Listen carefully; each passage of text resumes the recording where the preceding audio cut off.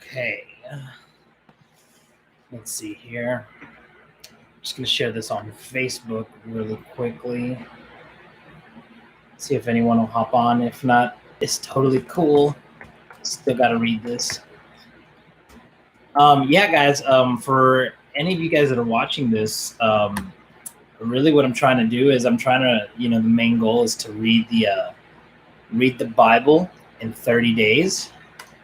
And so, in order to do that, I actually need to read the full book of Genesis. I need to read a couple books. Pretty much going to be about 4 hours a day of reading. And so I just thought it'd be cool just to do it with you guys here. Reading the full book of Genesis live.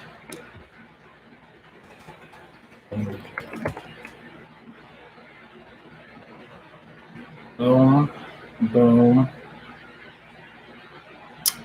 And we should be good to go. Let's go. If you're watching, feel free to comment down right here on the chat area. And then I'll, obviously say what's up. And if I can't, then there's no reason why I shouldn't be able to, because I'm just reading, so I'll look up anyways. But yeah, so I'm reading the full book of Genesis. Trying to read the Bible in 30 days. And so I'm just going to go ahead and hop into it. If you have your Bible with you, go ahead, read it with me. And if not, that's totally cool also. You could just listen to it. I'll be here for a couple hours. And so you can dip, come back, grab some coffee, use your restroom, come back. I'll be here still. I tried being as prepared as possible for this so that I'm not taking breaks, but we shall see what happens. Yeah, if you can't hear me that well, then please let me know. Check. Okay, I think that should be all right. Okay, so Genesis chapter 1. Let's go. By the way, guys, I got the little puppy right here with me. Look, the little doggy dog is sleeping. Just fed her. That way she would kind of leave me alone for the next couple hours. Got to be smart about these. Okay. In the beginning, God created the heavens and the earth. The earth was formless and empty, and darkness covered the deep waters. And the Spirit of God was hovering over the surface of the waters. Then God said, "Let there be light," and there was light. And God saw that the light was good, and then he separated the light from the darkness. God called the light day and the darkness night. And evening passed and morning came, making the first day. Then God said, "Let there be a space between the waters to separate the waters of the heavens from the waters of the earth." That's interesting. And by the way, I'm going to try my best to not stop and start studying, because that's why I always get stuck in like trying to do any reading plan, because I just start studying one thing and then next thing you know, like I'm just there. So I'm going to try and not do that. Then God said, "Let there be a space between the waters and separate the waters from the heavens and the earth." From the waters of the earth. And that is what happened. God made this space to separate the waters of the earth from the waters of the heavens. God called the space sky. And evening passed and morning came, marking the second day. Then God said, "Let the waters beneath the sky flow together into one place, so dry ground may appear." And that is what happened. God called the dry ground land, and the waters seas. And God saw that it was good. Then God said, "Let the land sprout with vegetation, every sort of seed-bearing plant and trees that grow seed-bearing fruit. These seeds will then produce the kinds of plants and trees from which they came." And that is what happened. The land produced vegetation, all sorts of seed-bearing plants, and the trees with seed-bearing fruits. Their seeds produced plants and the trees of the same kind. And God saw that it was good. And evening passed and morning came, marking the third day. Then God said, let lights appear in the sky to separate the day from the night. Let them be signs to mark the seasons, days, and years. Let these lights in the sky shine down on the earth." And that is what happened. God made two great lights, the larger one to govern the day and the smaller one to govern the night. He also made the stars. God set lights in the sky to set light to the earth, to govern the day and night, and to separate the night from the darkness. And God saw that it was good. And evening passed and morning came, marking the fourth day. Then God said, dang, that's a lot of work for 4 days. Then God said, let the waters swarm with fish and other life. Let the skies be filled with birds of every kind. So God created sea creatures and every living thing that scurries and swarms in the water, and every sort of bird, each producing offspring of the same kind. And God saw that it was good. Then God blessed them, saying, be fruitful and multiply. Let the fish fill the seas, and let the birds multiply on the earth. And evening passed and morning came, making the fifth day. Then God said, let the earth produce every sort of animal, each producing offspring of the same kind, livestock, small animals that scurry along the ground, and wild animals. And that is what happened. God made all sorts of wild animals, livestock, and small animals, each able to produce offspring of the same kind. And God saw that it was good. Then God said, let us make human beings in our image, to be like us.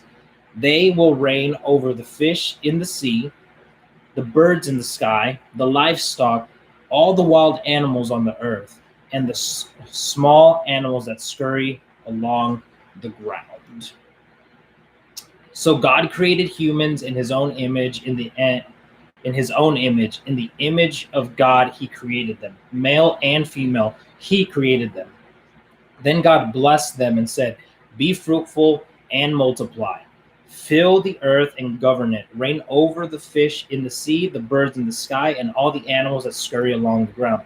Then God said, look, I have given you every seed-bearing plant throughout the earth, and all the fruit trees for your food. And I have given every green plant as food for all the wild animals, the birds in the sky, the small animals that scurry along the ground, everything that has life and that has happened. Then God looked over all he had made, and he saw that it was very good. And evening passed and morning came, marking the sixth day. And that is Genesis chapter 1. It's here. I'm going to text my cousins really quickly, just let them know that I am live. See if anyone hops on. I gotta send this out to some people. Sorry, guys.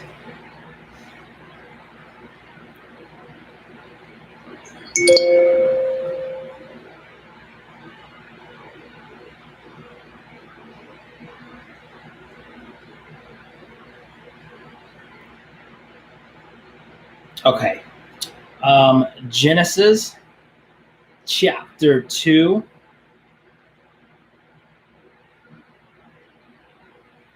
Okay. So Genesis chapter 2. So the creation of the heavens and the earth and everything in them was completed on the seventh day. God had finished his work of creation, so he rested from all his work. And God blessed the seventh day and declared it holy, because it was the day when he rested from all his work of creation. This is the account of the creation of the heavens and the earth.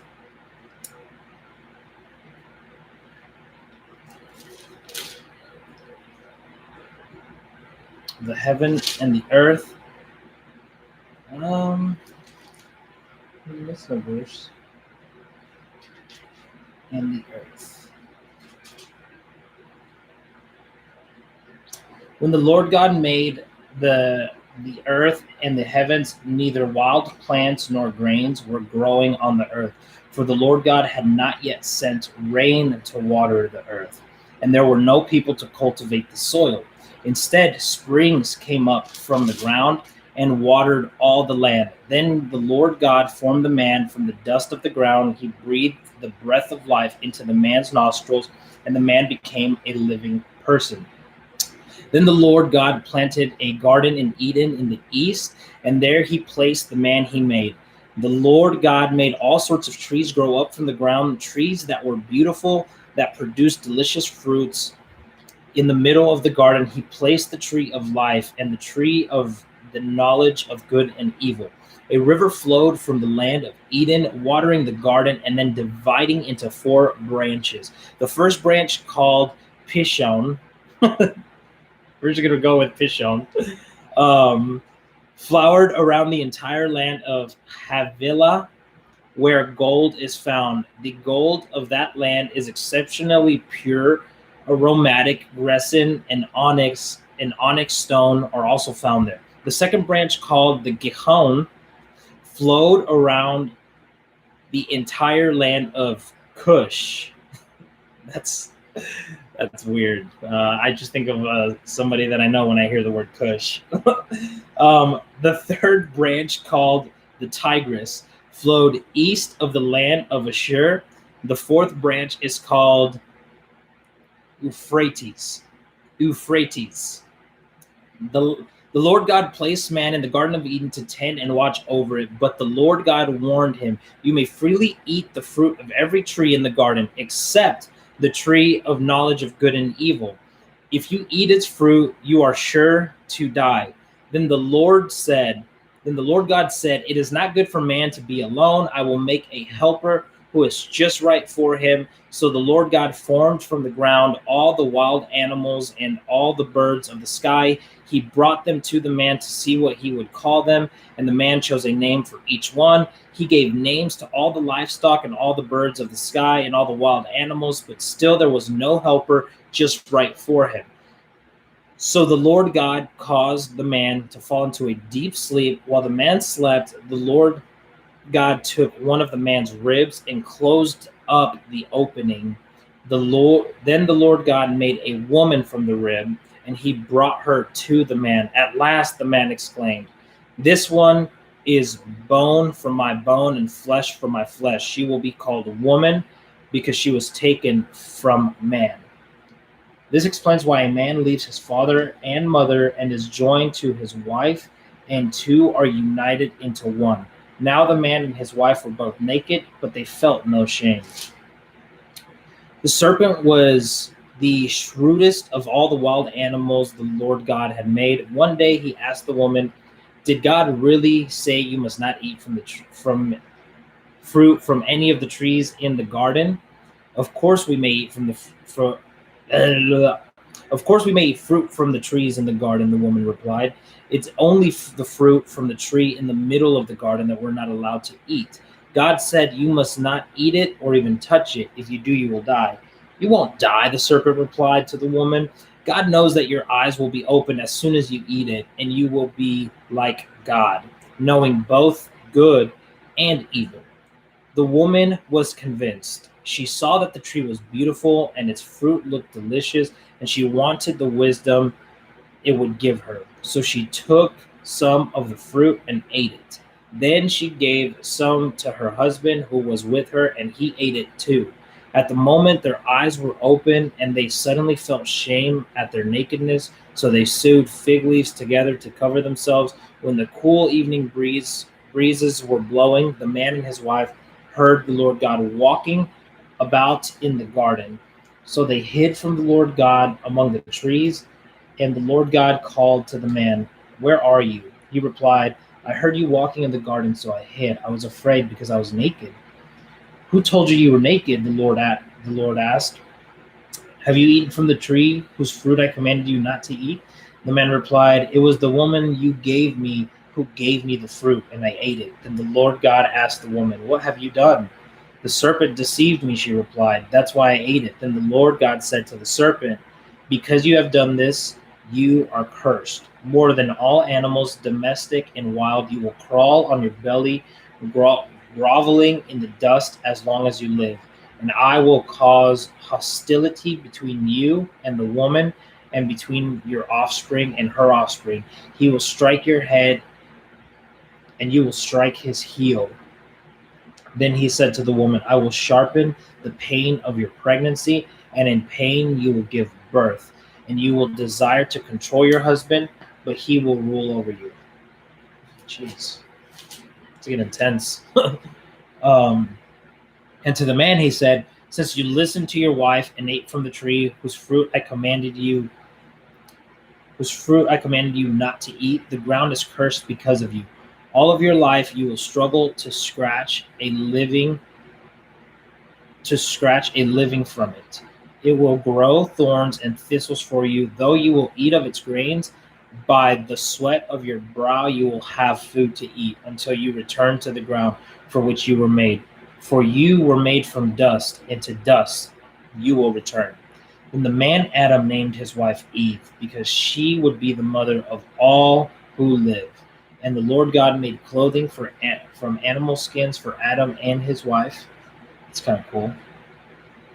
Then the Lord said, look, the human beings have become like us, knowing both good and evil. What if they reach out, take fruit from the tree of life and eat it?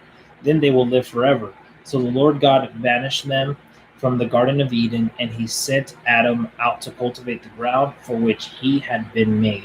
After sending them out, the Lord God stationed mighty cherubim to the east of the Garden of Eden, and he placed a flaming sword that flashed back and forth to guard the way of the tree of life. Wow.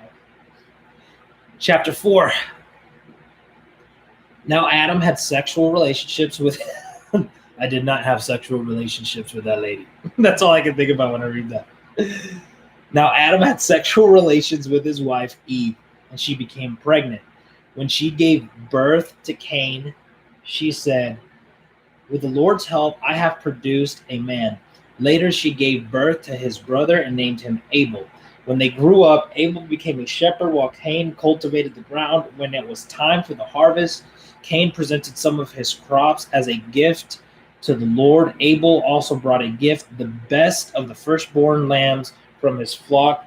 The Lord accepted Abel and his gift, but did not accept Cain and his gift. This made Cain very angry, and he looked dejected.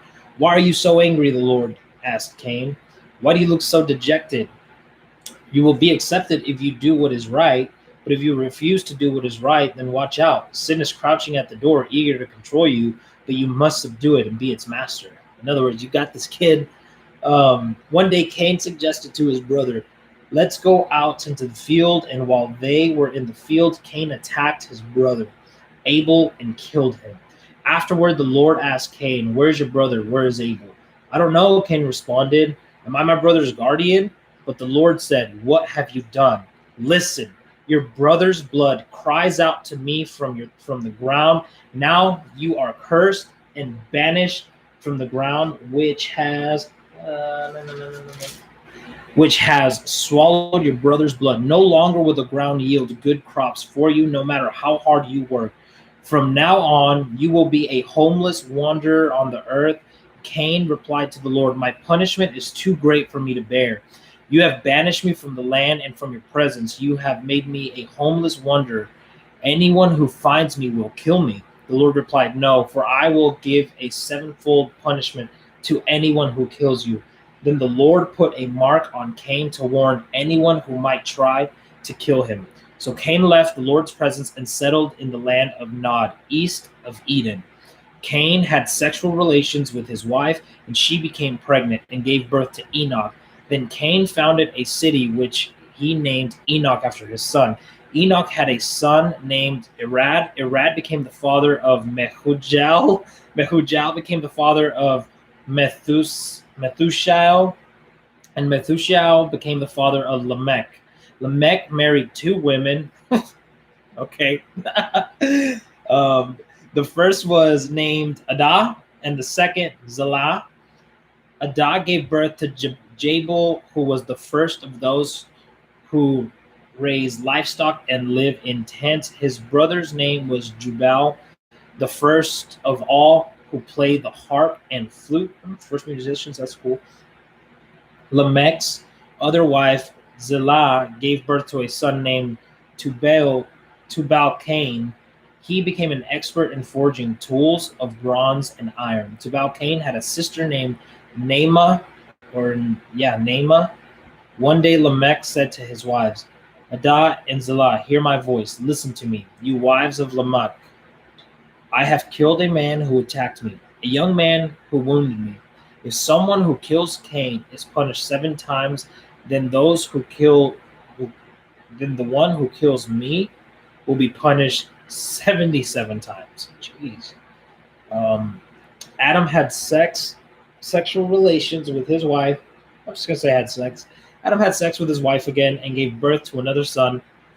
She named him Seth. For she said, God has granted me another son in the place of Abel, whom Cain killed. When Seth grew up, he had a son and named him Enosh. At that time, people first began to worship the Lord by name. This is the written account of the descendants of Adam. When God created human beings, he made them to be like himself. He created them, male and female, and he blessed them and called them human. When Adam was 130 years old, he became the father of a son who was just like him. In his very image, he named his son Seth. After the birth of Seth, Adam lived another 800 years, and he had other sons and daughters. Adam lived a total of 930 years, and then he died. When Seth was 105 years old, he became the father of Enosh.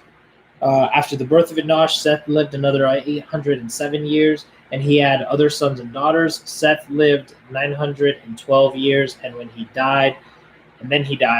When Enosh was 90 years old, he became the father of Kenan. After the birth of Kenan, Enosh lived 815 years, and he had other sons and daughters, which apparently do not matter. We're only naming Kenan. Enosh lived a total of 905 years, and then he died. When Kenan was 70 years old, man, notice how they start having kids like a little bit younger.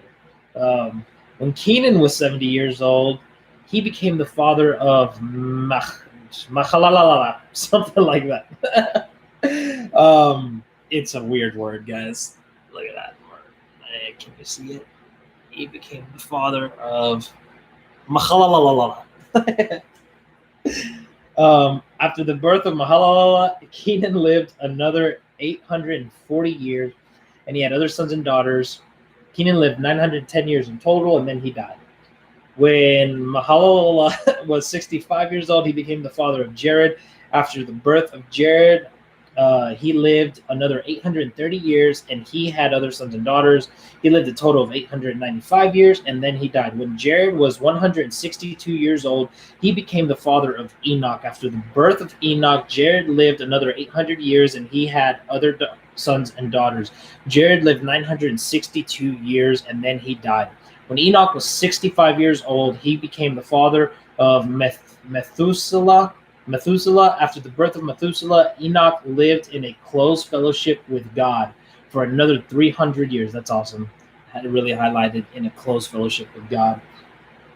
For another 300 years, and he had other sons and daughters. Enoch lived 365 years, walking in close fellowship with God. Then one day he disappeared because God took him. That's pretty dope.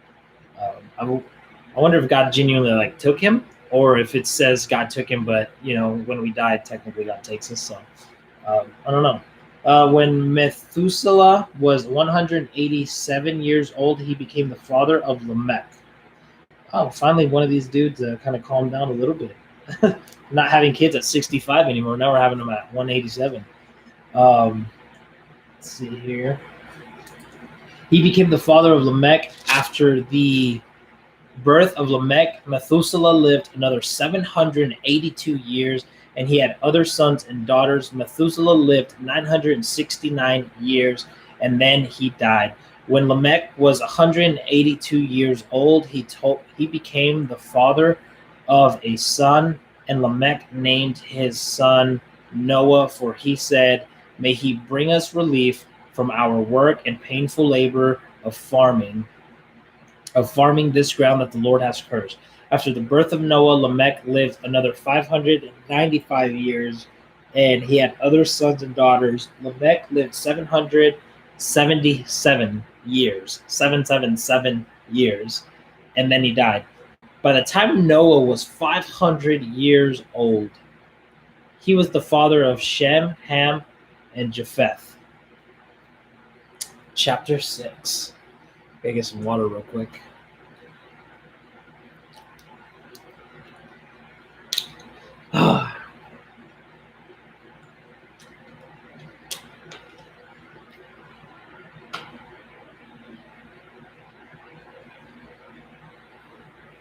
Whoops.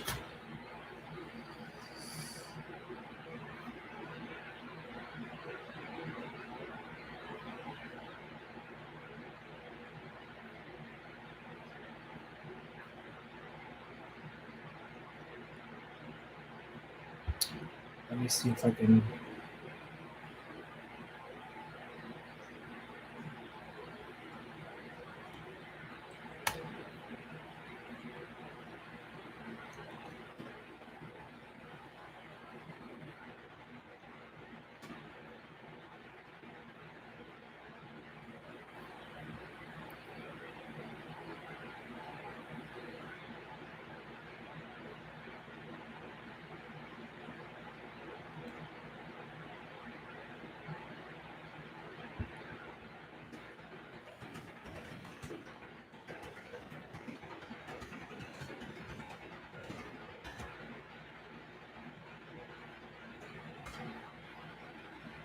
My buddy just texted me, told me that I sent out the wrong link.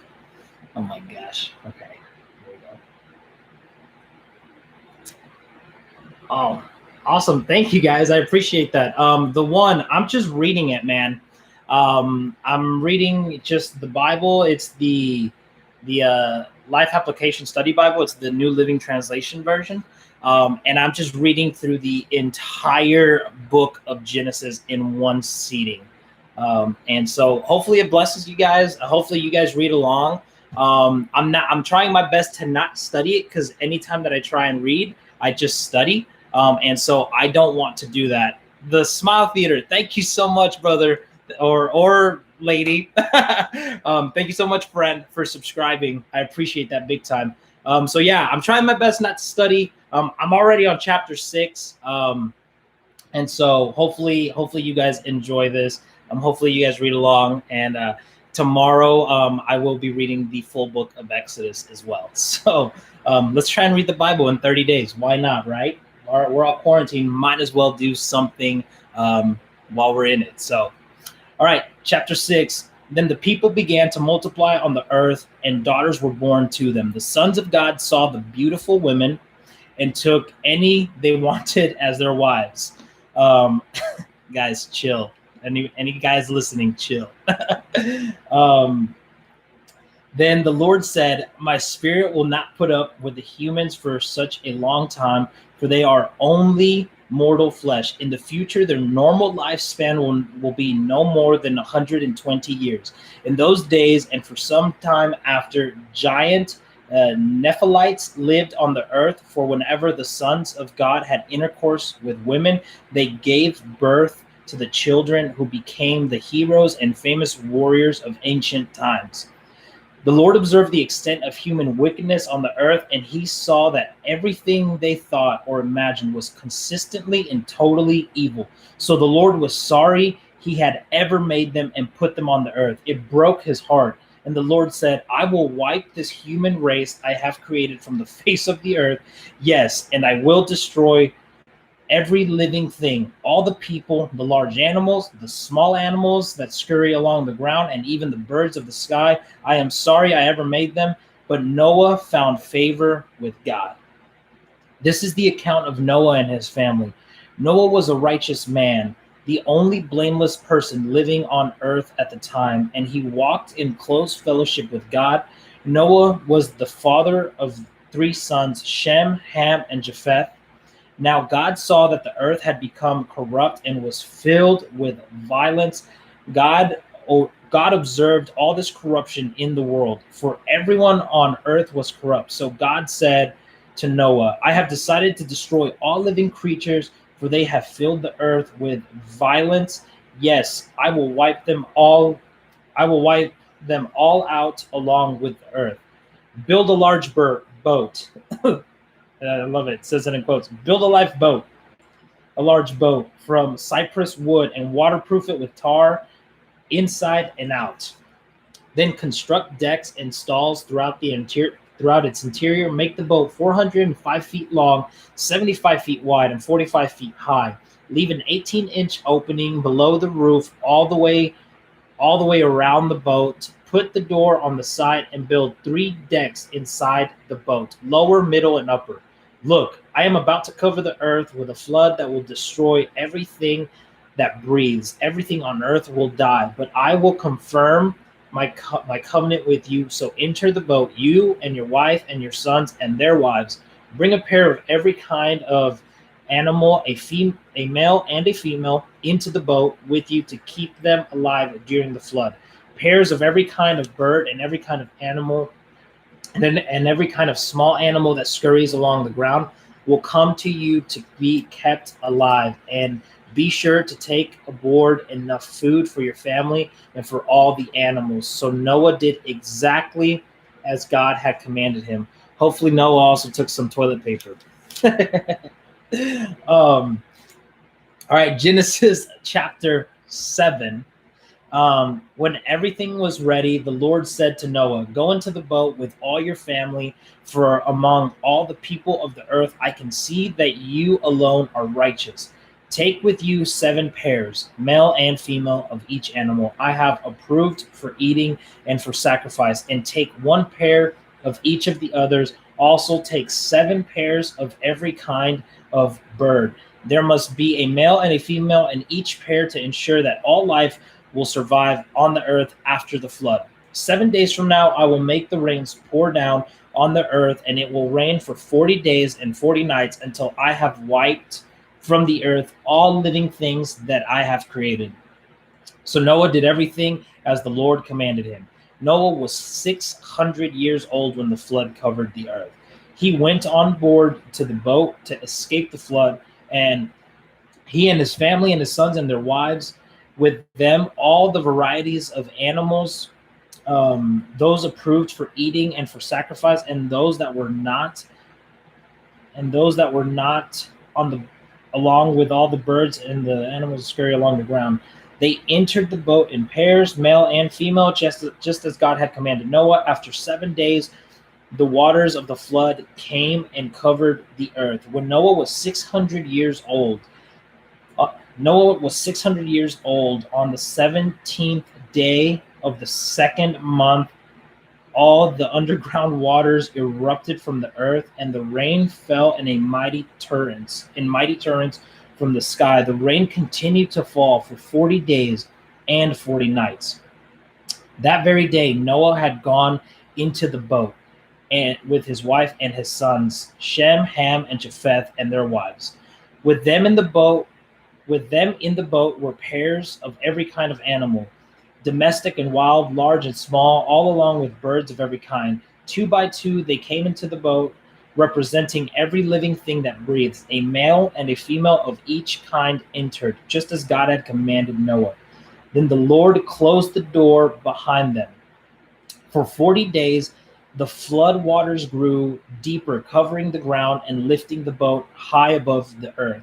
As the waters rose higher and higher above the ground, the boat floated safely on the surface. Finally, the water covered even the highest mountains on the earth, rising more than 22 feet above the highest peaks. All living things on the earth died: birds, domestic animals, wild animals, small animals that scurried along the ground, and all the people. Everything that breathed and lived on dry land died. God wiped out every living thing on the earth: people, livestock, small animals that scurry along the ground, and the birds of the sky. All were destroyed. The only people who survived were Noah and those with him in the boat, and the floodwaters covered the earth for 150 days. That is chapter 7. Let's see here. Thank you, Smile Theater. Appreciate that, man. The one, I would say the best version to read is honestly just find one that you feel like you can understand the best, and just ask God for some guidance. It has survived some of the craziest stuff. So not every translation out there is going to be perfect, I think. but I think that it's still got inspired. And I think that if God has allowed it to make it to this point, he's still kind of watching over it. So if you're reading it, just, ask God to kind of like guide you in that, you know what I mean? And don't be too afraid, you know what I'm saying? Can you tell me the reason why they got pairs of pigs on board? Because pigs, they are the only animals who can eat to keep the ship clean up. That's probably why you got the pigs, to clean up after everyone. That's awesome. Okay, chapter 8. But God remembered Noah and all the wild animals and the livestock. But God remembered Noah and all the wild animals and livestock with him in the boat. He sent a wind to blow across the earth, and the floodwaters began to recede. The underground waters stopped flowing, and the torrential rains from the sky were stopped. So the floodwaters gradually receded from the earth. After 150 days, exactly 5 months from the time the flood began, the boat came to a rest on the mountains of Ararat. 2.5 months later, as the waters continued to go down and other mountains and other mountain peaks became visible. That's crazy. After another 40 days, Noah opened the window he had made in the boat and released a raven. The bird flew back and forth until the floodwaters of the earth had dried up. He also released a dove to see if the water had receded and it could find dry ground. But the dove could find no place to land because the water still covered the ground. So it returned to the boat, and Noah held out his hand and drew the dove back inside. After waiting another 7 days, Noah released the dove again. This time the dove returned to him in the evening with a fresh olive leaf in its beak. Then Noah knew the floodwaters were almost gone. He waited another 7 days and then released the dove again. This time it did not come back. Noah was now 601 years old. On the first day of the new year, 10.5 months after the flood began, the floodwaters had almost dried up from the earth. Noah lifted back the covering of the boat and saw that the surface of the ground was drying. 2 more months went by, and at last the earth was dry. Then God said to Noah, "Leave the boat, all of you, you and your wife, and your sons and their wives.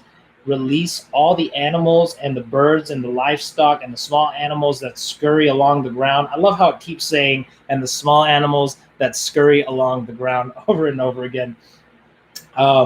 So they can be fruitful and multiply throughout the earth. So Noah, his wife, and his sons and their wives left the boat, and all of the large and small animals and birds came out of the boat, pair by pair. Then Noah built an altar to the Lord, and then he sacrificed as burnt offerings the animals and birds that had been approved for that purpose. And the Lord was pleased with the aroma of the sacrifice and said to himself, "I will never again curse the ground because of the human race. Even though everything they think or imagine is bent towards evil from childhood, I will never again destroy all living things as long as the earth remains. There will be planting and harvest, cold and heat, summer and winter, day and night." That's chapter 8. Smile Theater. Have you ever watched Todd White's Christian motivation videos on YouTube? Check it out later. It will make you happy to see great works out there doing. Yeah, brother, I actually have seen Smile Theater. I actually have seen Todd White. I love his videos. I love how above everything else, he just kind of goes and he loves on people. He doesn't try and like change them right then and there. He just loves on them. If they let him pray for them, then he'll pray for them. And if not, he just gives them hugs and smiles, has a big old smile on his face. I love Todd White. That dude is one of my favorite dudes, and he's jacked. So I love him. Okay, chapter 9. Then God blessed Noah and his sons and told them, "Be fruitful and multiply, fill the earth, all the animals of the earth, all the birds of the sky." Let me see. Imagine when all the animals flooded out. Amazing moment. Exactly. The pure love and happiness. Yeah, I can't imagine. I kind of think like, we all go through like really hard times in life, like, storms. We all call them storms, and the the church world, we all go through storms and trials and tribulations. And just imagining like probably the worst storm that you've ever gone through in your life, and when you finally get through it, like the peace that you have, the excitement that you have, the joy that you have, that's kind of what I like.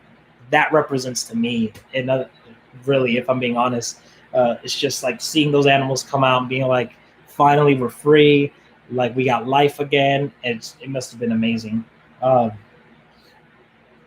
Then God blessed Noah and his sons and told them, be fruitful and multiply, fill the earth, all the animals of the earth, all the birds of the sky, all the small animals that scurry along the ground, and all the fish in the sea will look on you with fear and terror. I have placed them in your power. I have given them to you for food, just as I have given you grains and vegetables. But you must never eat any meat that still has the lifeblood in it. And I will require the blood of anyone who takes another person's life. If a wild animal kills a person, it must die. And anyone who murders a fellow human must die. If anyone takes a human life, that person's life will also be taken by human hands. For God made human beings in his own image. Now be fruitful and multiply and repopulate the earth. Then God told Noah and his sons, I hereby confirm my covenant with you and your descendants, and with all the animals that were on the boat with you, the birds, the livestock, and all the wild animals, every living creature on earth. Yes, I am confirming my covenant with you. Never again will flood waters kill all living creatures. Never again will a flood destroy the earth. Then God said, I am giving you a sign of my covenant with you and with all living creatures for all generations to come. I have placed my rainbow in the clouds. It is the sign of my covenant with you and with all the earth. When I send clouds over the earth, the rainbow will appear in the clouds, and I will remember my covenant with you and with all living creatures. Never again will the floodwaters destroy all life. When I see the rainbow in the clouds, I will remember the eternal covenant between God and every living creature on earth. Then God said to Noah, yes, this rainbow is the sign of the covenant I am confirming with all creatures on earth. The sons of Noah who came out of the boat with their father were Shem, Ham, and Japheth. Ham is the father of Canaan. From these three sons of Noah came all people who now populate the earth. After the flood, Noah began to cultivate the ground, and he planted a vineyard.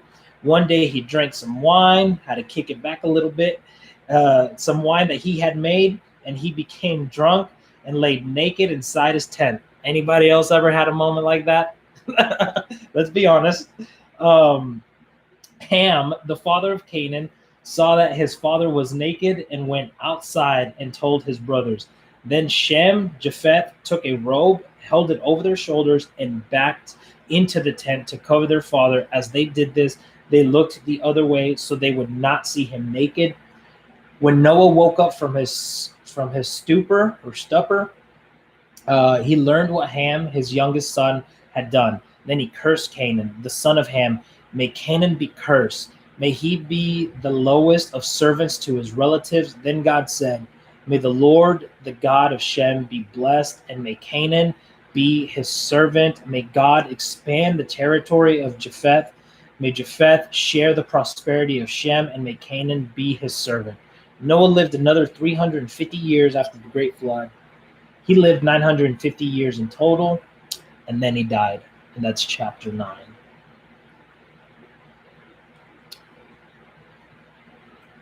My boy Cody, what's up, bro? Thanks for tuning in, dog. I'm in chapter 10 now. Only got about 30 something to go, so we're doing good. This is the account of the family of Shem, Ham. Actually, before I start chapter 10, let me post this on Instagram real quick so that people know that I am live and they have the chance to come over here. Hey guys, we are live. I've been live now for 44 minutes. The chat's going good, and we are on chapter 10. So go to my link in bio, jump in and join us.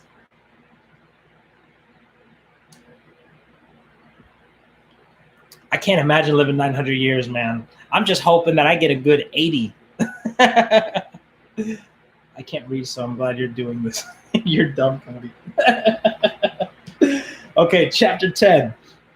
This is the account of the families of Shem, Ham, and Japheth, the three sons of Noah.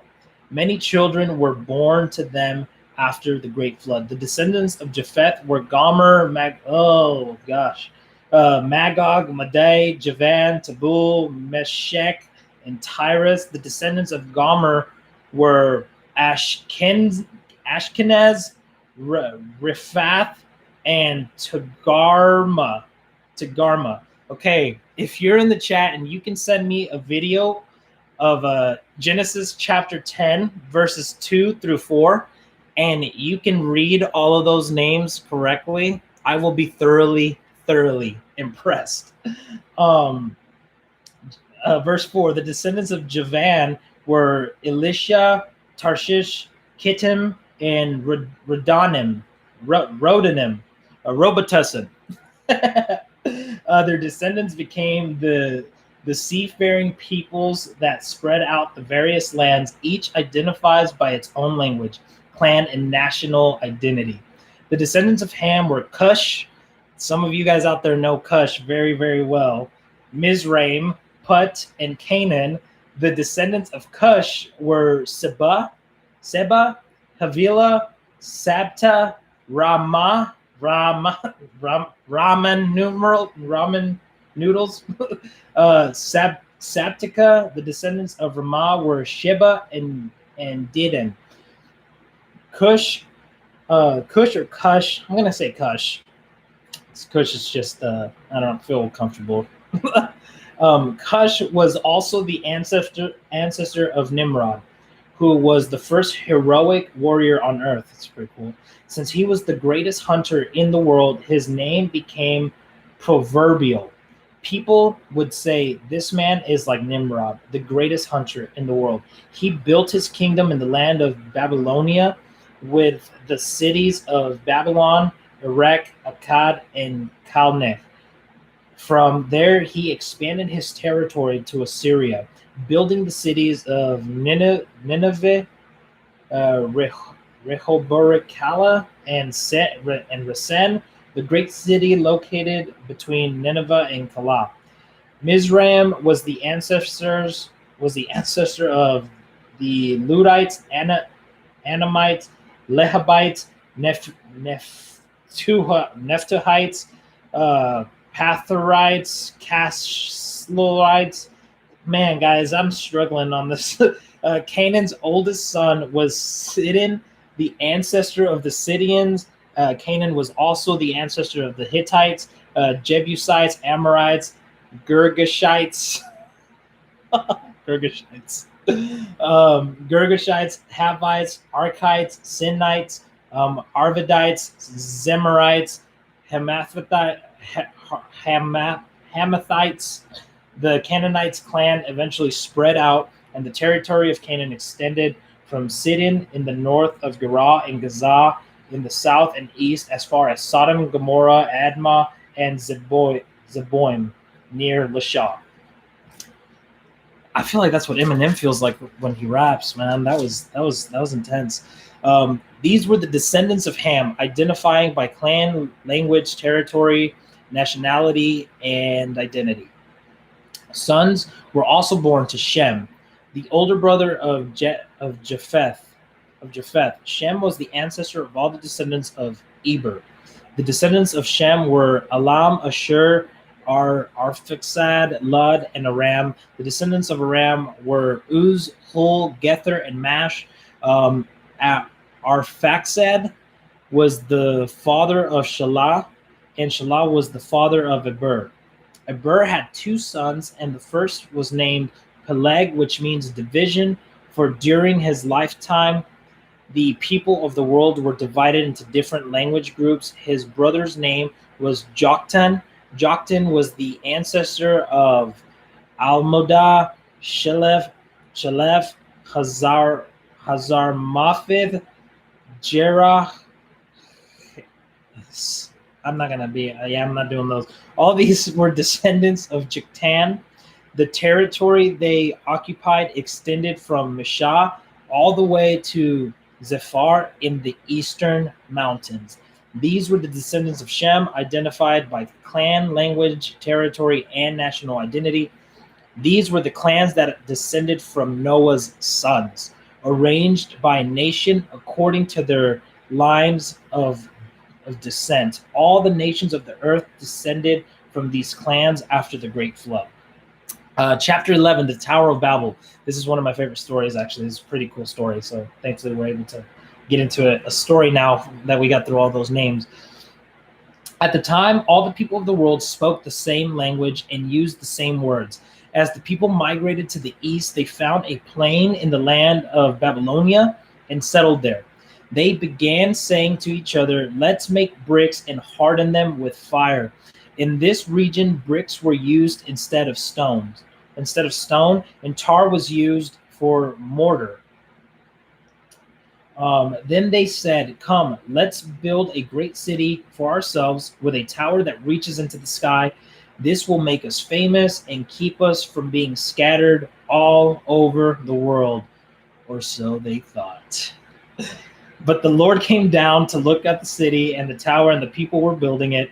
"Look," he said, "the people are united and they all speak the same language. After this, nothing they set out to do will be impossible for them.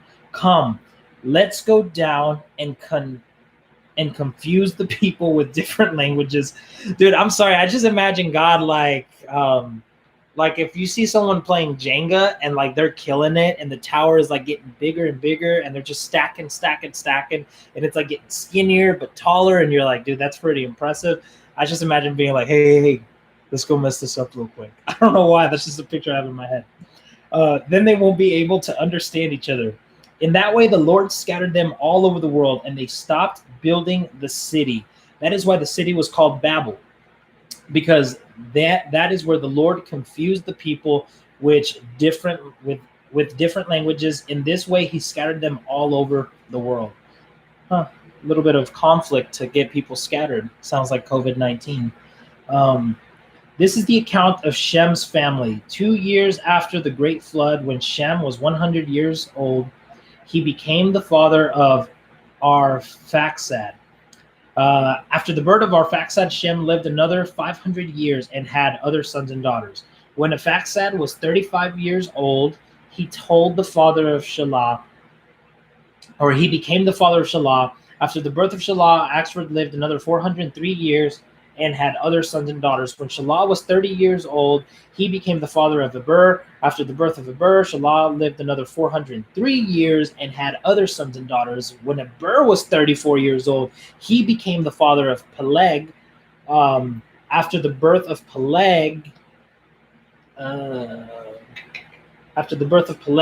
Eber lived another 430 years and had other sons and daughters. When Peleg was 30 years old, he became the father of Reu. After the birth of Reu, Peleg lived another 209 years and had other sons and daughters.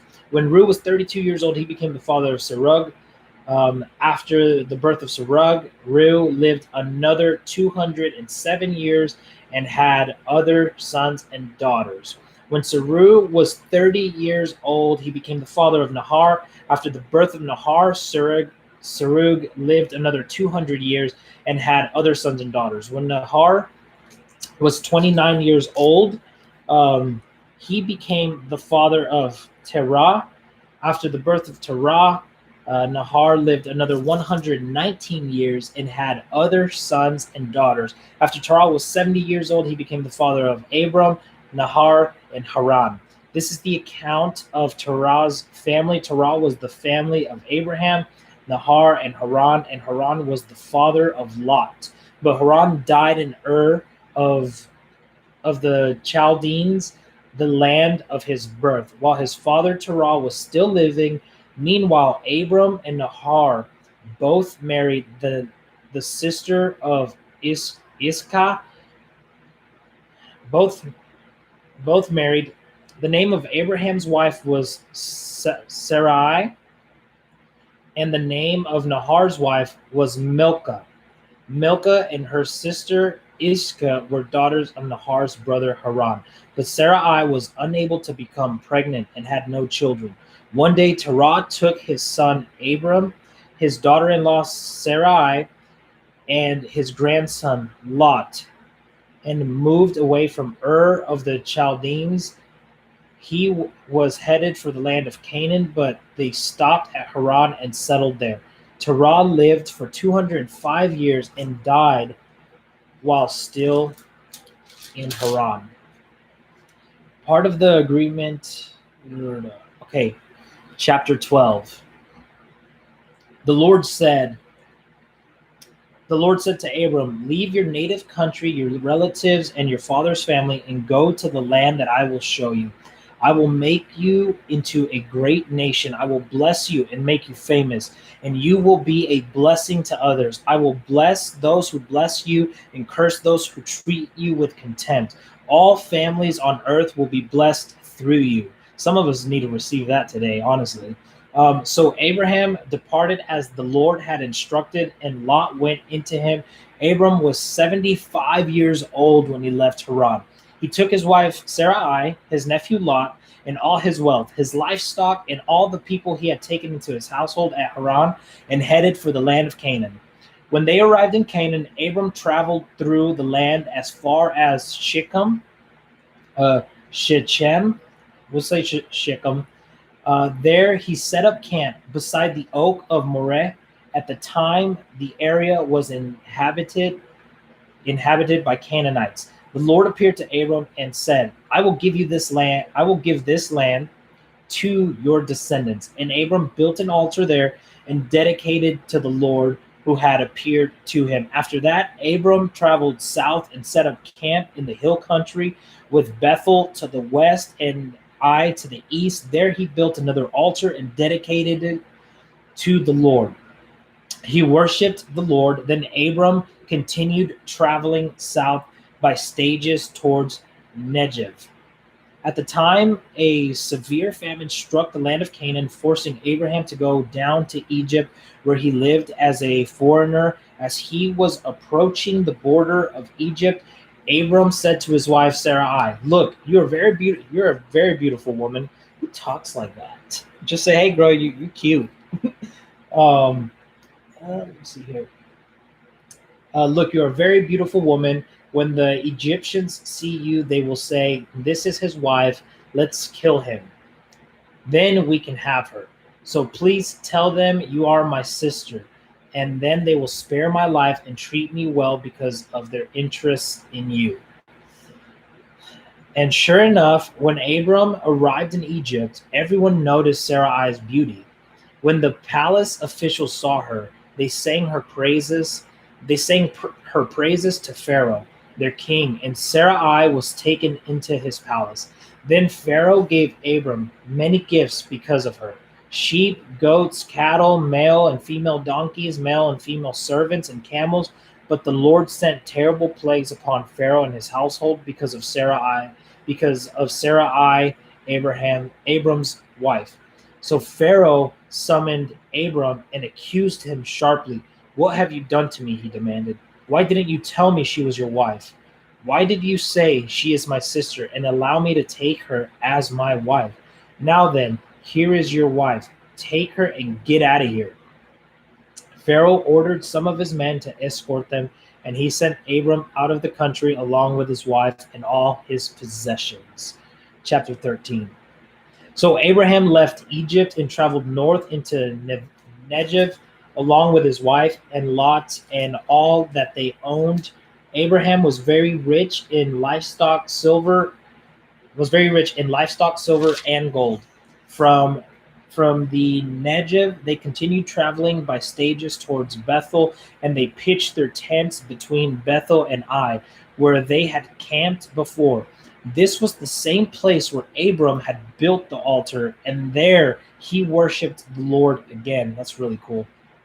Lot, who was traveling with Abram, had also become very wealthy with flocks of sheep and goats and herds of cattle and many tents, but the land could not support both Abram and Lot with all their flocks and herds living so close together.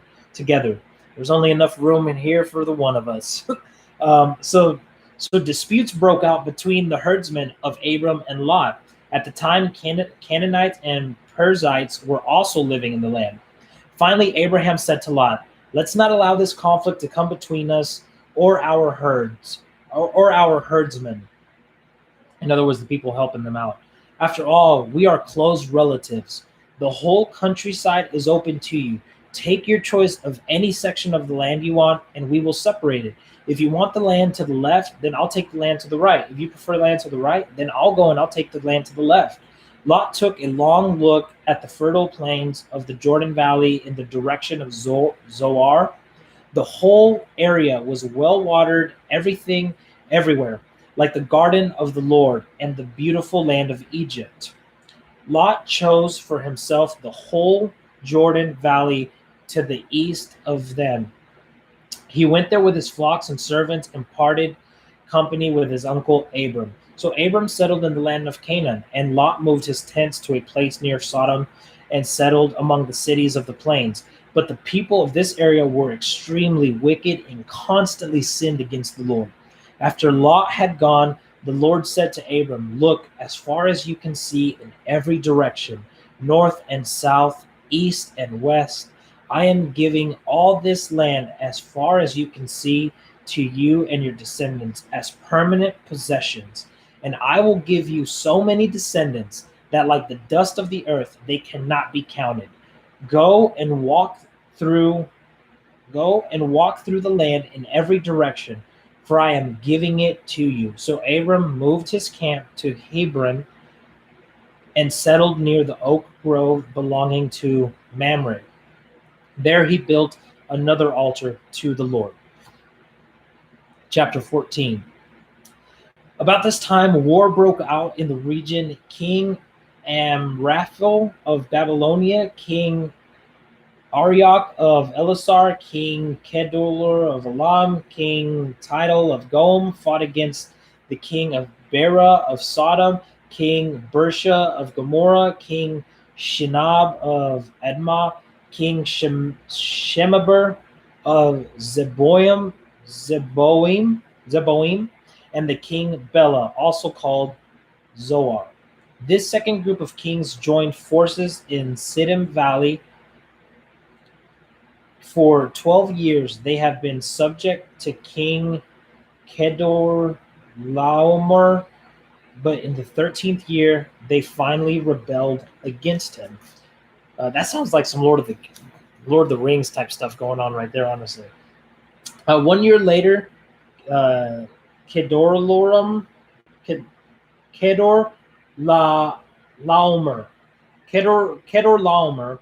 and his allies arrived and defeated the Raphites and Hashtaram Karna. Jeez, man.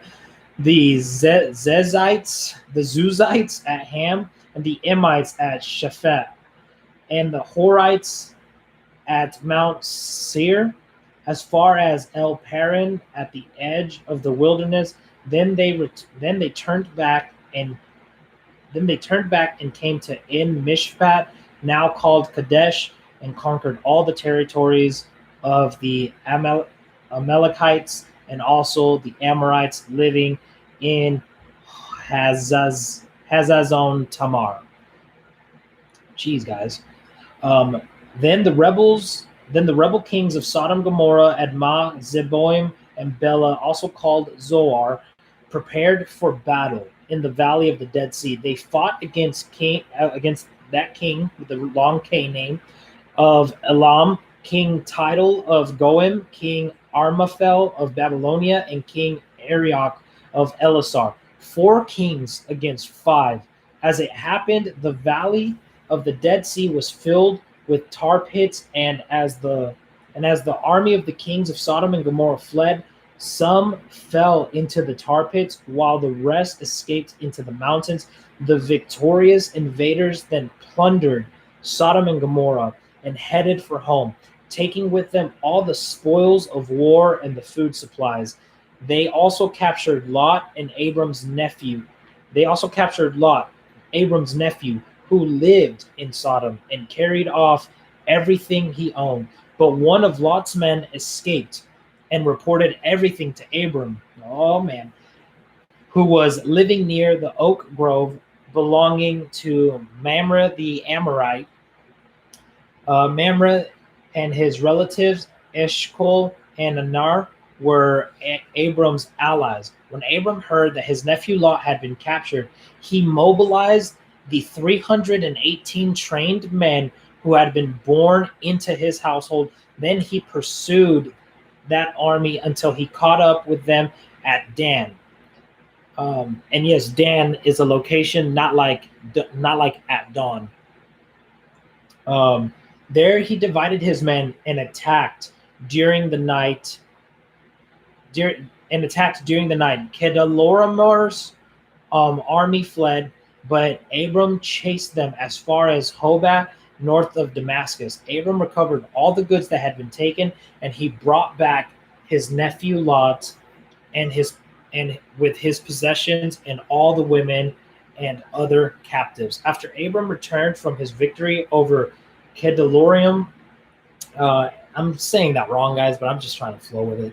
Kedorlaomer and all his allies, the king of Sodom, went out to meet him in the valley of Shaveth, that is the king's valley, and Melchizedek, the king of Salem, and priest of God's Most High, brought Abram some bread and wine. Melchizedek blessed Abram with this blessing. Blessed be Abram by God Most High, creator of heaven and earth, and blessed be God Most High, who defeated your enemies for you. Then Abram gave Melchizedek a tent and all of the goods he had recovered. The king of Sodom said to Abram, "Give back my people who were captured, but you may keep for yourselves all the goods you were recovered." Abram replied to the king of Sodom, "I solemnly swear to the Lord God Most High, creator of heaven and earth, that I will not take so much as a single thread and sandal thong from which belongs to you. Otherwise, you might say, I am the one who made Abram rich." Wow. I'm not going to take anything from you, so you can't take any credit. That's what he's saying.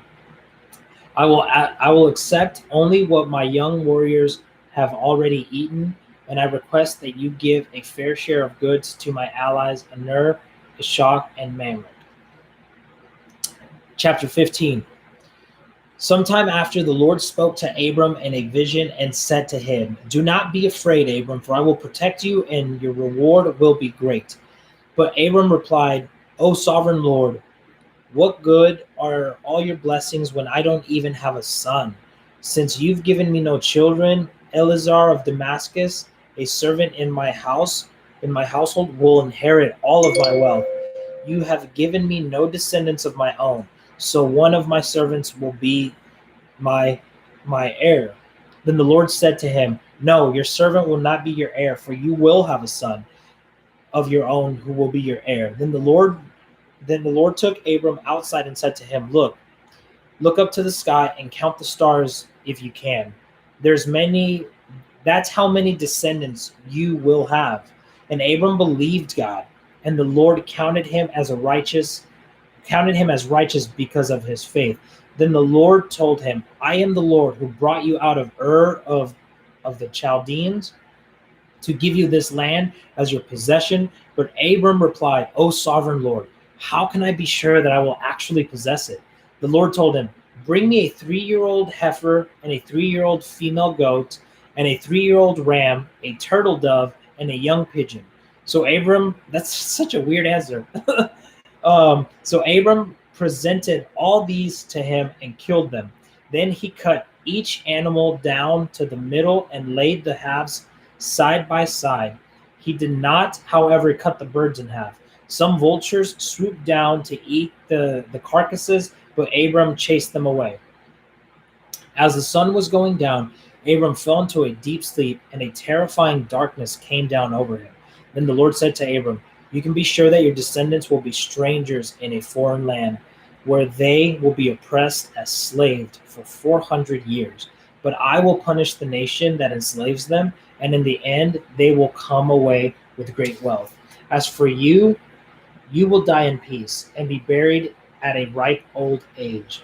After 4 generations, your descendants will return here to this land, for the sins of the Amorites do not yet warrant their destruction. After the sun went down and the darkness fell, Abram saw a smoking fire pit and a flaming torch pass between the halves of the carcasses. So the Lord made a covenant with Abram that day and said, I have given this land to your descendants all the way from the border of Egypt to the great Euphrates River, the land now occupied by the Kenites, Kenizzites, Cadmonites, Hittites, Perizzites, Rephites, Amorites, Canaanites, Girgashites, and Jebusites.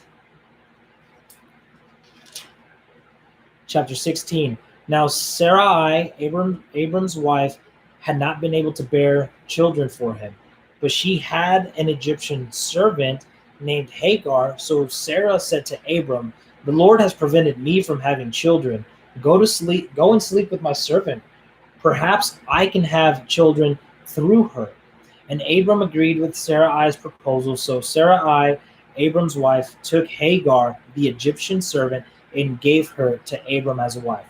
This happened 10 years after Abram had settled in the land of Canaan. So Abram had sex with Hagar, and she became pregnant. But Hagar knew she was pregnant. But when Hagar knew she was pregnant, she began to treat her mistress Sarai with contempt. Then Sarai said to Abram, this is all your fault. I put my servant into your arms, but now she's pregnant. She treats me with no contempt.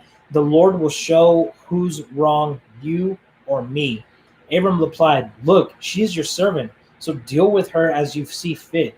Then Sarai treated Hagar so harshly that she finally ran away. Golly, man, that should be a movie. Good Lord.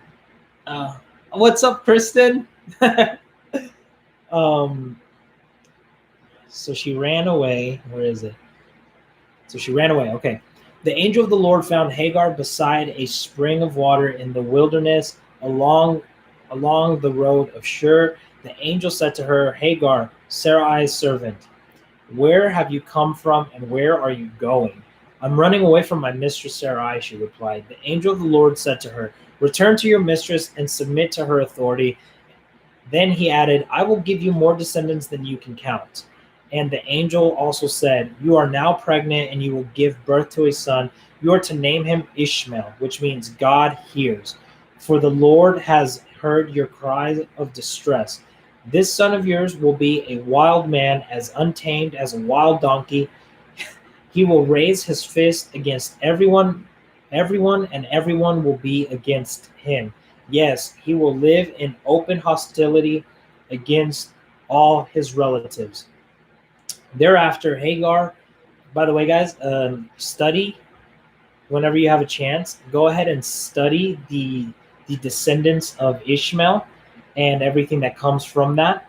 And that verse where it says he will live in open hostility will against all of his relatives will all of a sudden make a lot of sense. It's pretty trippy. Till this day, actually. Thereafter, Hagar used another name to refer to the Lord who had spoken to her. She said, you are the God who sees me. She also said, have I truly seen the one who sees me? So that well was named Beer-lahai-roi, which means well of the living one who sees me. It can still be found between Kadesh and Bered. So Hagar gave Abram a son and named him Ishmael. Abram was 86 years old when Ishmael was born. Talk about not being able to play catch. Smile Theater, God bless you, brother. Or lady. I don't know. I think you're a guy. I don't know why, but God bless you. I appreciate you big time, brother. Thank you so much for tuning into the stream. Let's see here.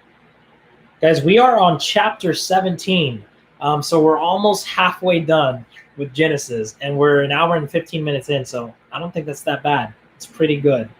Um, let's see here. When Abram was not, chapter 17. When Abram was 99 years old, the Lord appeared to him and said, I am El Shaddai, God Almighty. Serve me faithfully and live a blameless life. I will make a covenant with you by which I guarantee to give you countless descendants. At this, Abram fell face down on the ground. Then God said to him, This is my covenant with you. I will make you the father of a multitude of nations. What's more, I am changing your name. It will no longer be Abram. Instead, you will be called Abraham, for you will be the father of many nations. I will make you extremely fruitful. Your descendants will become many nations, and kings will be among them. I will confirm my covenant with you and your descendants after you from generation to generation. This is the everlasting covenant. I will always be your God and the God of your descendants after you, and I will give the entire land of Canaan where you now live as a foreigner to you and your descendants. It will be their possession forever, and I will be their God. Then God said to Abraham, Your responsibility is to obey the terms of the covenant. You and all your descendants have this continual responsibility. This is the covenant that you and your descendants must keep. Each male amongst you must be circumcised.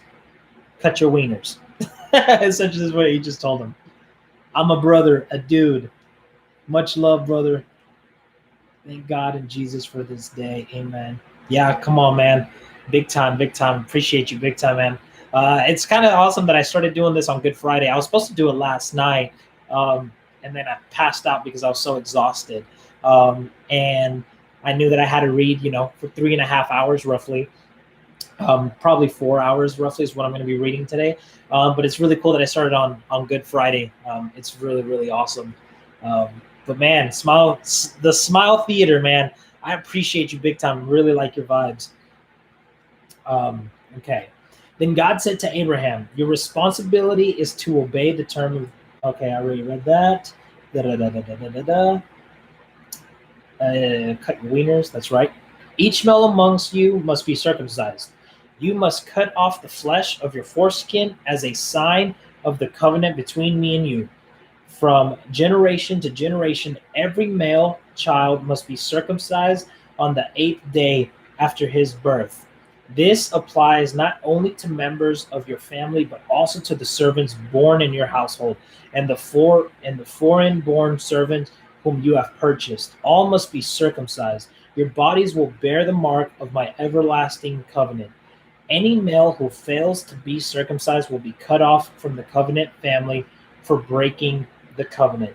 Then God said to Abram regarding Sarai, Your wife, her name will no longer be Sarai. From now on, her name will be Sarah, and I will bless her and give you a son from her.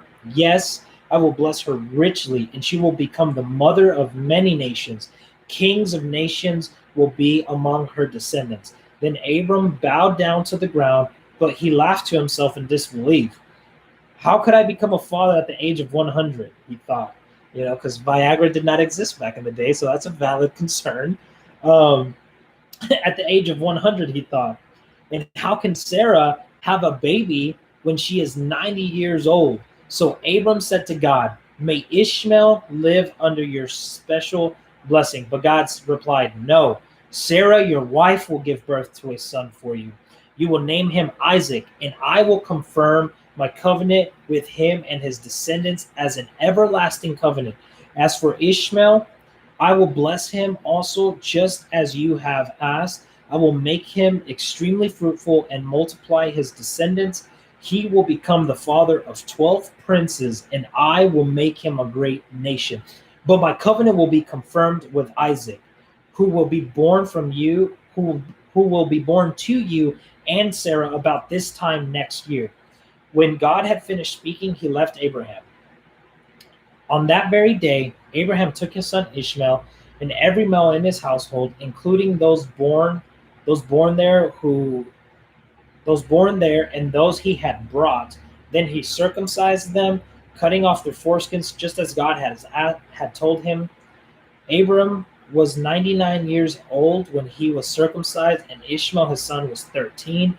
Both Abram and his son Ishmael were circumcised on that same day, along with all the other men and boys of the household. Whether they were born there or brought as servants, all were circumcised with him. Okay, get some water. We got chapter 18 coming up, the story of Sodom and Gomorrah.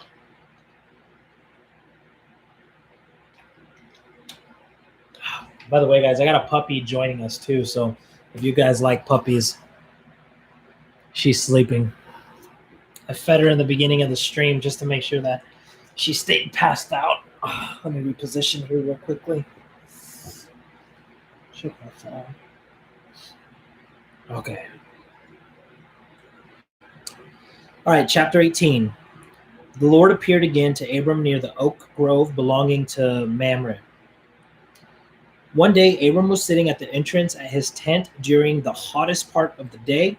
He looked up and noticed 3 men standing nearby. When he saw them, he ran to meet them and welcomed them. Bowing low to the ground, "My Lord," he said, "if it pleases you, stop here for a while. Rest in the shade of this tree whilst water is brought to wash your feet. And since you've honored your servant with this visit, let me prepare some food and refresh you before you continue on your journey." "All right," they said, do as you have said." So Abraham ran back into the tent and said to Sarah, "Hurry, get 3 large measures of your best flour, knead it into dough, and bake some bread." Then Abram ran out of the herd and chose a tender calf and gave it to his servant, who quickly prepared it. When the food was ready, Abram took some yogurt and milk and the roasted meat and served it to the men as they ate. Abram waited on them in the shades of the tree. "Where is Sarah, your wife?" the visitors asked. "She's inside the tent," Abraham replied. Then one of them said, "I will return to you about this time next year, and your wife Sarah will have a son." So casual. What the heck? Sarah was listening to this conversation from the tent. Abraham and Sarah were both very old at this time, and Sarah was long past the age of having children. So she laughed silently to herself and said, "How could a worn-out woman like me enjoy such pleasure, especially when my master, my husband, is also so old?" Dang, like, take a jab at my boy Abraham, why don't you? Jeez. Then the Lord said to Abraham, why did Sarah laugh? Why did she say, "Can an old woman like me have a baby? Is anything too hard for the Lord? I will return about this time next year, and Sarah will have a son." Sarah was afraid, and she denied it, saying, "I didn't laugh." But the Lord said, "Nah, you did laugh." Then the men got up from their meal and looked out towards Sodom. As they left, Abraham went with them and sent them on their way. "Should I hide my plan from Abraham?" the Lord asked. Should I hide my plan from Abraham, the Lord asked? "For Abraham will certainly become a great and mighty nation, and all the nations of the earth will be blessed through him. I have singled him out so that he will direct his sons and their families to keep the way of the Lord by doing what is right and just. Then I will do for Abraham all that I have promised." So the Lord told Abraham, "I have heard a great outcry from Sodom and Gomorrah, because their sin is so flagrant. I am going down to see if their actions are as wicked as I have heard. If not, I want to know." The other men turned and headed toward Sodom, but the Lord remained with Abraham. Abraham approached him and said, "Will you sweep away both the righteous and the wicked? Suppose you find 50 righteous people living in the land. Will you still sweep it away and not spare it for their sakes? Surely you wouldn't do such a thing, destroying the righteous along with the wicked. Why would you be treating the righteous and the wicked exactly the same? Surely you wouldn't do that. Should not the judge of all the earth do what is right?" And the Lord replied, "If I find 50 people in Sodom, I will spare the entire city for their sake." Then Abram spoke again, "Since I have begun, Let me speak further to my Lord. Even though I am but dust and ashes, suppose there are only 45 righteous people rather than 50. Will you destroy the whole city for lack of 5? Then the Lord said, I will not destroy it if I find 45 righteous people there. Then Abraham pressed his request further. Suppose there are only 40, and the Lord replied, I will not destroy it for the sake of 40. Please don't be angry, my Lord. Abraham pleaded, let me speak. Suppose only 30 people are found, righteous people are found. Then the Lord replied, I will not destroy it if I find 30. Then Abraham said, since I have dared to speak to the Lord, let me continue. Suppose there are only 20 people. This is like the worst negotiation tactics I have ever seen in my entire life, but it's working. Hey. And the Lord replied, then I will not destroy it for the sake of the 20. Finally, Abraham said, Lord, please don't be angry with me because I'm annoying the crap out of you probably. Please don't be angry with me if I speak one more time. Suppose only 10 are found there. And the Lord replied, then I will not destroy it for the sake of the 10. When the Lord had finished his conversation with Abraham, he went on his way, and Abraham returned to his tent. Chapter 19. That evening, the two angels came to the entrance of the city of Sodom, Lot was sitting there, and he saw them. He stood up to meet them. Then he welcomed them and bowed with his face to the ground. My lords, he said, come to my house to wash your feet and be my guests for the night. You may then get up early in the morning and be on your way again. Oh no, they replied. We'll just spend the night out here in the city square. But Lot insisted. So at last they went home with him. Lot prepared a feast for them, complete with fresh bread made without yeast, and they ate. But before they retired for the night, all the men of Sodom, young and old, came from all over the city and surrounded the house. They shouted to Lot, where are the men who came to spend the night with you? Bring them out to us so we can have sex with them. So Lot stepped outside to talk to them, shutting the door behind him. Please, my brothers, he begged, don't do such wicked things. Look, I have two out to you, and you can do with them as you wish. But please leave these men alone, for they are my guests and under my protection. Stand back, they shouted. This fellow came into the town as an outsider, and now he's acting like our judge. We'll treat you far worse than other men. And they lunged toward Lot to break down the door. But the two angels reached out, pulled Lot into the house, and bolted the door. Then they blinded all the men, young and old, who were at the door of the house, so they gave up trying to get inside. Meanwhile, the angels questioned Lot. Do you have any other relatives here in the city? They asked. Get them out of this place. Your son-in-laws, sons, daughters, or anyone else. For we are about to destroy this city completely. The outcry against this place is so great that it has reached the Lord, and he has sent us to destroy it. So Lot rushed out to help tell his daughters, fiancés, quick, get out of the town. The Lord is about to destroy it. But the young men thought he was only joking. At dawn the next morning, the angel became insistent. Hurry, they said to Lot. Take your wife and your two daughters who are here. Get out right now, or you will be swept away in the destruction of the city. When Lot still hesitated, the angel seized his hand and hands of the wife and two daughters and rushed them to safety outside of the city, for the Lord was merciful.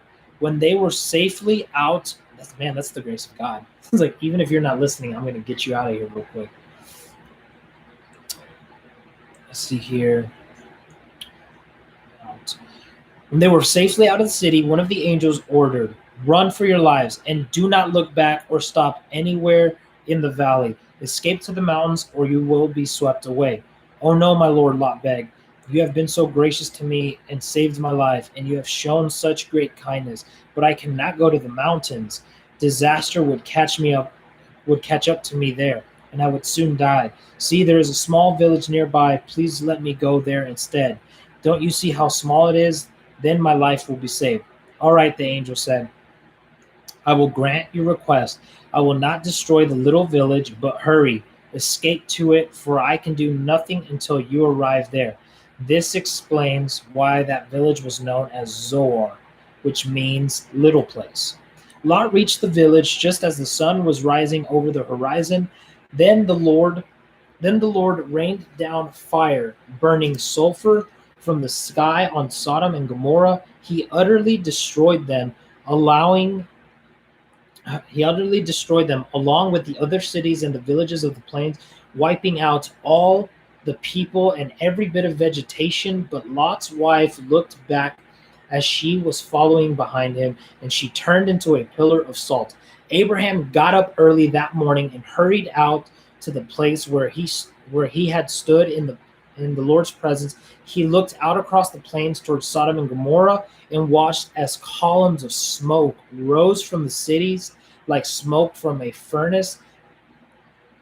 But God had listened to Abraham's request, and afterward Lot left Zoar because he was afraid of the people there. And he went to live in a cave in the mountain with his two daughters. One day the older daughter said to her sister, There are no men left anywhere in this entire area, so we can't get married like everyone else. And our father will soon be too old to have children. Come, let's get him drunk with wine, and then we'll have sex with him. That way we can preserve our family line through our father. So that night they got drunk. They got him drunk with wine, and the older daughter went in and had intercourse with her father. He was unaware of her lying down and getting up again. The next morning, the older daughter said to the younger daughter, Sister, I had sex with our father last night. Let's get him drunk with wine again tonight. Let's go in and have sex with him. That way we will preserve our family through our father. So that night they got him drunk with wine again. The younger daughter went in and had intercourse with him as before. He was unaware of her lying down or getting up again. As a result, both of Lot's daughters became pregnant by their own father. When the older daughter gave birth to a son, she named him Moab. He became the ancestor of the nation now known as the Moabites. When the younger daughter gave birth to a son, she named him Ben-Ami. He became the ancestor of the nation now known as the Ammonites. That's chapter 19. We're on chapter 20.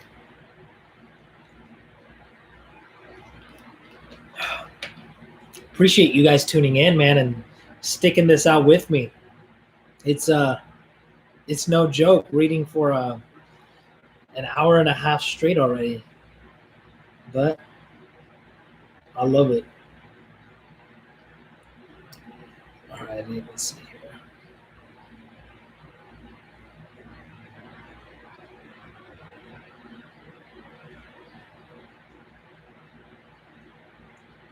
Give me 1 second, guys. I'm just curious, are any of you guys reading along with me, or are you guys just kind of listening?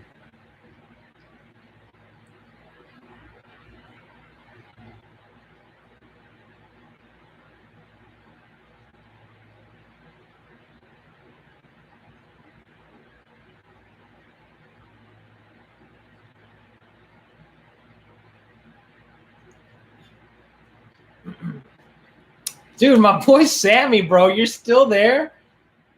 Bet, bro. That's some support right there. I love you, dog. Okay. Chapter 20. Abraham moved south to Negev and lived for a while between Kadesh and Shur. And then he moved on to Gerar. Whilst living there as a foreigner, Abraham introduced his wife Sarah by saying, She is my sister. So King Abimelech of Gerar sent for Sarah and had her brought to him at his palace. Dude, Abraham, come on, man. Why you keep doing that to your wife? Thank you, brother. Appreciate that, man. Smile Theater, it's still processing all of that? Yeah, I feel you, man. Same. But that night, God came to Abimelech in a dream and told him, "You are a dead man, for that woman you have taken is already married." But Abimelech had not slept with her yet, so he said, "Lord, will you destroy an innocent nation? Didn't Abraham tell me she is my sister?" And she herself said, "Yes, he is my brother. I acted in complete innocence. My hands are clean." In the dream, God responded, "Yes, I know you are innocent. That's why I kept you from sinning against me, and why I did not let you touch her. Now return the woman to her husband, and he will pray for you, for he is a prophet. Then you will live. But if you do not return her to him, you can be sure that you and all your people will die." Abimelech got up early the next morning and quickly called all his servants together.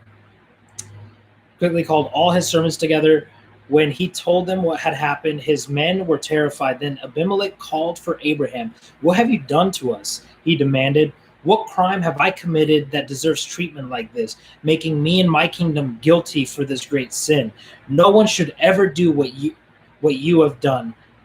Whatever possessed you to do such a thing?"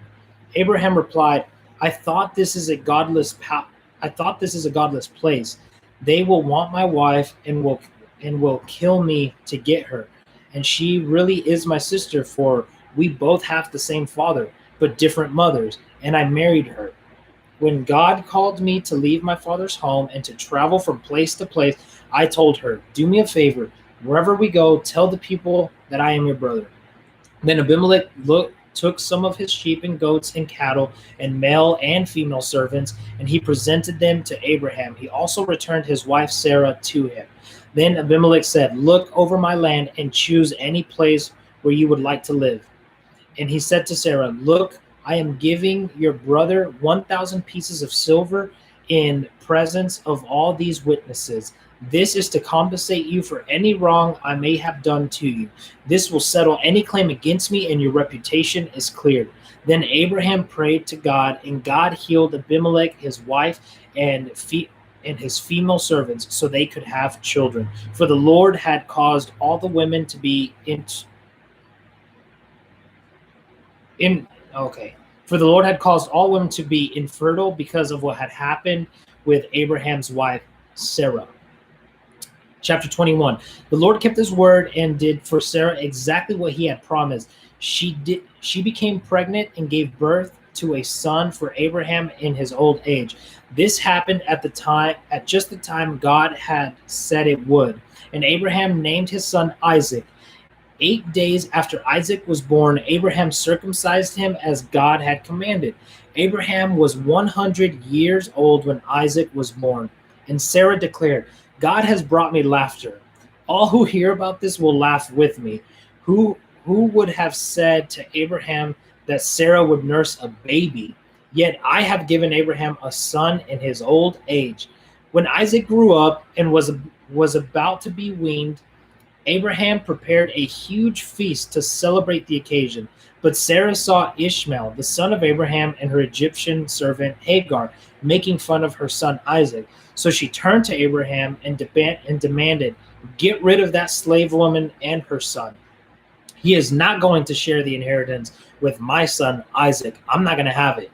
This upset Abraham very much because Ishmael was his son. But God told Abraham, "Do not be upset over the boy and your servant. Do whatever Sarah tells you, for Isaac is the son through whom your descendants will be counted. But I will also make a nation of the descendants of Hagar's sons, because he is your son too." So Abraham got up early the next morning, prepared food and a container of water, and strapped them to Hagar's shoulders. Then he sent her away with their son, and she wandered aimlessly in the wilderness of Beersheba. When the water was gone, she put the boy in the shade of a bush. Then she went and sat down by herself about 100 yards away. "I don't want to watch the boy die," she said as she burst into tears. Dang, that's so sad. But God heard the boy crying, and the angel of God called Hagar from heaven. "Hagar, what's wrong? Do not be afraid. God has heard the boy crying as he lies there. Go to him and comfort him, for I will make a great nation from his descendants." Then God opened Hagar's eyes, and she saw a well full of water. She quickly filled her water container and gave the boy a drink. And God was with the boy as he grew up in the wilderness. He became a skillful archer, and he settled in the wilderness of Paran. His mother arranged for him to marry a woman from the land of Egypt. About this time, Abimelech came from Phicol, his army commander, to visit Abraham. God is obviously with you, helping you in everything you do, Abimelech said.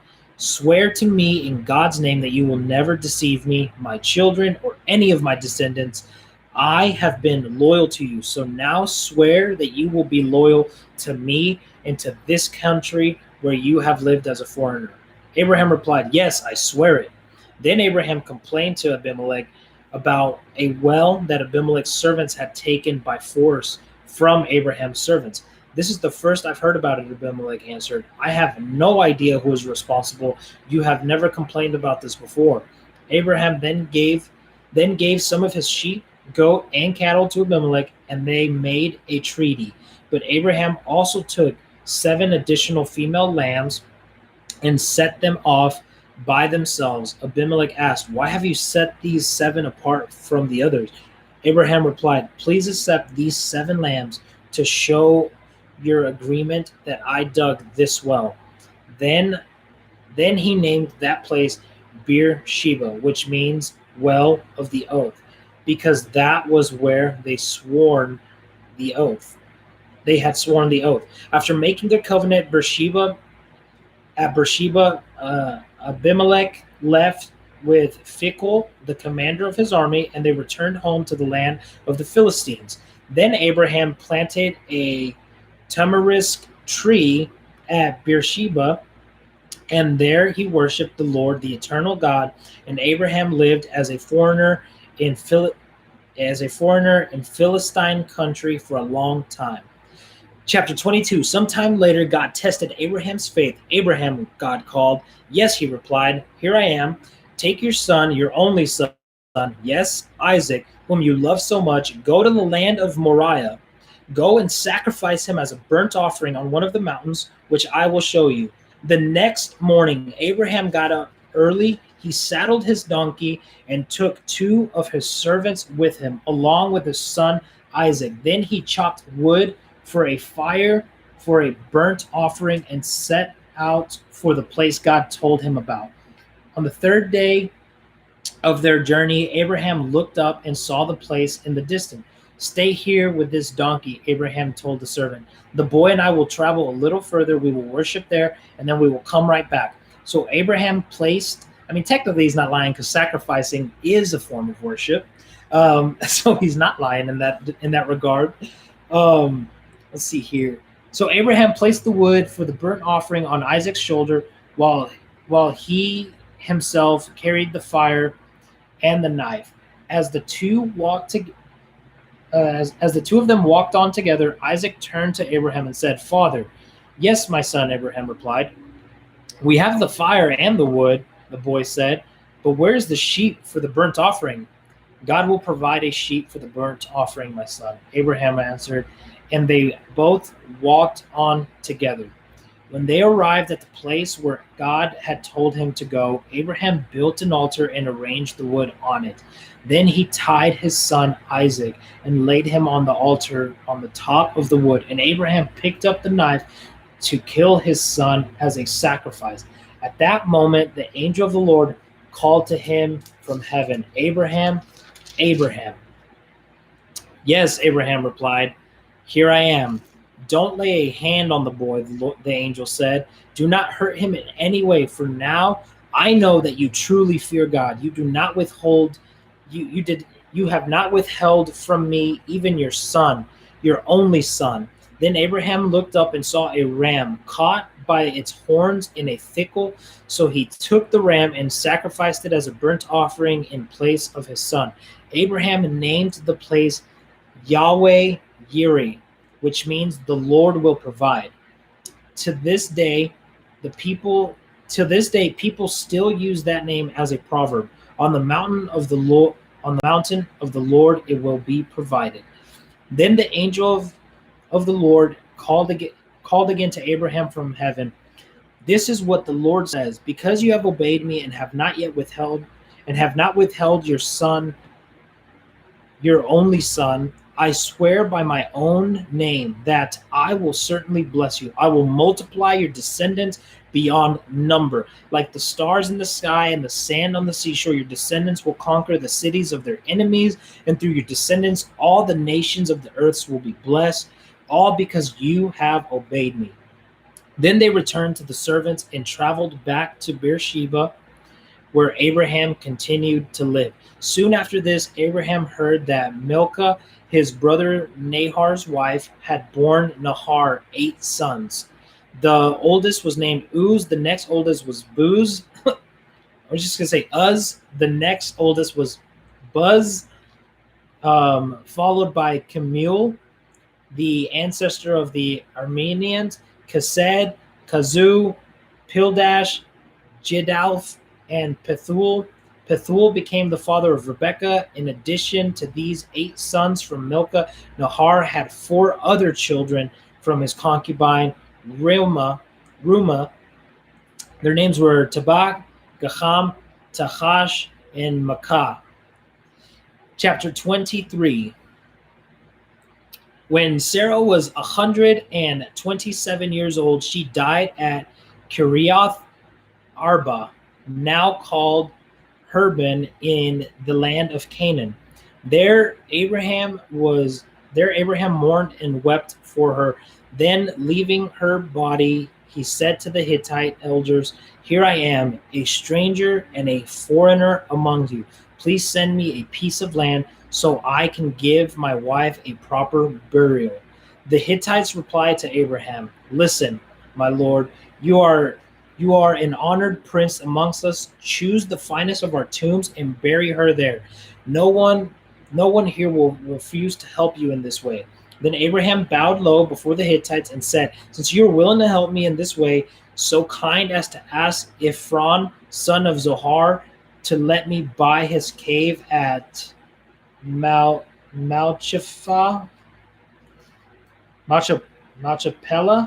looks like, which is kind of like Coachella, I guess.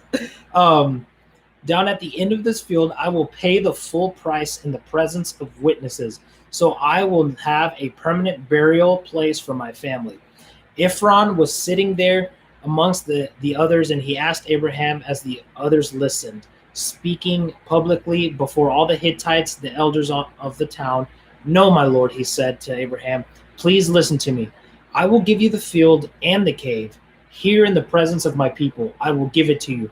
Go and bury your dead." Abraham again bowed low before the citizens of the land, and he replied to Ephron as everyone listened, "No, listen to me. I will buy it from you. Let me pay the full price for the field so I can bury my dead there." Ephron answered Abraham, "My lord, please listen to me. The land is worth 400 pieces of silver. But what is that between friends? Go ahead, bury your dead." So Abraham agreed with Ephron's price and paid the amount he suggested, 400 pieces of silver, weighed according to the market standard. The Hittites' elders witnessed the transaction. Dude, Abraham, everything that I've seen so far from Abraham, he doesn't want anyone to take credit for anything. So he buys everything. He doesn't let anyone bless him with anything. He literally just has God doing everything for him. From everything that I've heard so far of Abraham, that's literally what I'm getting. He's like, "Hey, no, I'm going to pay it. You're not going to give me anything. You're not going to bless me. I'm taking no handouts. God is going to be the one that provides, and I'm not going to let anyone take any credit for it, and I'm not going to give any credit to anyone else." That's pretty cool. So Abraham bought the plot of land belonging to Ephron at Machpelah, near Mamre.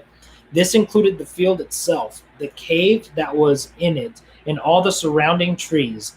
It was transferred to Abraham as his permanent possession in the presence of the Hittites' elders at the city gate. Then Abraham buried his wife Sarah there in Canaan, in the cave of Machpelah near Mamre, also called Hebron. So the field and the cave were transferred from the Hittites to Abraham for use as a permanent burial place. Alrighty, we're on to chapter 24 now. You guys doing okay over there?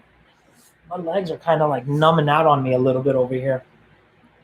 Almost to the 2-hour mark. Greeting. Let's see. Okay. Chapter 24. Abraham was now a very old man, and the Lord had blessed him in every way. One day Abraham said to his oldest servant, the man in charge of his household, "Take an oath by putting your hand under my thigh. Swear by the Lord, the God of heaven and earth, that you will not allow my son to marry one of these local Canaanite women. Go instead to my homeland, to my relatives, and find a wife there for my son Isaac." The servant asked, "But what if I can't find a young woman who is willing to travel so far from home? Should I then take Isaac there to live among your relatives in the land that you came from?" "No," Abraham responded. Be careful never to take my son there. For the Lord, the God of heaven, who took me from my father's house in my native land, solemnly promised to give this land to my descendants. He will send his angel ahead of me, and he will see to it that you find a wife there for my son.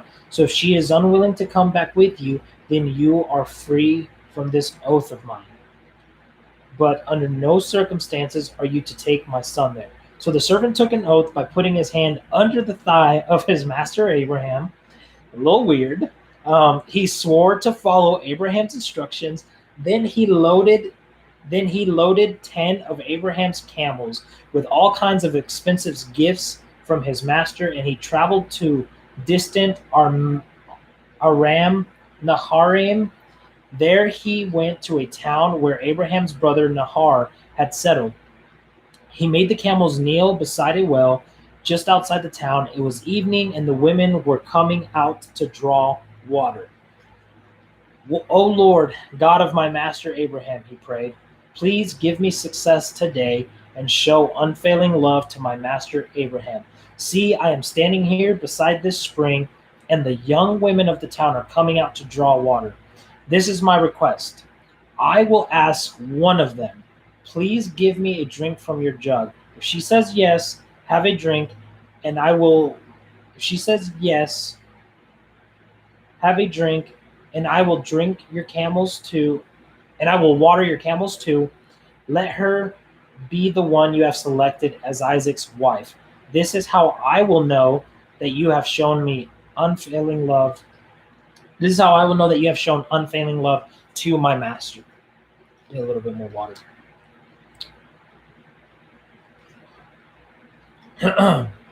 Before he finished praying, he saw a young woman named Rebecca coming out with her water just as her.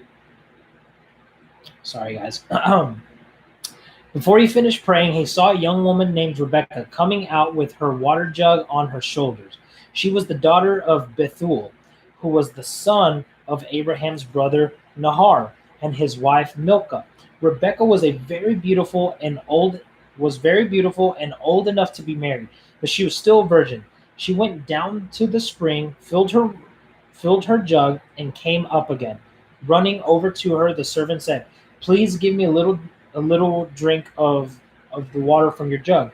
"Yes, my lord," she answered. "Have a drink." And she quickly lowered her jug from her shoulder and gave him a drink. When she had given him a drink, she said, "I'll draw water for your camels too until they have had enough to drink." So she quickly emptied her jug into a watering trough, into the watering trough, and ran back to the well to draw water for his camels. The servant watched her in silence, wondering whether or not the Lord had given him success in his mission. He literally did exactly what you asked for, bro. Like, literally. Let's see here. "Yes, my lord," she answered. The servant watched her in silence, wondering whether or not the Lord had given him success in his mission. Then at last, when the camels had finished drinking, he took out a gold ring for her nose and two large bracelets for her wrist. Whose whose daughter are you? He asked. And please tell me, would your father have any room to put us up for the night?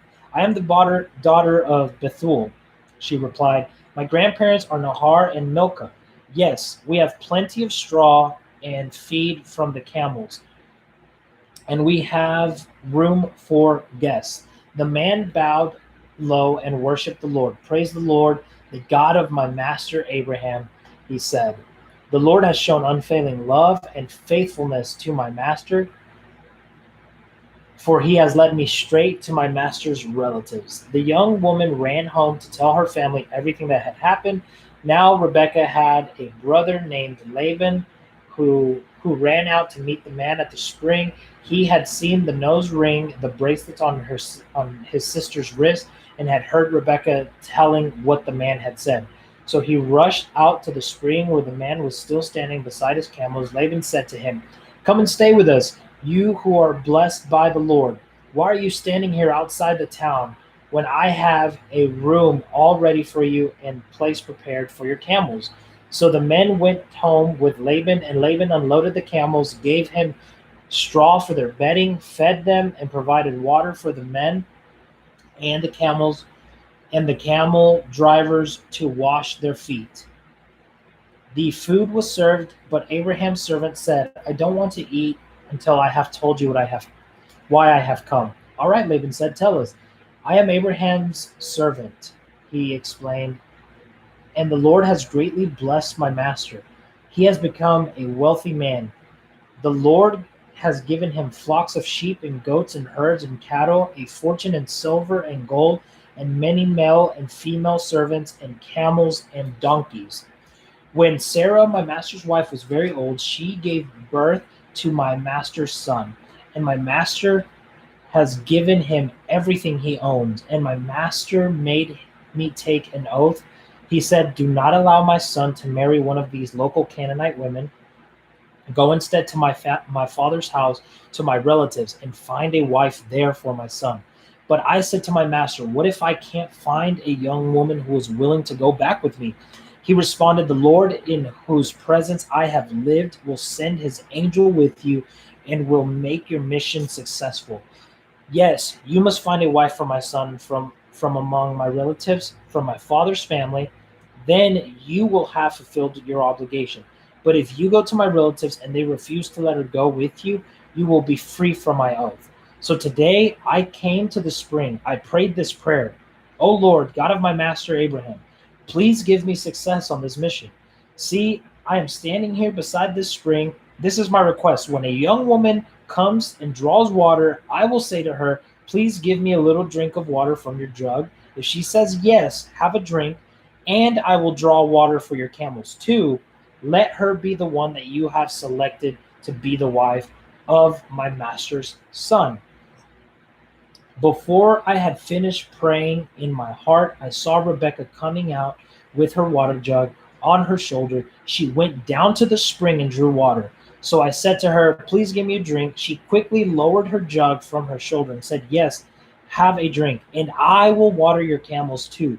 So I drank, and then she watered the camels. Then I asked, 'Whose daughter are you?' She replied, 'I am the daughter of Bethuel, and my grandparents are Nahar and Milcah.' So I put the ring on her nose and the bracelets on her wrists. Bracelets on her wrists. Then I bowed low and worshiped the Lord. I praised the Lord, the God of my master Abraham, because he had led me straight to my master's niece to be his son's wife. So tell me, will you or won't you show unfailing love and faithfulness to my master? Please tell me yes or no, and then I'll know what to do next." Then Laban and Bethuel replied, "The Lord has obviously brought you here, so there is nothing we can say. Here's Rebekah, take her and go. Yes, let her be the wife of your master's son, as the Lord has directed."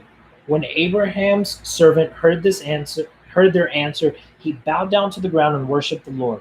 Then he brought out silver and gold jewelry and clothing and presented them to Rebekah. He also gave expensive presents to her brother and mother. Then they ate their meal, and the servant and the men with him stayed there overnight. But early the next morning, Abraham's servant said, "Send me back to my master, but we want Rebekah to stay with us at least 10 days." Her brother and mother said, "Then she can go." But he said, "Don't delay me. The Lord has made my mission successful. Now send me back so I can return to my master." "Well," they said, "we'll call Rebecca and ask her what she thinks." So they called Rebecca. "Are you willing to go with this man?" they asked her. And she replied, "Yes, I'll go." So they said goodbye to Rebecca and sent her away with Abraham's servant and his men. The women, the woman who had been Rebekah's childhood nurse went along with her. They gave her this blessing as she parted: "Our sister, may you become the mother of many millions. May your descendants be strong and conquer the cities of their enemies." Then Rebekah and her servant girls mounted the camels and followed the men. So Abraham's servant took Rebekah and went on his way. Meanwhile, Isaac, whose home was in the Negev, something like that, had returned from Bir Lahairoi. One evening, as he was walking and meditating in the fields, he looked up and saw the camels coming. When Rebekah looked up and saw Isaac, she quickly dismounted from her camel. "Who is that man walking through the fields to meet us?" she asked the servant. And he replied, "It is my master." So Rebekah covered her face with her veil. Then the servant told Isaac everything he had done. And Isaac brought Rebekah into his mother Sarah's tent, and she became his wife. He loved her deeply, and she was a special comfort to him after the death of his mother.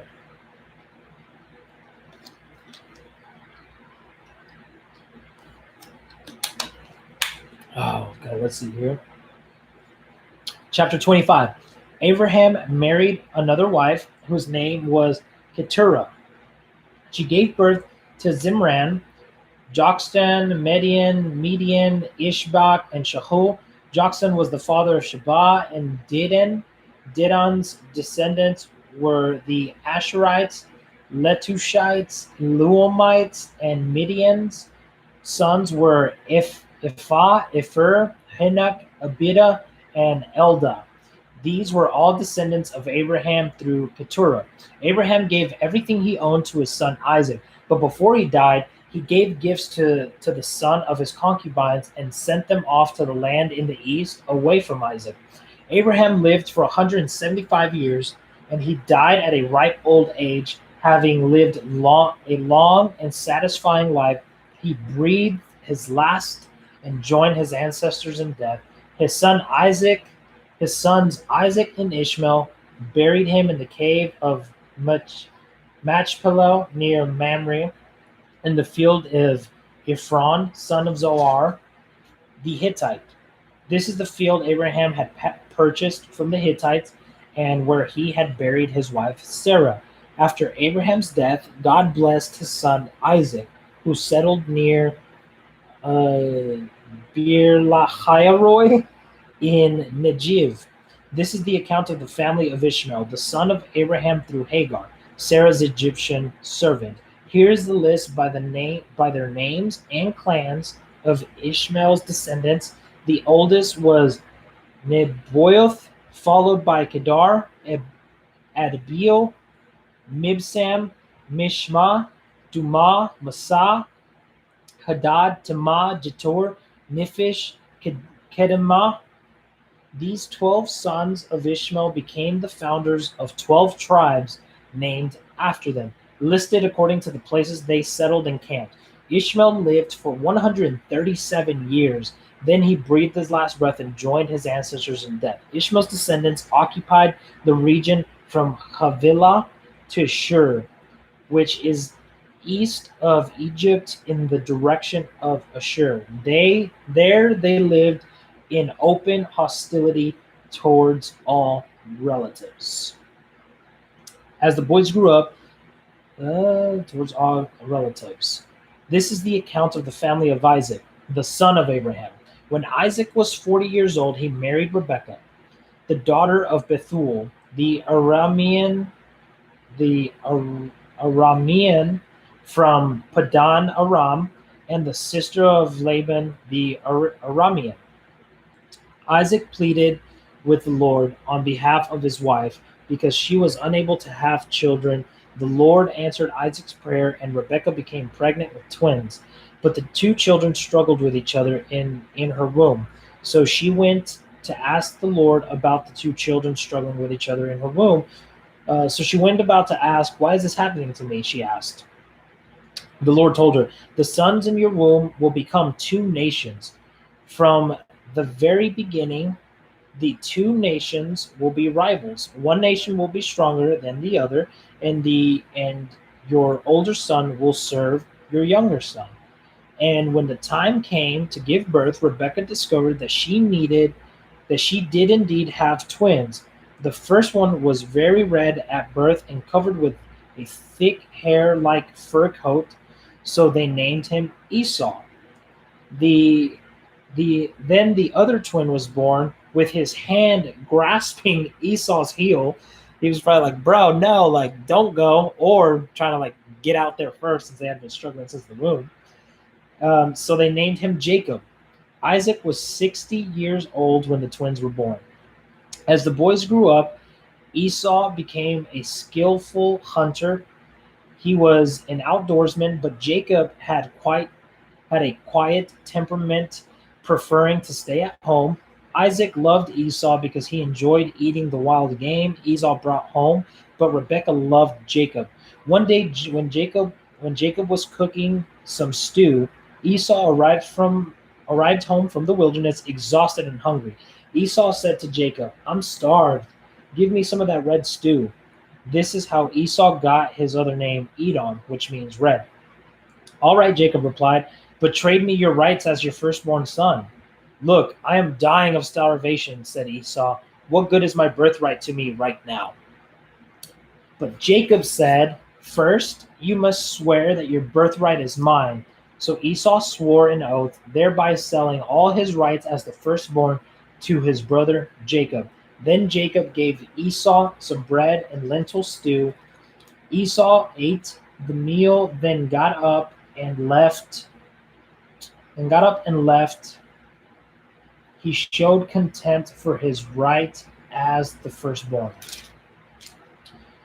Chapter 26. Oh man, I can feel it wearing on me just a little bit now, guys. So bear with me, please.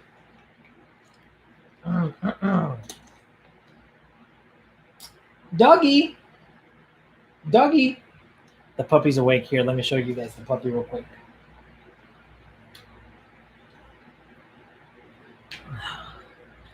This is the doggy that is reading the Bible with me today, guys. Say hi, puppies. Say hi, Twinkie. Say, hey, guys. Thanks for reading Genesis with me today. Okay. Alrighty. That's awesome, Kristen. You're still here too. You guys are loyal, man. I love you guys. Okay. Chapter 26. A severe famine now struck the land, as had happened before in Abraham's time. So Isaac moved to Gerar, where Abimelech, king of the Philistines, lived. The Lord appeared to Isaac and said, "Do not go down to Egypt, but do as I tell you. Live here as a foreigner in the land, and I will be with you and bless you. I hereby confirm that I will give you all these lands that you and your descendants, just as I solemnly promised Abraham your father. I will cause your descendants to become as numerous as the stars of the sky, and I will give them all these lands. And through your descendants, all the nations of the earth will be blessed. I will do this because Abraham listened to me and obeyed all my requirements, commands, decrees, and instructions." So Isaac stayed in Gerar. Oh my gosh, guys. I cannot right here. Look at this. She's just watching me read.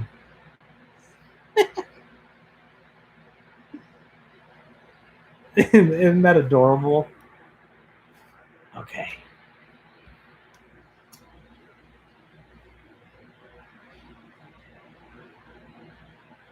What was that? So Isaac stayed in Gerar. Man lived. When the man who lived there asked Isaac about his wife, Rebekah, he said, "She is my sister." Wow, sounds just like his dad.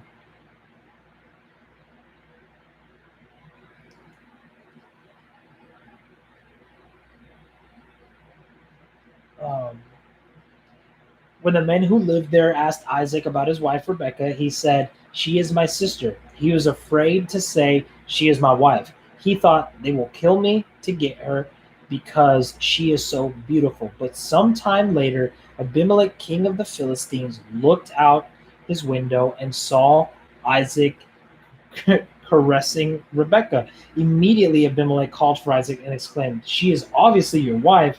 Why did you say she is my sister?" "Because I was afraid someone would kill me to get her from me." Isaac replied, "How could you do this to us?" Abimelech explained. "One of my people might easily have taken your wife and slept with her, and you would have made us guilty of great sin." Then Abimelech issued a public proclamation: "Anyone who touches this man or his wife will be put to death." When Isaac planted his crops that year, his harvested he harvested 100 times more grain than he planted, for the Lord blessed him. He became a very rich man, and his wealth continued to grow. He acquired so many flocks of sheep and goats and herds of cattle and servants that the Philistines became jealous of him. So the Philistines filled up all of Isaac's wells with dirt. These were the wells that had been dug by the servants of his father, Isaac or Abraham. Finally, Abimelech ordered Isaac to leave the country. "Go somewhere else," he said, "for you have become too powerful for us." So Isaac moved away to the Gerar Valley, where he set up their tents and settled down. He reopened the tents. He reopened the wells his father had dug, which the Philistines had filled in after Abraham's death. Isaac also restored the names Abraham had given them. Isaac's servants also dug in the Gerar Valley and discovered a well of fresh water. But then the shepherds from Gerar came and claimed the spring. "This is our water," they said, and they argued over it with Isaac's herdsmen. So Isaac named it well Esek, which means argument. Isaac's men dug another well, but again there was a dispute over it. So Isaac named it Sitnah, which means hostility. Abandoning that one, Isaac moved on to and dug another well. This time there was no dispute over it, so Isaac named the place Re- Reho- Rehoboth, Rehoboth, which means open space. For he said, "At last the Lord has created enough space for us to prosper in this land."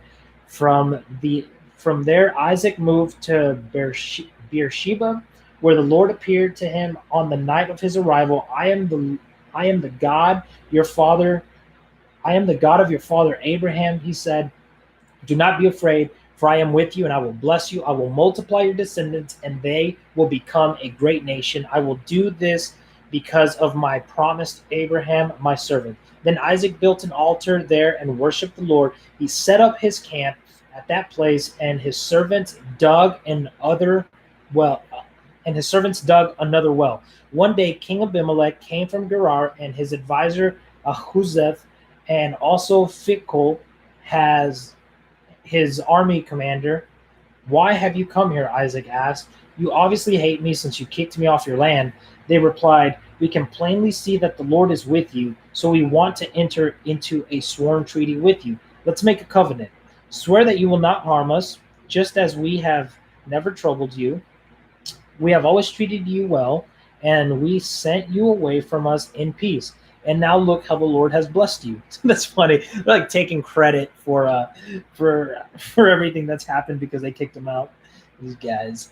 So Isaac prepared a covenant feast to celebrate the treaty, and they ate and drank together. Django Grand. All that is fantasy stories. The Bible is full of human manipulation. Well, just stay here, bro, and listen to some awesome fantasy stories then. So Isaac prepared, verse 30. So Isaac prepared a covenant feast to celebrate the treaty, and they ate and drank together. Early the next morning, they each took a solemn oath not to interfere with each other. Then Isaac sent them home again, and they left him in peace. That very day, Isaac's servants came and told him about a new well they had dug. We found water, they exclaimed. So Isaac named the well Sheba, which means oath. And to this day, the town that grew up there is called Beersheba, which means oath. At the age of 40, Esau married two Hittite wives, Judith, the daughter of Beri, and Basemath, the daughter of Elon. Ooh, Elon Musk, the daughter of Elon. But Esau's wives made life miserable for Isaac and Rebekah. Chapter 27. One day when Isaac was old and turning blind, he called for Esau, his older son, and said, "My son." "Yes, father," Esau replied. "I am an old man now," Isaac said, "and I don't know when I may die. Take your bow and a quiver full of arrows and go out into the open country to hunt some wild game for me. Prepare my favorite dish and bring it for me to eat. Then I will pronounce the blessing that belongs to you, my firstborn son, before I die." But Rebekah overheard what Isaac had said to his son Esau. So when Esau left for the hunt to hunt for the wild game, she said to her son Jacob, "Listen, I overheard your father say to Esau, 'Bring me some wild game and prepare me a delicious meal. Then I will bless you with the Lord's presence before I die.' Now, my son, listen to me. Do exactly as I tell you. Go out to the flocks and bring me two fine young goats. I'll use them to prepare your father's favorite dish, and then take the food to your father so he can eat it and bless you before he dies." But look, Jacob replied to Rebekah, "My brother Esau is a hairy man and my skin is smooth. What if my father touches me? He'll see that I'm trying to trick him, and then he'll curse me instead of blessing me."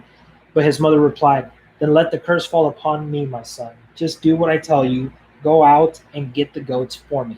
So Jacob went out and got the goats for his mother. Rebekah took them and prepared a delicious meal, just the way Isaac liked it. Then she took Esau's favorite clothes, which were there in the house, and gave them to her younger son Jacob. Sorry, my mind just went somewhere else for a second. She covered his arms and the smooth parts of his neck with the skin of the young goat. Dang, Esau must have been hairy then. Then she gave Jacob the delicious meal, including freshly baked bread. So Jacob took the food to his father. "My father," he said. "Yes, my son," Isaac answered. "Who are you, Esau or Jacob?" Jacob replied, "It's Esau, your first son. I've done as you told me. Here is the wild game. Now sit up and eat it so you can give me your blessing." Isaac asked, "How did you find it so quickly, my son?" "The Lord your God put it in my path," Jacob replied. Then Isaac said to Jacob, "Come closer so I can touch you and make sure that you really are Esau." So Jacob went closer to his father, and Isaac touched him.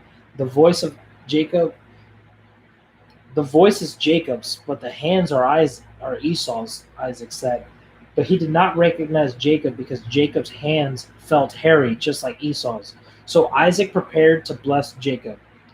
"But are you really my son Esau?" he asked. "Yes, I am," Jacob replied. Then Isaac said, "Now, my son, bring me the wild game. Let me eat it, and then I will give you my blessing." So Jacob took the food to his father, and Isaac ate it. He also drank the wine that Jacob served him. Then Isaac said to God, "Please come a little closer and kiss me, my son."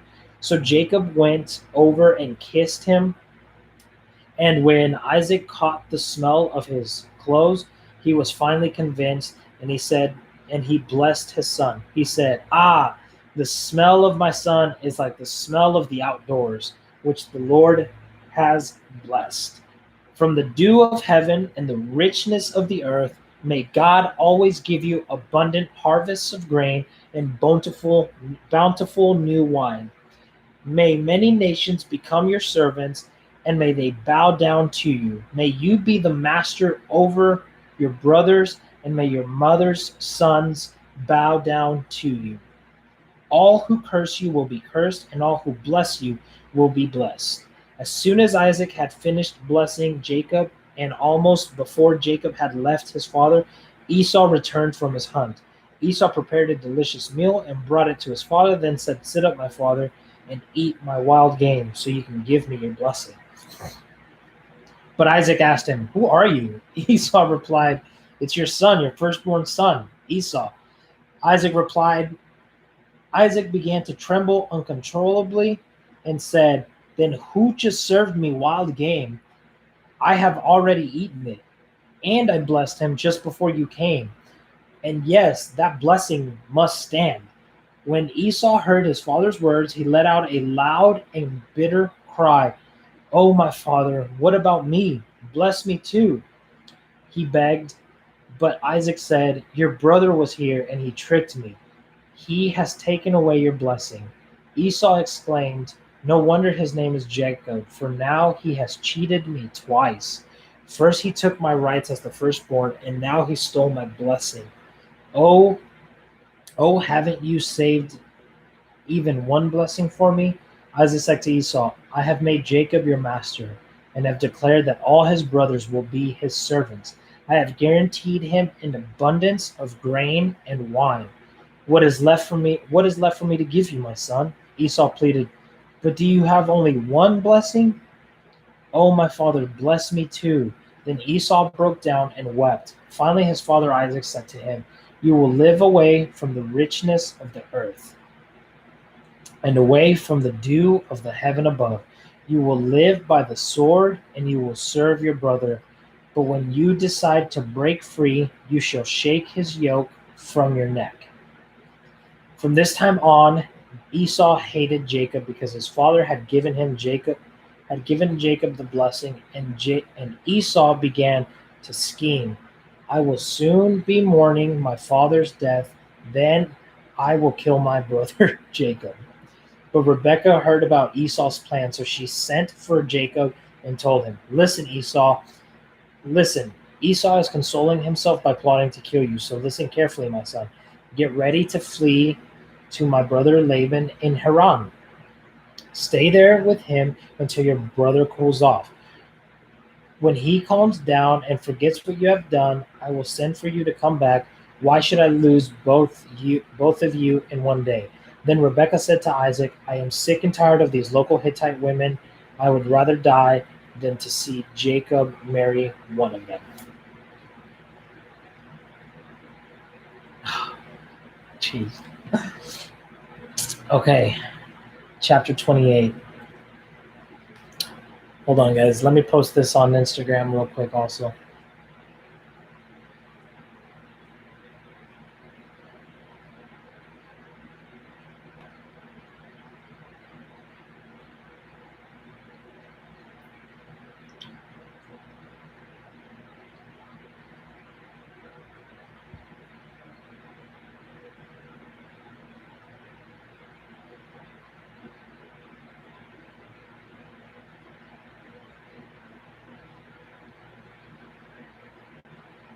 Let's see here. All right, guys.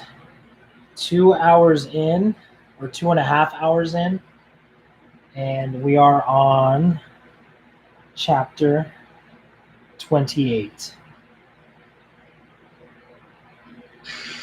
2 hours in, or 2.5 hours in, and we are on chapter 28.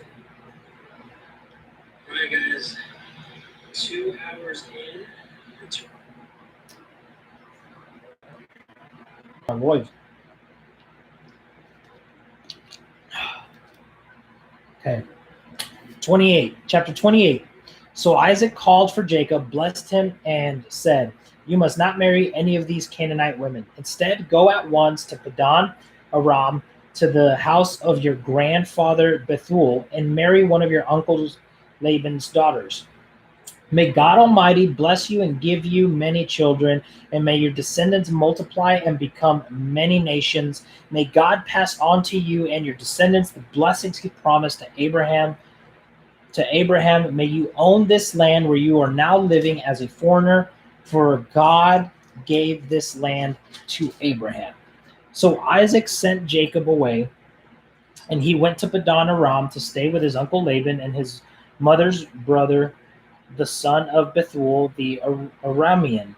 Esau knew that his father Isaac had blessed Jacob and sent him to Padan Aram to find a wife, and that he had warned Jacob, "You must not marry a Canaanite woman."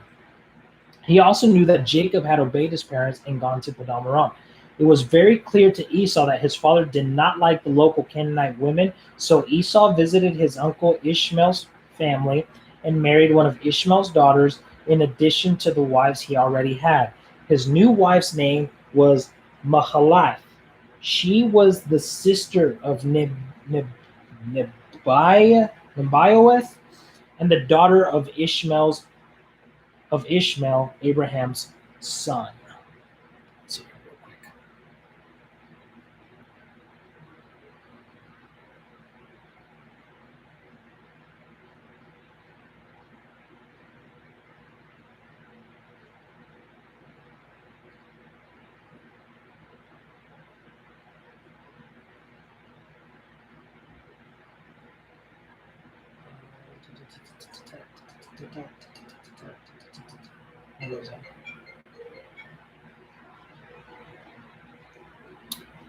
Meanwhile, Jacob left Beersheba and traveled towards Haran. At sundown, he arrived at a good place to set up camp and stooped there for the night.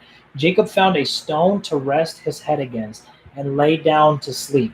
As he slept, he dreamed of a stairway that reached from the earth up to heaven, and he saw the angels of God going up and down the stairway. At the top of the stairway stood the Lord, and he said, "I am the Lord, the God of your grandfather Abraham and the God of your father Isaac. The ground you are lying on belongs to you. I am giving it to you and your descendants. Your descendants will be as numerous as the dust of the earth. They will spread out in all directions, to the west and to the east, to the north and to the south, and all the families of the earth will be blessed through you and your descendants.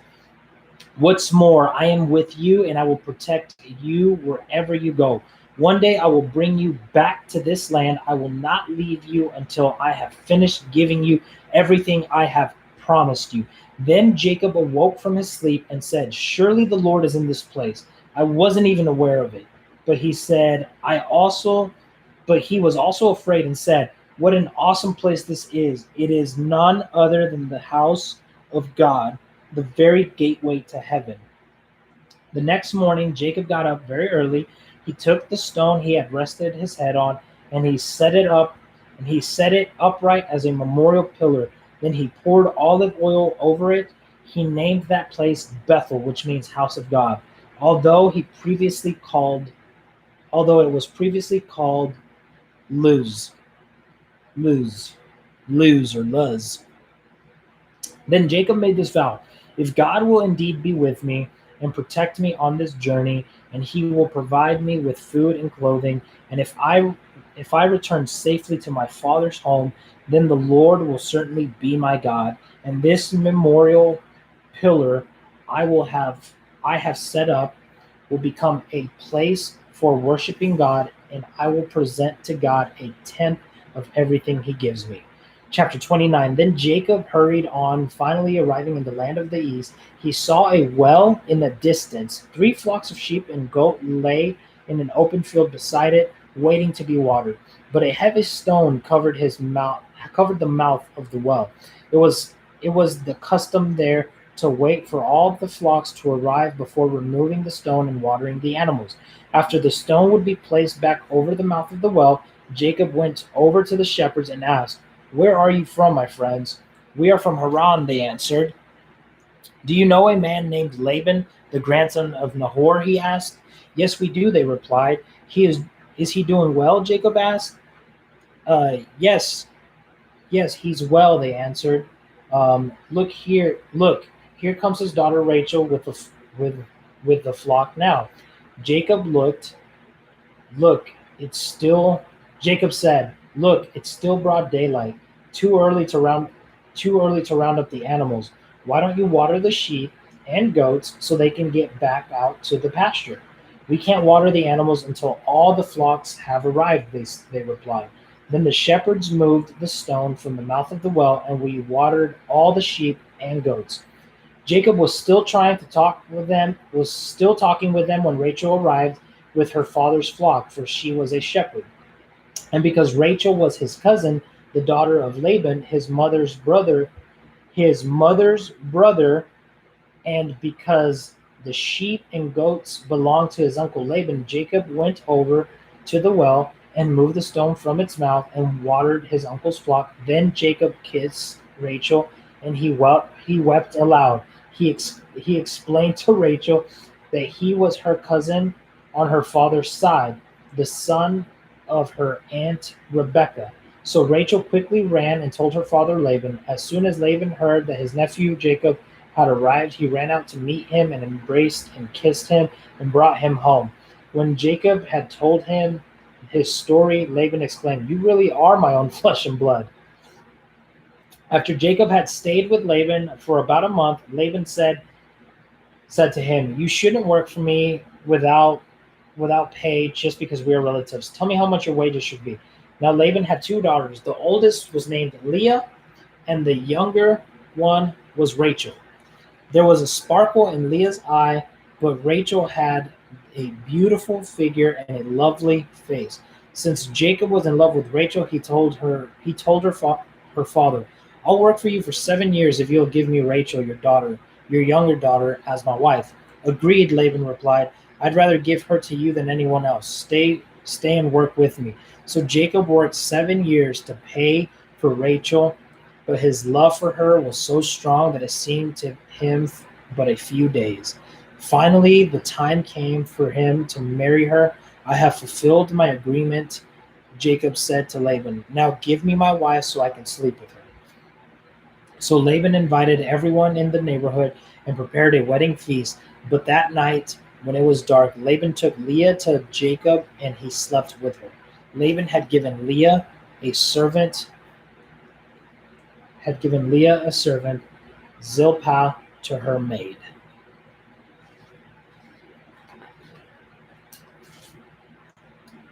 But when Jacob woke up in the morning, it was Leah. "What have you done to me?" Jacob raged to Laban. "I worked 7 years for Rachel. Why have you tricked me? It's not our custom here to marry off a younger daughter instead of the firstborn," Laban replied. "But wait until the bridal week is over, then we'll give you Rachel too, provided you promise to work another 7 years for me." So Jacob agreed to work 7 more years. A week after Jacob had married Leah, Laban gave him Rachel too. Laban gave Rachel a servant, Bilhah, to be her maid. So Jacob slept with Rachel too, and he loved her so much more than Leah. He then stayed and worked for Laban the additional 7 years.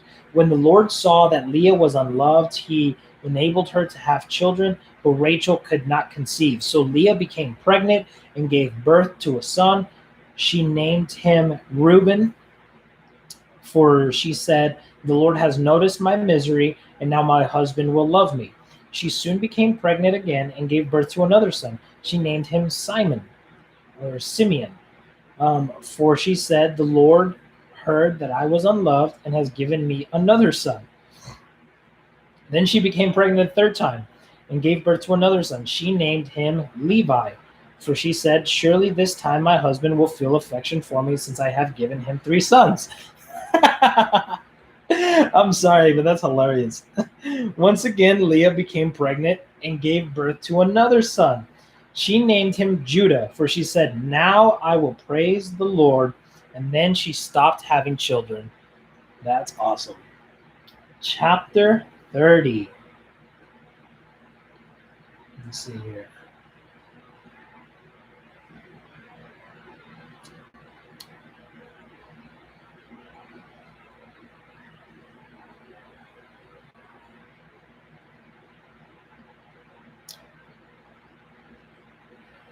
For real, I love you guys. I love that you guys are still here with me. I love that. We're getting through this together.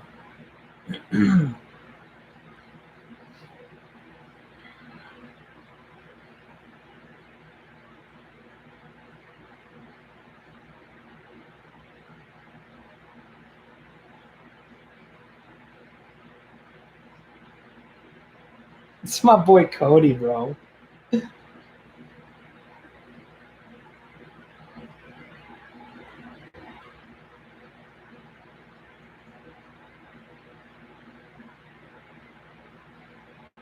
Okay. Guys, we're almost done, man. We're on chapter 30. We only have, what is it, 20 more chapters?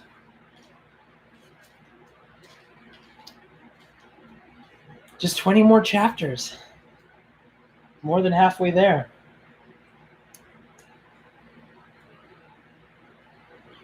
Okay.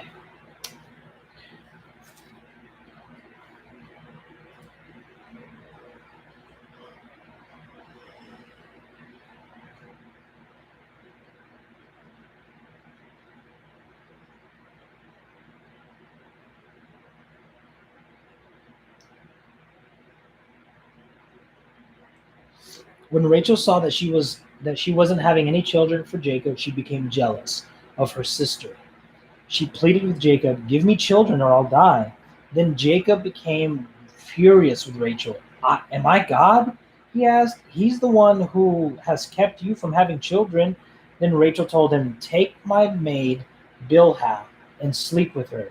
She will bear she will bear children for me. And although her and through her I can have a family too." So Rachel gave her her servant Bilhah to Jacob as a wife, and he slept with her. Bilhah became pregnant and presented him with a son. Rachel named him Dan, for she said, "God has vindicated me. He has heard my request and given me a son." Then Bilhah became pregnant again and gave Jacob a second son. Rachel named him Naphtali, for she said, "I have struggled hard with my sister and I'm winning." Oh my gosh. Um, Meanwhile, Leah realized that she wasn't getting pregnant anymore, so she took her servant Zilpah and gave her to Jacob as a wife. Soon Zilpah presented him with a son. Leah named him Gad, for she said, "How fortunate I am." Then Zilpah gave Jacob a second son, and Leah named him Asher, for she said, "What joy is mine! Now the other woman will celebrate with me." One day during the wheat harvest, Reuben found some mandrakes growing in a field and brought them to his mother. Leah and Rachel bet to his mother Leah. Rachel begged Leah, "Please give me some of your son's mandrakes." Mandrakes. Yeah. But Leah angrily replied, "Wasn't it enough that you stole my husband? Now will you steal my son's mandrakes too?" Rachel answered, "I will let Jacob sleep with you tonight if you give me some of the mandrakes." So that evening, as Jacob was coming home from the fields, Leah went out to meet him. You must come and sleep with me tonight," she said. "I have paid for you with some mandrakes that my son found." So that night he slept with Leah, and God answered Leah's prayers. She became pregnant and gave birth to a fifth son for Jacob. She named him Issachar, for she said, "God has rewarded me for giving my servant to my for giving my servant to my husband as a wife." Then Leah became pregnant again and gave birth to a sixth son for Jacob. She named him Zebulun, for she said, "God has given me a good reward. Now my husband will treat me with respect, for I have given him six sons." Later she gave birth to a daughter and named her Dinah. Then God remembered plight, Rachel's plea, and answered her prayer by enabling her to have children. She became pregnant and gave birth to a son. God has removed my disgrace, she said, and she named him Joseph. For she said, may the Lord add yet another son to my family. Soon after Rachel had given birth to Joseph, Jacob came to Laban. Please release me so I can go home to my own country. Let me take my wives and children, for I have earned them by serving you, and let me be on my way. You certainly know how hard I have worked for you. Please listen to me. Laban replied, I have become wealthy, for the Lord has blessed me because of you. Tell me how much I owe you. Whatever it is, I'll pay. Jacob replied, you know how hard I've worked for you, and you know how your flocks and herds have grown under my care. Have you little indeed before I came, but your wealth you had little indeed before I came, but your wealth has increased enormously. The Lord has blessed you through everything I've done, but now what about me? What can I start providing for my own family? What wages do you want? Laban asked again. Jacob replied, don't give me anything. Just do this one thing, and I'll continue to tend and watch over your flock. Let me inspect your flock today and remove all of the sheep and the goats that are specked and spotted, along with all the black sheep. Give these to me as a wage. In the future, when you check you have on the animals you have given me as my wage, you'll see that I have been honest. If you find that in my flock,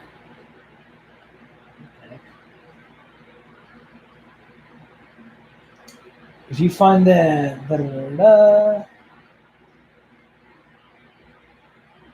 that in my flock any goats without specks or spots, or any sheep that are not black, you will know that I have stolen from you.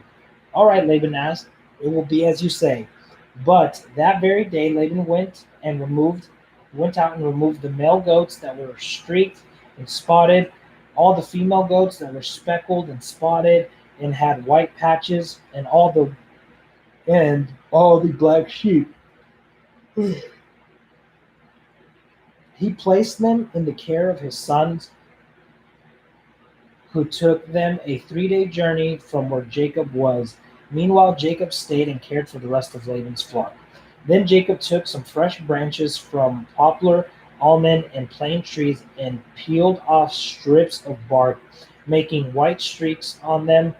Then he placed these peeled branches in their water troughs where the flock came to drink, for that was where they mated. And when they mated in front of the white streaked branches, they gave birth to young that were streaked, speckled, and spotted.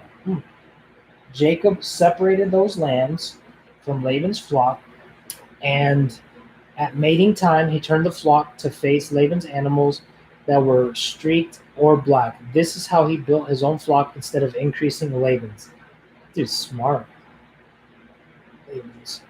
Whenever the stronger females were ready to mate, Jacob would place the peeled branches in the watering troughs in front of them.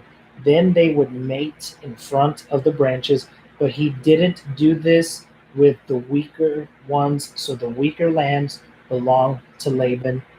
The stronger ones were Jacob's. As a result, Jacob became very wealthy with large flocks of sheep and goats, females and male servants, and many camels and donkeys. Chapter 31.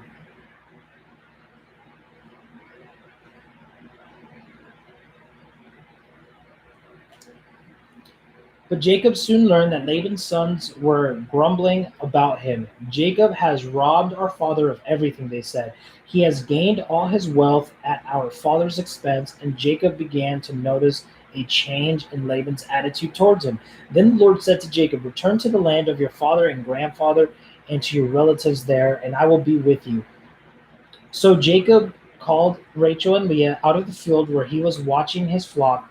He said to them, I have noticed that your father's attitude toward me has changed, but the God of my father has been with me. You know how hard I have worked for your father, but he has cheated me, changing my wages 10 times. But God has not allowed him to do me any harm. For he said, the speckled animals will be your wages. The whole flock began to produce speckled young. And when he changed his mind and said, the striped animals will be your wages, then the whole flock produced striped young. In this way, God has taken your father's animals and given them to me. One time during the mating season, I had a dream and saw that the male goats mating with the females were streaked, speckled, and spotted. Then in my dream, the angel of God said to me, Jacob. I replied, yes, here I am. The angel said, look up, and you will see that only the streaked, speckled, and spotted males are mating with the females of your flock, for I have seen how Laban has treated you. I am the God who appeared to you at Bethel, the place where you anointed the pillar of stone and made your vow to me. Now get ready and leave this country and return to the land of your birth. Rachel and Leah responded, that's fine with us. We won't inherit any of our father's wealth anyways. He has reduced our rights to those of foreign women, and after he sold us, you paid he wasted the money you paid him for us. All the wealth God has given you from our father legally belongs to us and our children. So go ahead and do whatever God has told you. So Jacob put his wives and his children on camels, and he drove all his livestock in front of him. He, he he drove all his livestock in front of him. He packed all his belongings he had acquired in Padam Aram and set out for the land of Canaan, where his father Isaac lived. At that time they left. Laban was some distance away, shearing his sheep. Rachel stole his father's household idols and took them with her. Jacob outwitted Laban and the Aramean, Aramean for they set out secretly and never told Laban they were leaving. So Jacob took all his possessions with him and crossed the Euphrates River, heading for the hill country of Gilead.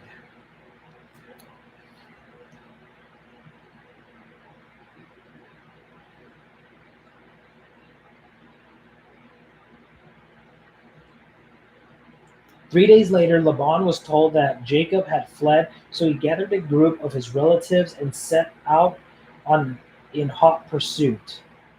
He caught up with Jacob 7 days later in the hill country of Gilead, but the previous night God had appeared to Laban the Aramean in a dream and told him, I'm warning you, leave Jacob alone. Laban caught up with Jacob as he was camped in the hill country of Gilead, and he set up his camp not far from Jacob's. What do you mean by deceiving me? What do you mean by deceiving me like this? Laban demanded. How dare you drag my daughters away like prisoners of war? Why did you slip away secretly? Why did you deceive me? Why didn't you say you wanted to leave? I would have given you a farewell feast with singing and music accompanied by tambourines and harps. Why didn't you let me kiss my daughters and grandchildren and tell them goodbye? You have acted very foolishly. I could destroy you, but the God of your father appeared to me last night and warned me, leave Jacob alone. I can understand your feeling. I can understand your feeling that you must go and your intense longing for your father's home, but why have you stolen my gods? I rushed away because I was afraid, Jacob answered. I thought you would take your daughters from me by force. But as your gods but as for your gods you can find but as for your gods, see if you can find them, and let the people who has taken them die. And if you find anything else that belongs to you, identify it before all these relatives of ours, and I will give it back. But Jacob did not know that Rachel had stolen the household idols. Laban went first into Jacob's tent to search there, then into Leah's, and then into the tent of the two servant wives, but he found nothing. Finally, he went to Rachel's tent, but Rachel had taken the household idols and hidden them in her camel saddle, and now she was sitting with them. When Laban had thoroughly searched her tent without finding them, she She said to her father, "Please, sir, forgive me if I don't get up for you. I'm having my monthly period." So Laban continued his search, but he could not find his household items. Then Jacob became very angry and challenged Laban. "What's my crime?" he commanded. "What have I done to make you chase after me as though I were a criminal? You have rummaged through everything I own. Now show me what you have found that belongs to you. Set it out here in front of us before our relatives for all us to see. Let them judge between us. For 20 years I have been with you, caring for your flock. In all that time your sheep and goats never miscarried. In all those years I have never used a single ram of yours for food. In any in any If any were attacked or killed by wild animals, I never showed you the carcass and asked you to reduce the count of your flock. No, I took the loss myself. You made me pay for every stolen animal, whether it was taken in broad daylight or in the dark of night.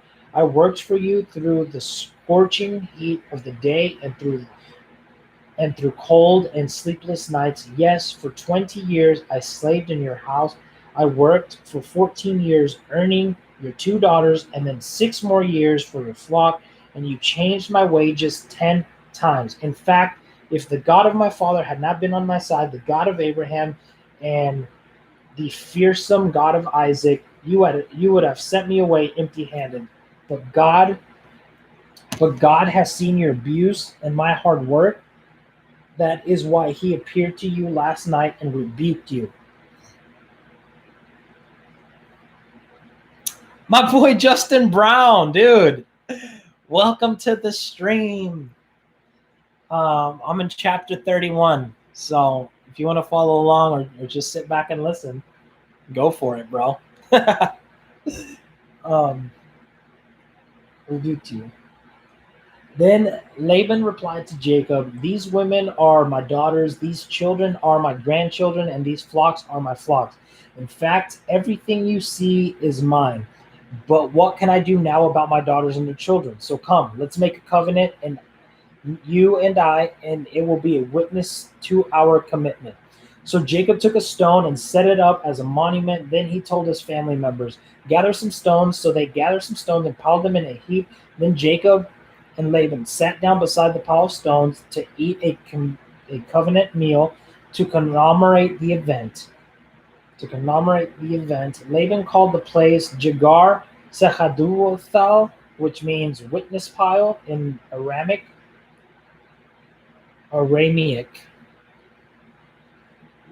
Nice, Justin. That's my boy. Getting swole. Getting those spiritual and physical gains all at the same time. Get those push-ups, brother.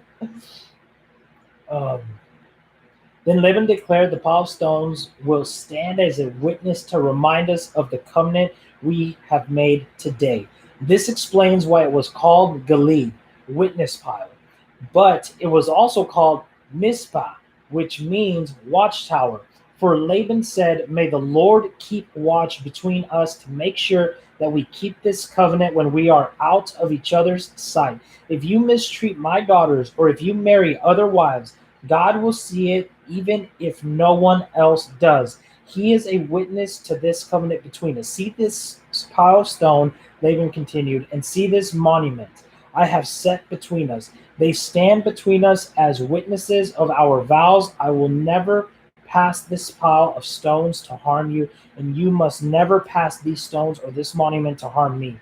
I call on the God of our ancestors, the God of your grandfather Abraham, the God of your grandfather Nahor, to serve as a judge between us." So Jacob took an oath before the fearsome God of his father Isaac to respect the boundary line that Jacob offered a sacrifice to God there on the mountain and invited everyone to a covenant feast after they had eaten. They spent the night on the mountain.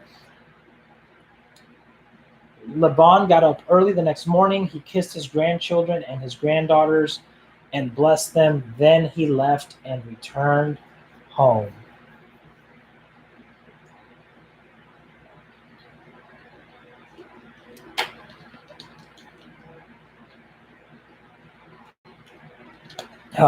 Okay, chapter 32.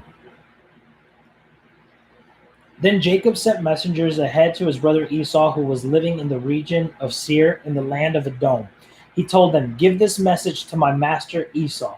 Humble greetings from your servant Jacob. Until now, I have been living with Uncle Laban, and now I own cattle, donkeys, flocks of sheep, and goats, and many servants, both men and women.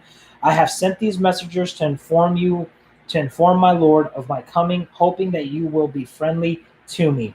After delivering the message, the messengers returned to Jacob and reported, "We met your brother Esau, and he is already on his way to meet you with an army of 400 men."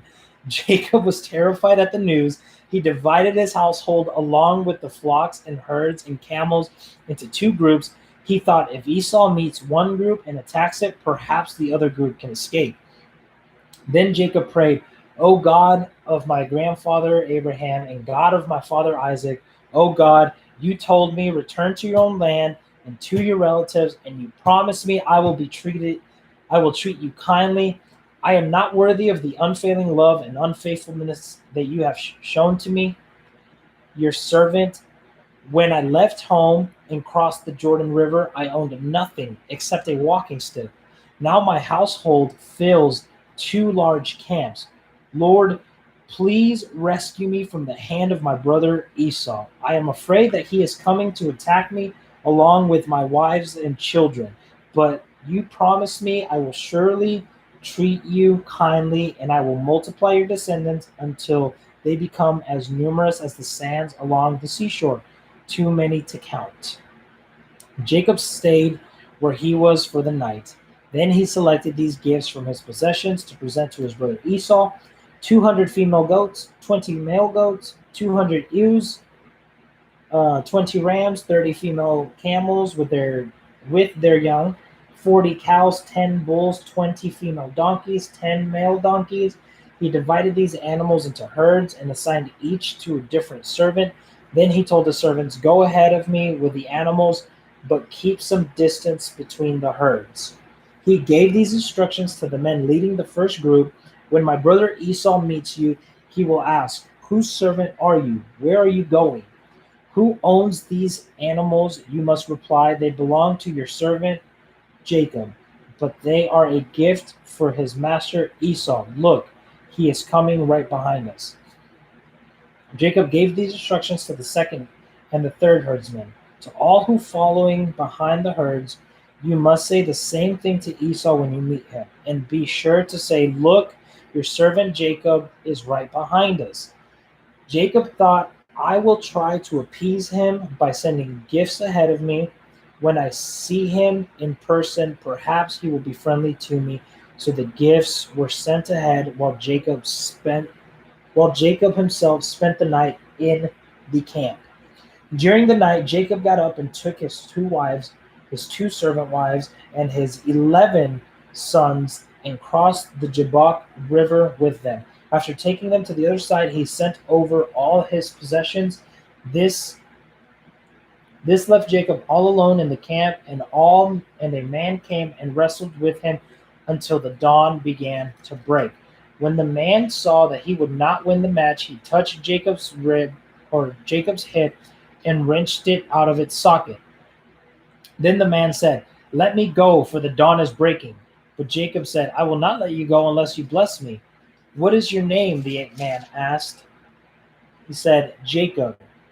"Your name will no longer be Jacob," the man told him. "From now on you will be called Israel, because you have fought with God and with men and have won." "Please tell me your name," Jacob said. "Why do you want to know my name?" the man replied. Then he blessed Jacob there. Jacob named the place Peniel. I feel kind of sketchy saying that word, guys. I'm not gonna lie.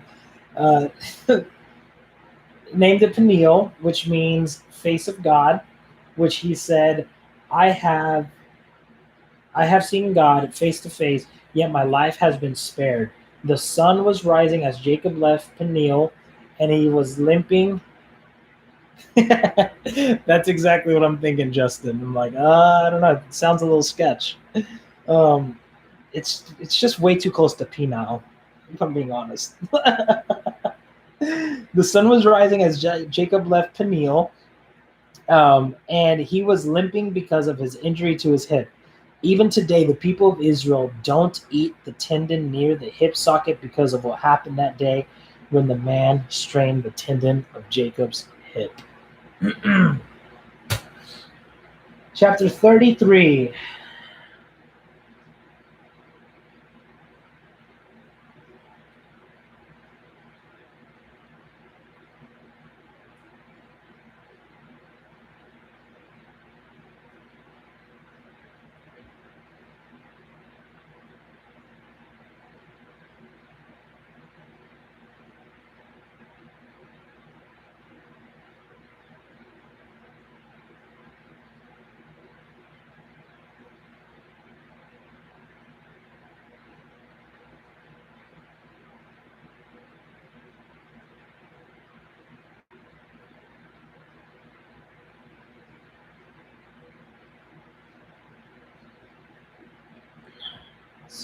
Chapter 33. Then Jacob looked up and saw Esau coming with his 400 men, so he divided the children among Leah and Rachel and his 2 servant wives. He put the servant wives and their children at the front, Leah and her children next, and Rachel and Joseph last. Then Jacob went on ahead. As he approached his brother, he bowed to the ground 7 times before him. Then Esau ran to meet him and embraced him, threw his arms around his neck, and kissed him, and they both wept. Then Esau looked at the women and the children and asked, "Who are these people with you?" "These are the children God has graciously given me, your servant," Jacob replied. Then the servant wives came forward with their children and bowed before him. Next came Leah with her children, and they bowed before him. Finally, Joseph and Rachel came forward and bowed before him. "What are all these flocks and herds I met as I came?" Esau asked. Jacob replied, "They are a gift, my lord, to ensure your friendship." "My brother, I have plenty," Esau answered. "Keep what you have for yourself." But Jacob insisted, "No, if I have found favor with you, please accept this gift from me.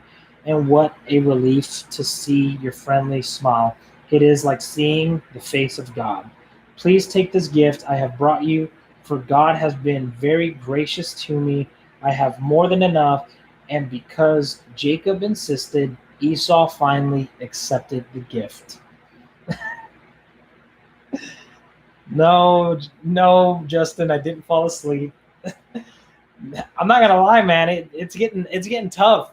3 hours of straight reading. But I said I was gonna read the full book of Genesis today. So I'm going to read the full book of Genesis, and then maybe tomorrow we're going to hash out Exodus. I don't know. We'll see. Okay. Verse 12. Well, Esau said, "Let's be going. I will lead the way."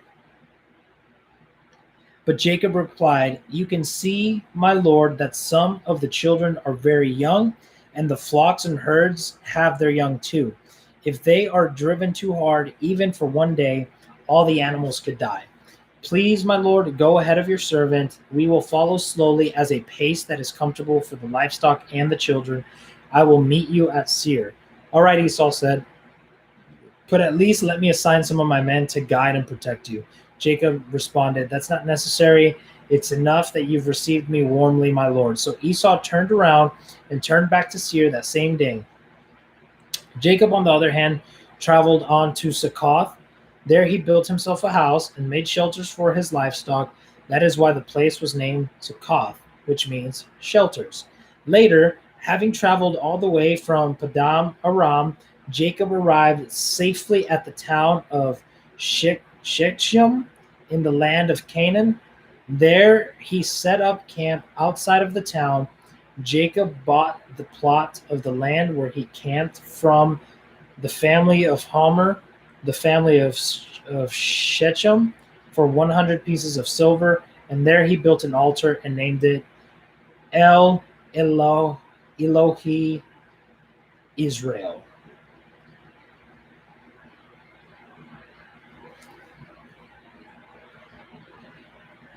Cody, what is that emoji? It's like a ghost inside of a phone. Thank you, bro. Thank you, Justin. I appreciate that, brother. Um, we're on chapter 34 now, guys. So we're almost there. That's what, like 15 chapters left only? That's not bad. Okay, chapter 34. One day, Dinah, the daughter of Jacob and Leah, went to visit some of the young women who lived in the area. But when the local prince, Shechem, son of Hamor the Hivite, saw Dinah, he seized her and raped her. But then he fell in love with her, and he tried to win her affection with tender words. He said to his father, Hamor, get me this young girl. I want to marry her. Soon Jacob heard that Shechem had defiled his daughter Dinah. Dinah. I'm just gonna call her Dinah because Dinah just sounds weird. Had defiled his daughter Dinah, but since his sons were out of the field herding his livestock, he said nothing until they returned. Hamor, Shechem's father, came to discuss the matter with Jacob. Meanwhile, Jacob's son had come in from the field. As soon as they had heard what had happened, they were shocked and furious that their sister had been raped. Shechem had done a disgraceful thing against Jacob's family, something that should never be done. Haran tried to speak with Jacob and his sons. My son Shechem is truly in love with your daughter. He said, please let him marry her. In fact, let's arrange other marriages too. You give us your daughters for our sons, and we will give you your daughters for your sons. And you may live amongst us, and the land is open to you. Settle here and trade with us, and feel free to buy property in the area. Then Shechem himself spoke to Dinah's father and brothers. Please be kind to me and let me marry her, he begged. I will give you whatever you ask. No matter what dowry or gift you demand, I will gladly pay it.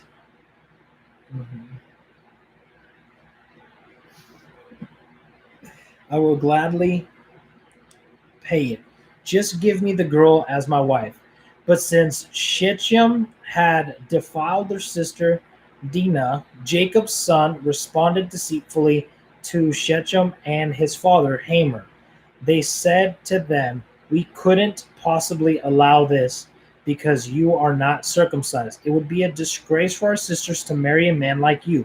But here's the solution. If every man among you will circumcise like we are, then we will give you our daughters, and we'll take your daughters for ourselves. And we will live among you and become one people. But if you don't agree to be circumcised, we will take her and be on our way. Hamor and his son Shechem agreed to their proposal. Shechem wasted no time in acting on this request, for he wanted Jacob's daughter desperately. Shechem was a highly respected member of his family, and he went with his family, Hamor, to present this proposal to the leaders of the town gate. These men are our friends, they said. Let's invite them to live amongst us and trade freely. Look, the land is large enough to hold them. We can take their daughters as our wives and let them marry ours. But they will consider staying here and becoming one people with us only if all our men are circumcised just as they are. But if we do this, all their livestock and possessions will eventually be ours. Come, let's agree to their terms and let them settle here amongst us. Peter denied Jesus 3 times, right? That's awesome, bro. Freaking Cody, bro. You're the best at all those little weedy memes and stuff. That's amazing. God blessed him, saying, your name is Jacob. Oh, wait. So all the men in the town council agreed with Haman and Shechem, I think is what it is. And every male in the town was circumcised.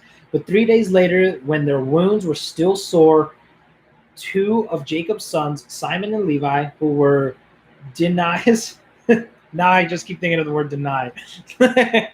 Who were Dinah's full brothers, took their swords and entered the town without opposition.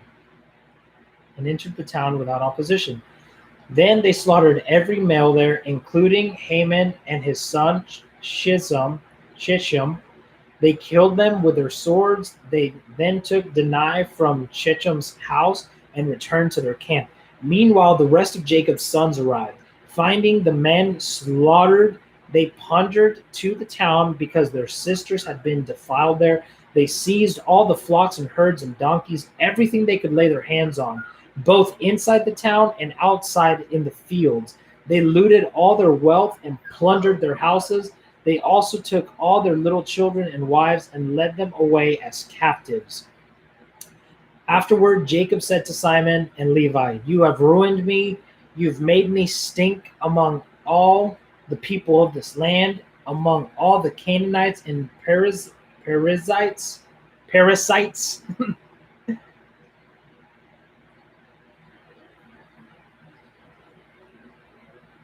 You're going to use this passage to teach about relationships, Justin? And kids? That'll be interesting. Let me know when you use it. I want to come hear that. You have ruined me. I stink. We are so few that they will join forces and crush us. I will be ruined, and my entire household will be wiped out. But why should we let him treat our sister like a prostitute?" They retorted angrily. All right. 1 second, guys. We're on chapter 35, but the little doggy dog just woke up from a nap. So she's got to pee really quickly. I'm just going to set her down right here on the potty pad. She'll pee really fast. She's already trained. That's my girl. There you goes. You like it going pee-pees? Good job, babies. All right.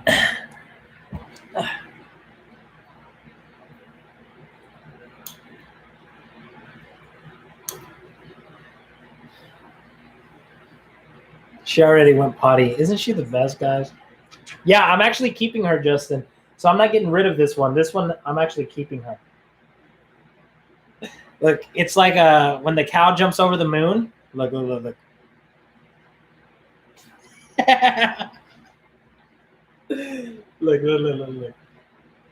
Look at the puppy jump over the mic. Look at the puppy jump over the mic.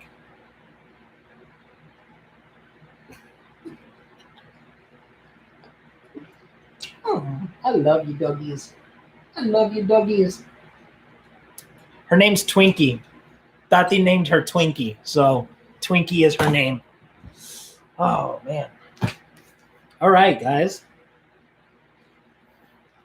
Oh my gosh. Look at her.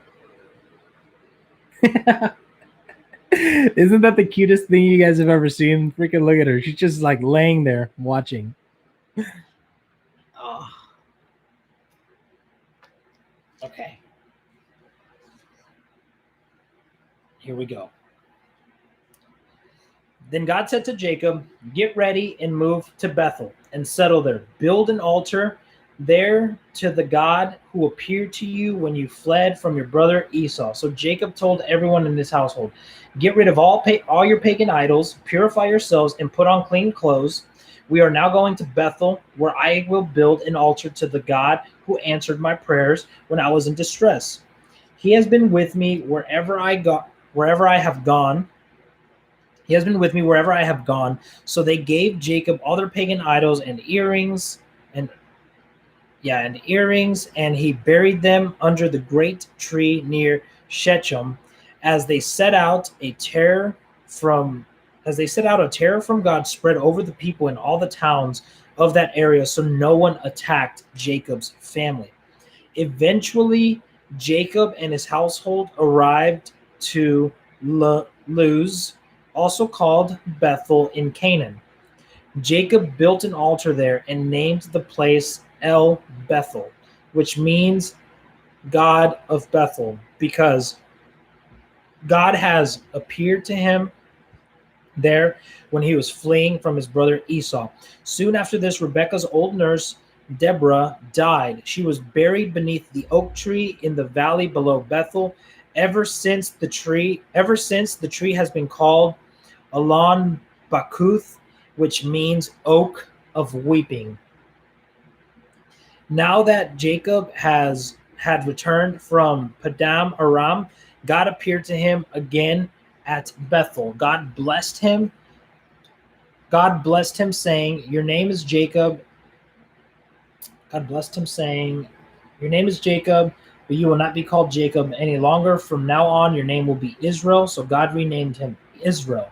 Then God said, "I am El Shaddai, God Almighty. Be fruitful and multiply. You will be you you will become a great nation, even many nations. Kings will be among your descendants, and I will give you the land I once gave to Abraham and Isaac. Yes, I will give it to you and your descendants after you." Then God went up from the place where he had spoken to Jacob. Jacob set up a pillar to mark the place where God had spoken to him. Then he poured wine all over it as an offering to God and anointed the pillar with olive oil. And Jacob named the place Bethel, which means house of God, because God had spoken to him there.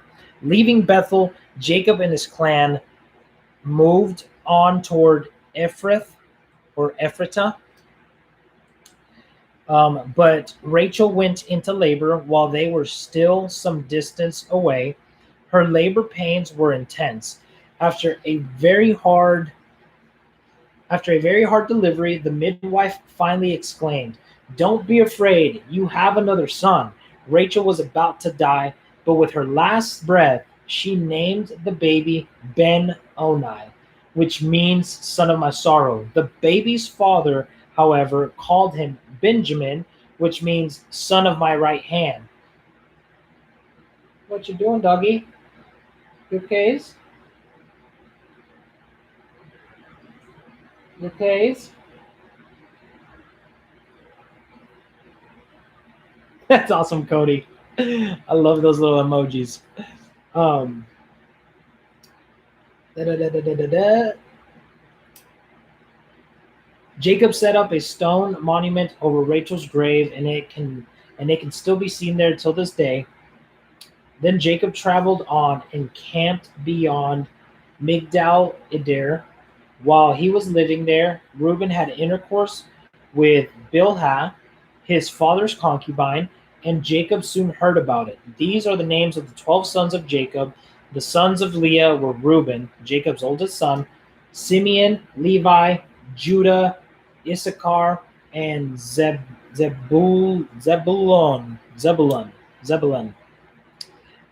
The sons of Leah, that was it. The sons of Rachel were Joseph and Benjamin. The sons of Bilhah, Rachel's servant, were Dan and Naphtali. The sons of Zilpah, Leah's servants, were Gad and Asher. These are the names of the sons who were born to Jacob at Padan Aram. So Jacob returned to his father Isaac in Mamre, which is near Kiriath Arba, now called Hebron. So we're just going to call it Hebron, where Abraham and Isaac had both lived as foreigners. Isaac lived for 180 years. Then he breathed his last breath and died at a ripe old age, joining his ancestors in death, and his sons and Esau and Jacob buried him. Chapter 36. Chapter 36. This is the account of the descendants of Esau, also known as Edom. Esau married two young women from Canaan, Adah and the daughter Elon the Hittite, and Oholibama, the Dalai Lama, and Oholibama, the daughter of Anna and granddaughter of Zibian the Hivite. He also married his birth to a son named Eliphaz for Esau. Basemath gave birth to a son named Ruel. Oh, the Dalai Lama gave birth to sons named Jeush, Jalam, and Korah. All these sons were born to Esau in the land of Canaan. Esau took his wife and his children and his entire household, along with the livestock and the cattle and all the wealth he had acquired in the land of Canaan, and moved away from his brother Jacob. There was not enough land to support them both because all of the livestock and possessions they had acquired. So Esau settled in the hill country of Seir. This is the account of Esau's descendants, the Edomites, who lived in the hill country of Seir. These are the names of Esau's sons: Eliphaz, the son of Esau's wife, Edah and Ruel, and the sons of Esau's wife, Basmath. The descendants of Eliphaz were Teman, Omar, Zepho, Gatam, Kenaz, Timnah, and the concubine of Esau's son Eliphaz gave birth to a son named Amalek. These are the descendants of Esau's wives, Adah. The descendants of Ruel were Nahath, Zerah, Shema, and Mizah. These are the descendants of Esau's wife, Basemath. Esau also had sons through Oholibama, the Dalai Mama, the daughter of Anah and granddaughter of Zibian. Their names were Jeush, Jalam, and Korah. These are the descendants of Esau who became leaders of various clans. The descendants of Esau's oldest son,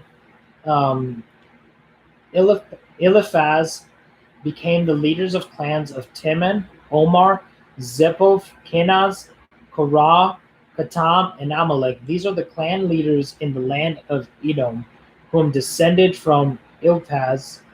All these were descendants of Esau's wife, Adah. The descendants of Esau's son, Ruel, became the leaders of the clans of Nahath, Zerah, Shema, and Mizah. These are the clan leaders in the land of Edom, who descended from Reuel. All these were descendants of Esau's wife, Basemath. The descendants of Esau and his wife, Oholibama, became the leaders of the clan of Jeush and Jalam and Korah. These are the clan leaders who descended from Esau's wife, Oholibama, the daughter of Anah. These are the clans descended from Esau, also known as Edom, identified by their clan leaders. These are the names of the tribes that descended from Seir to Horite. They live in the land of Edom, Lotan, Shobal, Zibian, Anah, Dishon, Ezer, and Dishan. These were the Horite clans and the descendants of Seir, who lived in the land of Edom. The descendants of Lotam and Hori and Himam, Lotan's sister, was named Timnah. The descendant of Shobal were Alvan, Menahath, Ibal, Shifo, and Onam. The descendants of Zibian were Anah. The descendants of Anah were his sons Dishon, and his daughter Oholibama. Oholibama. The descendants of Dishon were Himdan, Ishban, Ithran, and Karan. The descendants of Ezer were Bilhah, Zavan, and Akan. The descendants of Dishan were Uz and Aran. So these were the leaders of the Horite clans: Lotan, Shobal, Zibian, Anak, Dishon, Ezer, and Dishan. The Horite clans are named after their clan leaders who lived in the land of Zir or Seir. All right, Justin, I'll see you in a little bit, brother. I'll still be here.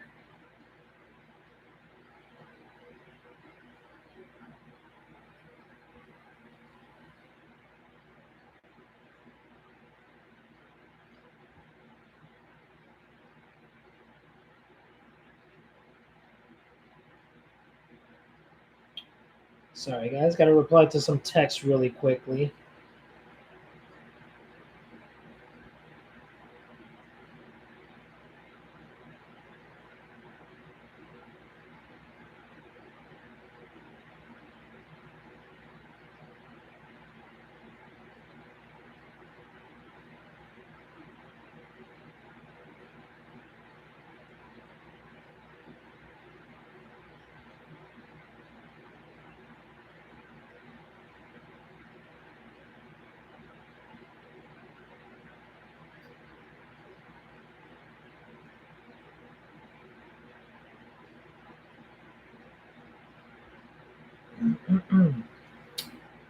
Okay.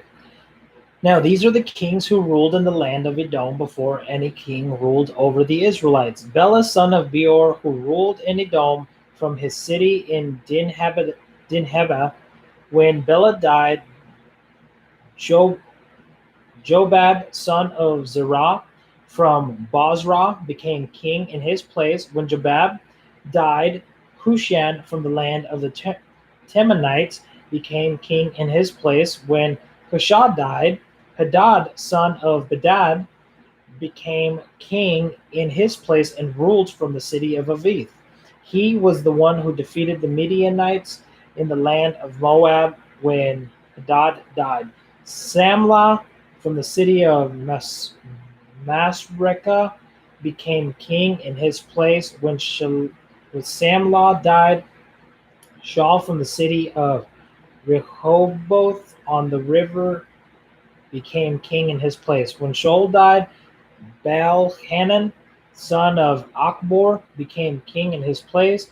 When Baal-Hanan, son of Achbor, died, Hadad became king in his place and ruled from the city of Hau. His wife was Mehetabel, the daughter of Matrid and granddaughter of Mezahab.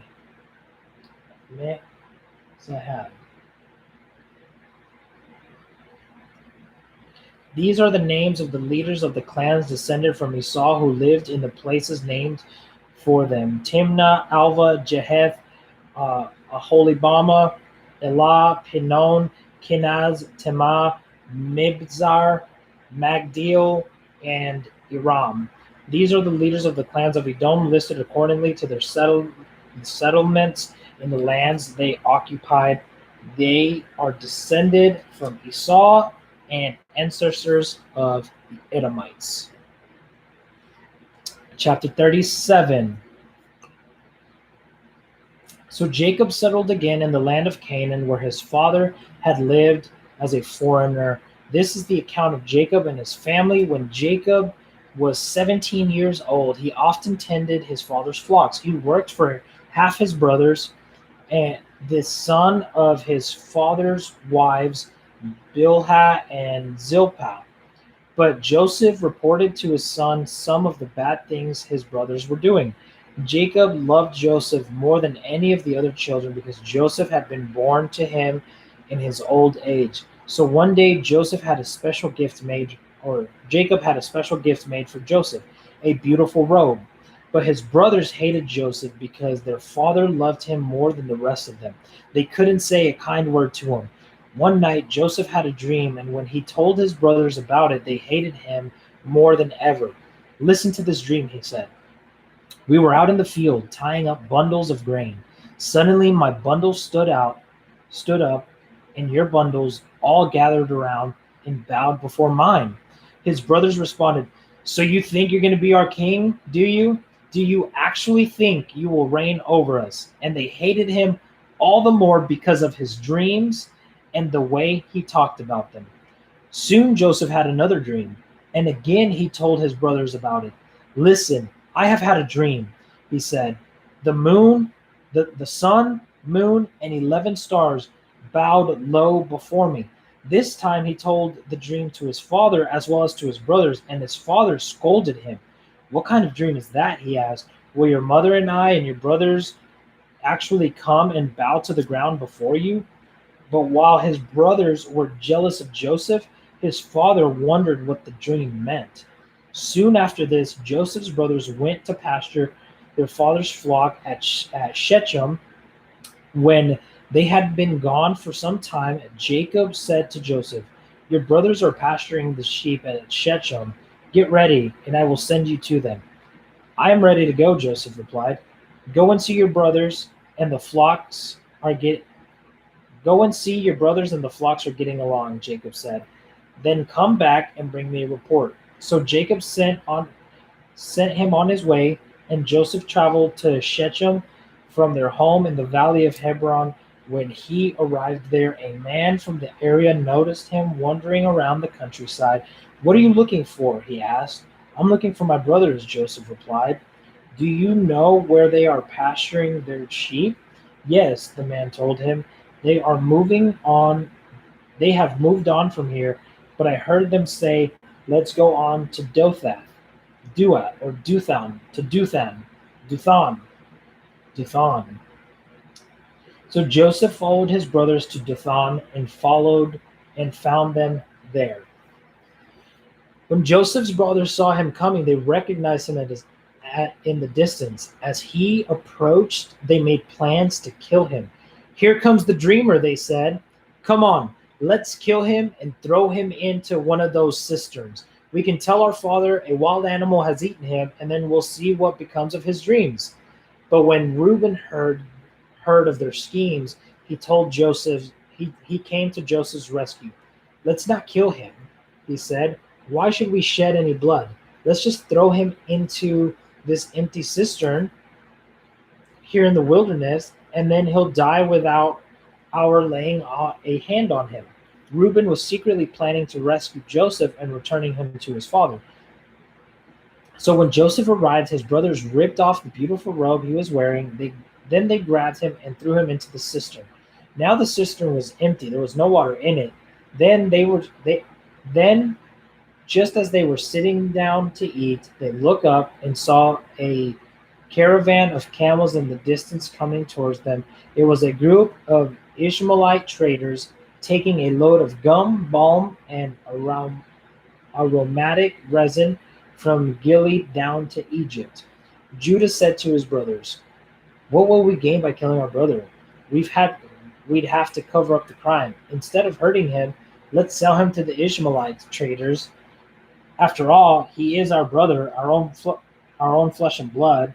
And his brothers agreed.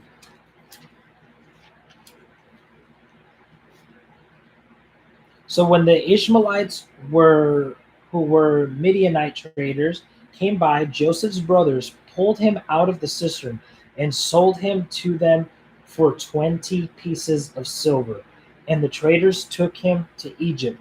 Sometime later, Reuben returned to Joseph out of the cistern. Sometime later, Reuben returned to get Joseph out of the cistern. When he discovered that Joseph was missing, he tore his clothes in grief. Then he went back to his brothers and lamented, the boy is gone. What will I do now? Then the brothers killed a young goat and dipped Joseph's robe in its blood. They sent the beautiful robe to their father with this message. Look at what we found. Doesn't this robe belong to your son? Their father recognized it immediately. Yes, he said, it is my son's robe. The wild animal must have eaten him. Joseph has clearly been torn to pieces. Then Jacob tore his clothes and dressed himself in burlap. He mourned deeply for his son for a long time. His family all tried to comfort him, but he refused to be comforted. I will go into my grave mourning for my son, he would say, and then he would weep. Meanwhile, the Midianite traders arrived in Egypt, where they sold Joseph to Potiphar, an officer of Pharaoh, the king of Egypt. Potiphar was captain of the palace guard. Chapter 38. And about this time, Judah left home and moved Adullam, where he stayed with a man named Hirah.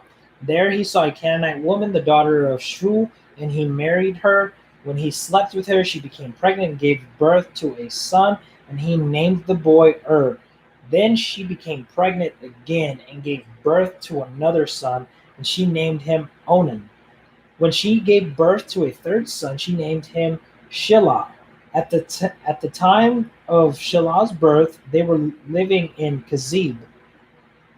In the course of time, Judah arranged for the firstborn son, to marry a young woman named Tamar. But was a wicked man in the Lord's sight, so the Lord took his life. Then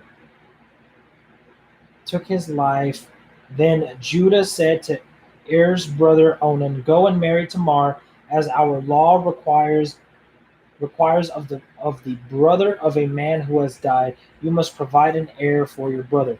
But Onan was not willing to have a child and would not be his own heir. So whenever he had intercourse with his brother's wife, he spilled the semen on the ground. This prevented her from having children who would belong to his brother. But the Lord considered it evil for Onan to deny a child to his dead brother. So the Lord took Onan's life too. Dang. Then Judah said to Tamar, his daughter-in-law, "Go back to your parents' home and remain a widow until my son Shelah is old enough to marry you." But Judah didn't really intend to do this because he was afraid Shelah would also die, like his two brothers did, So Tamar went back to live in her father's home. Some years later, Judah's wife died. After the time of mourning was over, Judah and his friend Hirah went up to Timnah to supervise the shearing of his sheep. Someone told Tamar, "Look, your father-in-law is going up to Timnah to shear his sheep." Tamar was aware that oh jeez. Tamar was aware that Shelah had grown up, but no arrangements had been made for her to come and marry him. So she changed out of her widow's clothing and covered herself with a veil to disguise herself. Then she sat beside the road at the entrance of the village of Enad, which is on the road to Timnah. Judah noticed her and thought she was a prostitute since she had covered her face. So he stopped and propositioned her. "Let me have sex with you," he said, not realizing that she was his own daughter-in-law. "How much will you pay to have sex with me?" Tamar asked. "I'll send you a young goat from your flock," Judah promised. "But what will you give me to guarantee that you will send the goat?" she asked. "What kind of guarantee do you want?" he replied. She answered, "Leave me your identification seal and its cord and the walking stick you are carrying." So Judah gave them to her. Then he had intercourse with her, and she became pregnant. Afterwards, she went home. She went back home, took off her veil, and put on her widow's clothing as usual. Later, Judah asked her friend Hirah to take the young goat to the woman to pick up the things he had given her as his guarantee, but Hirah couldn't find her. So he asked the men who lived there, "Where can I find the shrine prostitute who was sitting beside the road at the entrance of Enaim?" "We've never had a shrine prostitute here," they replied. So Hirah returned to Judah and told him, "I couldn't find her anywhere, and the men of the village claim they've never seen a shrine prostitute there." Then let her keep the things I gave her," Judah said. "I sent the young goat as we agreed, but couldn't find her. We'd be the laughingstock of the village if we went back again to look for her." About 3 months later, Judah told Tamar, "Your daughter-in-law has acted like a prostitute, and now because of this, she's pregnant. Bring her out and let her be burned," Judah demanded. But as they were taking her out to kill her, she sent this message to her father-in-law: "The man who owns these things made me pregnant. Look closely. Whose seal and cord and walking stick are these?" Judah recognized them immediately and said, "She is more righteous than I am, because I didn't arrange for her to marry my son Shelah." And Judah never slept with Tamar again. When the time came for Tamar to give birth, it was discovered that she was carrying twins. While she was in labor, one of the babies reached out his hand. The midwife grabbed it and tied a scarlet string around the child's wrist, announcing that this one came out first. But then he pulled back his hand, and out came his brother. "What?" the midwife exclaimed. "How did he break out first?" So he was named Perez. The baby with the scarlet string on his wrist was born, and he was named Zerah.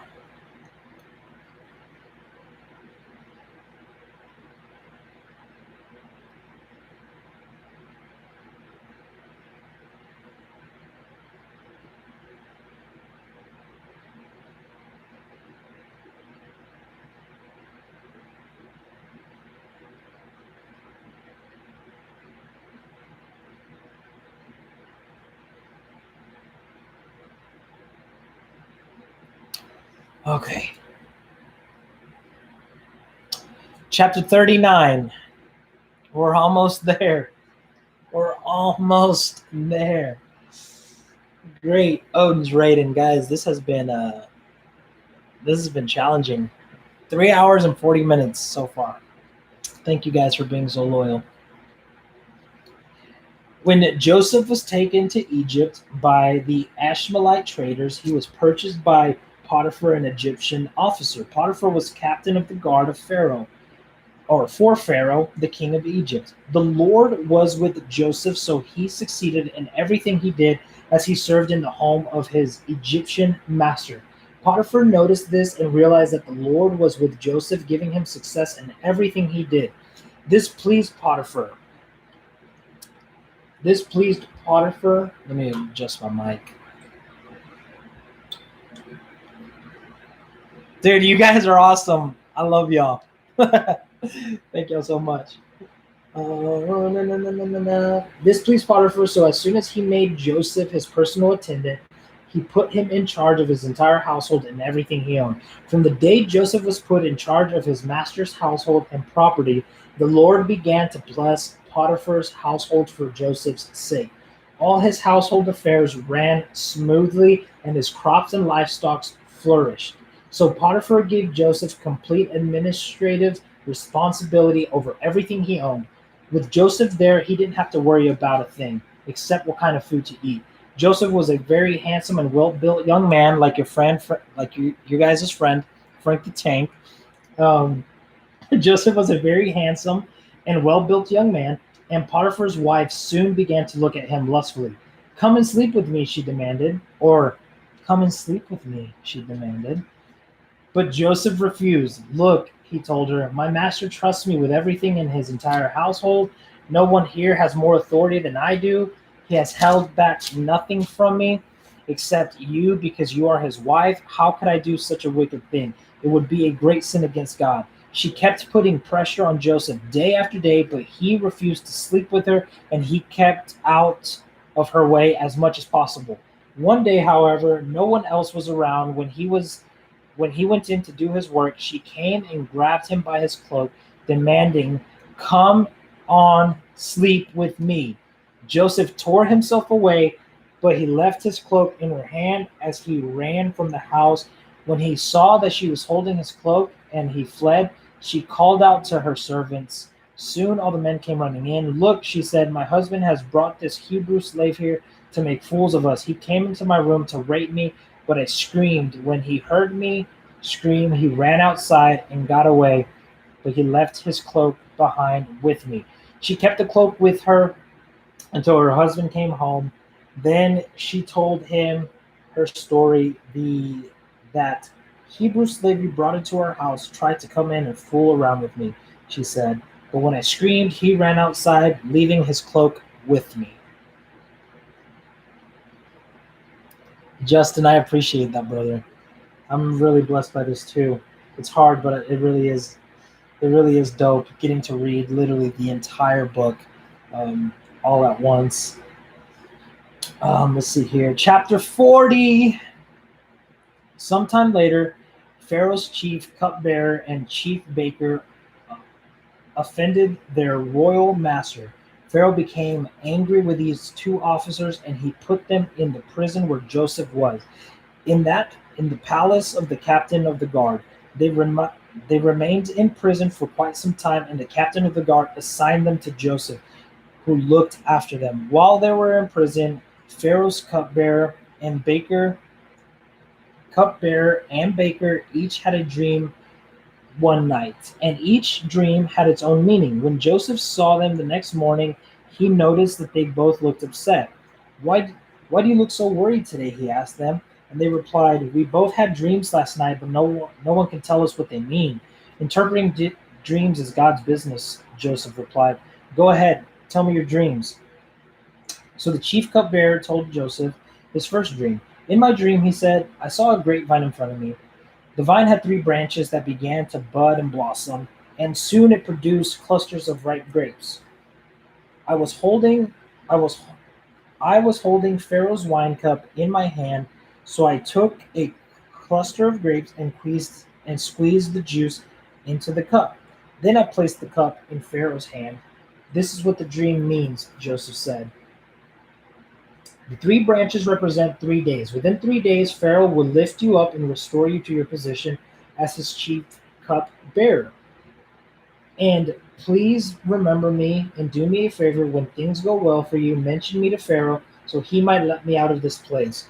For I was kidnapped from my homeland to the land of the Hebrews, and now here I am in prison, but I did nothing to deserve it. When the chief baker saw that Joseph had given the first dream such a positive interpretation, he said to Joseph, I had a dream too. In my dream, there were three baskets of white pastries stacked on my head. The top basket contained all kinds of pastries for Pharaoh, but the birds came and ate them from the basket on my head. This is what the dream means, Joseph told him. The three baskets also represent 3 days.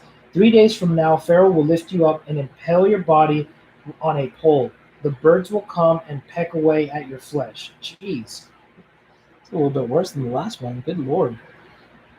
Pharaoh's birthday came 3 days later, and he prepared a banquet for all his officials and staff. He summoned the chief cupbearer and chief baker to join the other officials. He then restored chief cupbearer to his former position, so he could again hand Pharaoh's his cup. But Pharaoh impaled the chief baker just as Joseph had predicted when he interpreted the dream. Pharaoh's chief cupbearer, however, forgot all about Joseph, never giving him another thought. Chapter 41.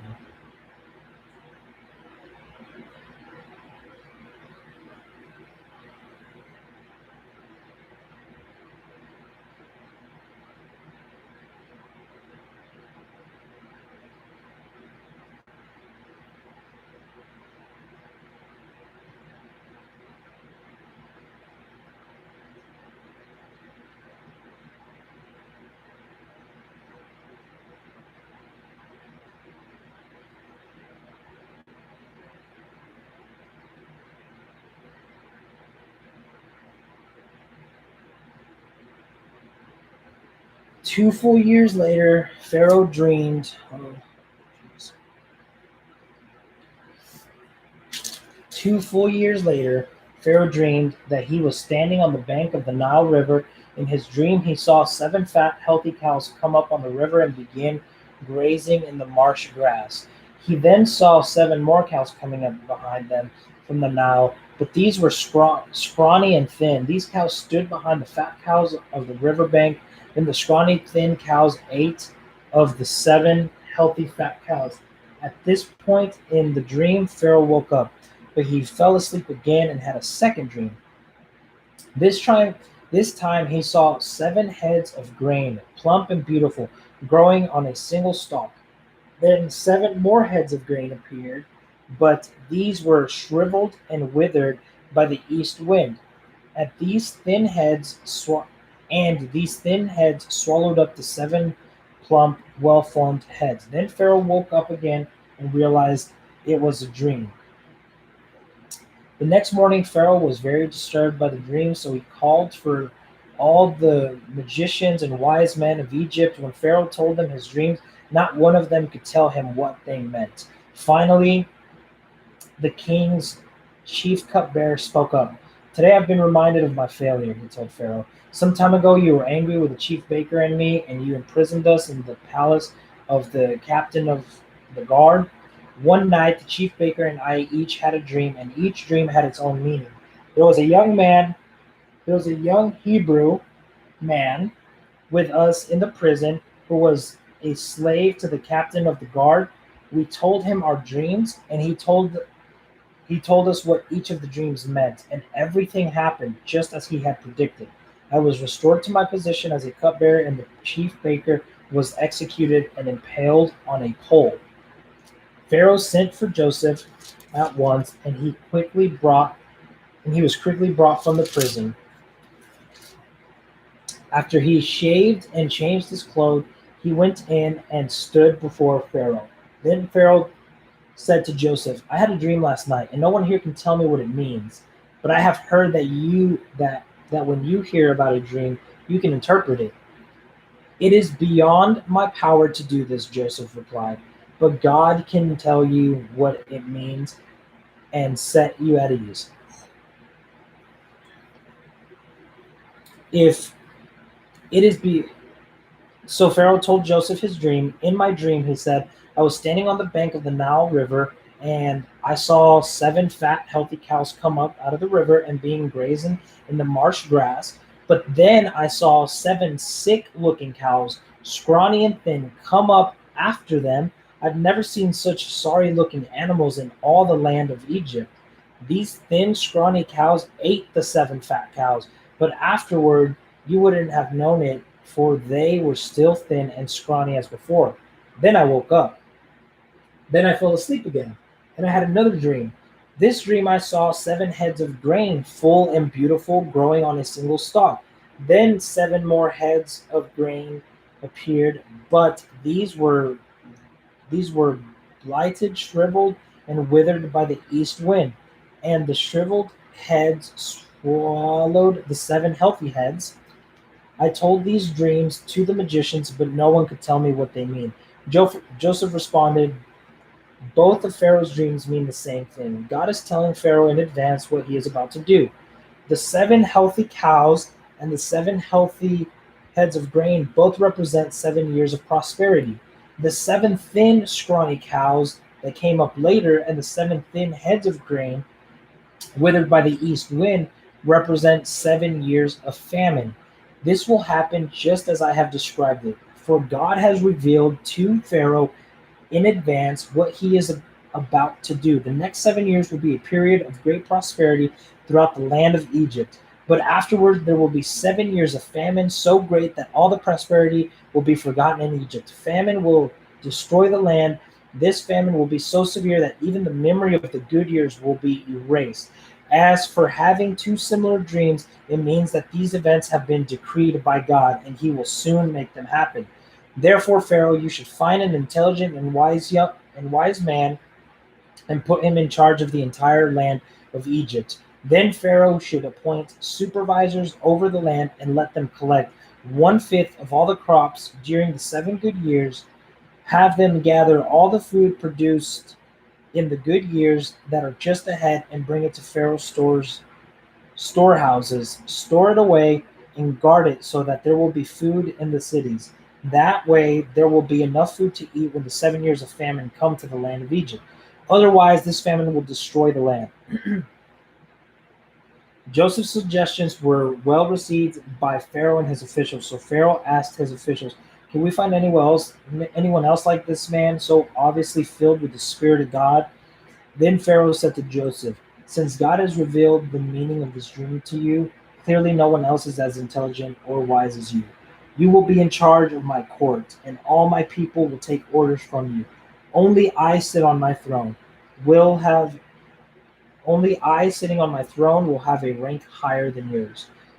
Pharaoh said to Joseph, I hereby put you in charge of the entire land of Egypt.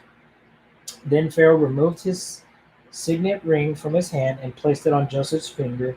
He dressed him in fine linen clothing and hung a gold chain around his neck. Then he had Joseph ride in the chariot reserved for his second in command, and wherever Joseph went, the command was shouted, "Kneel down." The command was shouted, "Kneel down." So Pharaoh put Joseph in charge of all Egypt, and Pharaoh said to him, "I am Pharaoh, but no one will lift a hand or a foot in the entire land of Egypt without your approval." Then Pharaoh gave Joseph a new Egyptian name, Zaphenath Paneah. He also gave him a wife whose name was Asenath. She was the daughter of Potiphera, the priest of On. So Joseph took charge of the entire land of Egypt. He was 30 years old when he began serving in the court of Pharaoh, the king of the king of Egypt. And when Joseph left Pharaoh's presence, he inspected the entire land of Egypt. As predicted, for 7 years the land produced bumper crops during those years. Joseph gathered all the crops grown in Egypt and stored the grain from the surrounding fields in the cities. He piled up huge amounts of grains like sand on the seashore. Finally, he stopped keeping records because there was too much to measure. During this time, before the first of the famine years, two sons were born to Joseph and his wife. Asenath, the daughter of Potiphera, the priest of On. Joseph named his older son Manasseh, Manasseh, Manasseh, Manasseh, Manasseh. For he said, "God has made me forget all my troubles and everyone in my father's family." Joseph named his second son Ephraim, for his son, "God has made me fruitful in the land of grief." At last, the 7 years of bumper crops throughout the land of Egypt came to an end. Then the 7 years of famine began, just as Joseph had predicted. The famine also struck all surrounding countries, but throughout Egypt there was plenty of food. Eventually, however, the famine spread throughout the land of Egypt as well. And when the people cried out to Pharaoh for food, he told them, "Go to Joseph, do whatever he tells you." So with severe famine everywhere, Joseph opened up the storehouses and distributed grain to the Egyptians, for the famine was severe throughout the land of Egypt. And the people all around came to Egypt to buy grain from Joseph because the famine was severe throughout the world. Chapter 42. Let me get some water.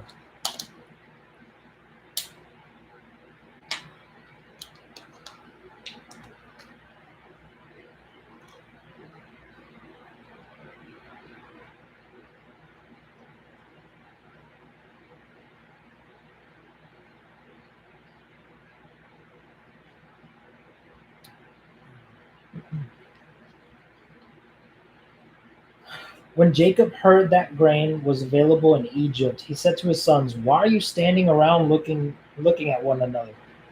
That's awesome. "I have heard there is grain in Egypt. Go down there and buy enough grain to keep us alive. Otherwise, we're going to die." So Joseph's 10 other older brothers went down to Egypt to buy grain, but Jacob wouldn't let Joseph's younger brother Benjamin go with them, for fear some harm might come to him. So Jacob's sons arrived in Egypt along with others to buy food, for the famine was in Canaan as well. Since Joseph was the governor of all Egypt and in charge of selling grain to all the people, it was to him that his brothers came. When they arrived, they bowed before him with their faces on the ground. Joseph recognized his brothers instantly, but he pretended to be a stranger and spoke harshly to them. "Where are you from?" he demanded. "From the land of Canaan," they replied. "We have come to buy food." Although Joseph recognized his brothers, they didn't recognize him, and he remembered the dreams he'd had about them many years before. He said to them, "You are spies. You have come to see how vulnerable our land has become." "No, my lord," they exclaimed. "Your servants have simply come to buy food. We are all brothers, members of the same family. We are honest men, sir. We are not spies." Yes, you are, Joseph insisted. You have come to see how vulnerable our land has become. Sir, they said, there are actually 12 of us. We, your servants, are all brothers, sons of a man living in the land of Canaan. Our youngest brother is back there with our father right now, and one of our brother is no longer with us. But Joseph insisted, as I said, you are spies. This is how I will test your story. I swear by the life of Pharaoh that you will never leave Egypt unless your younger brother comes here. One of you must go and get your brother. I'll keep the rest of you here in prison. Then we'll find out whether or not your story is true. By the life of Pharaoh, if it turns out that you're not having a younger brother, then I'll know that you are spies. So Joseph put them all in prison for 3 days. On the third day, Joseph said to them, I am a God-fearing man. If you do as I say, you will live. What's up, E? Thanks for tuning in, bro. Hey, low key, we're going fishing after this. I just got 7 more chapters to go, and then we'll go fishing, bro. Um,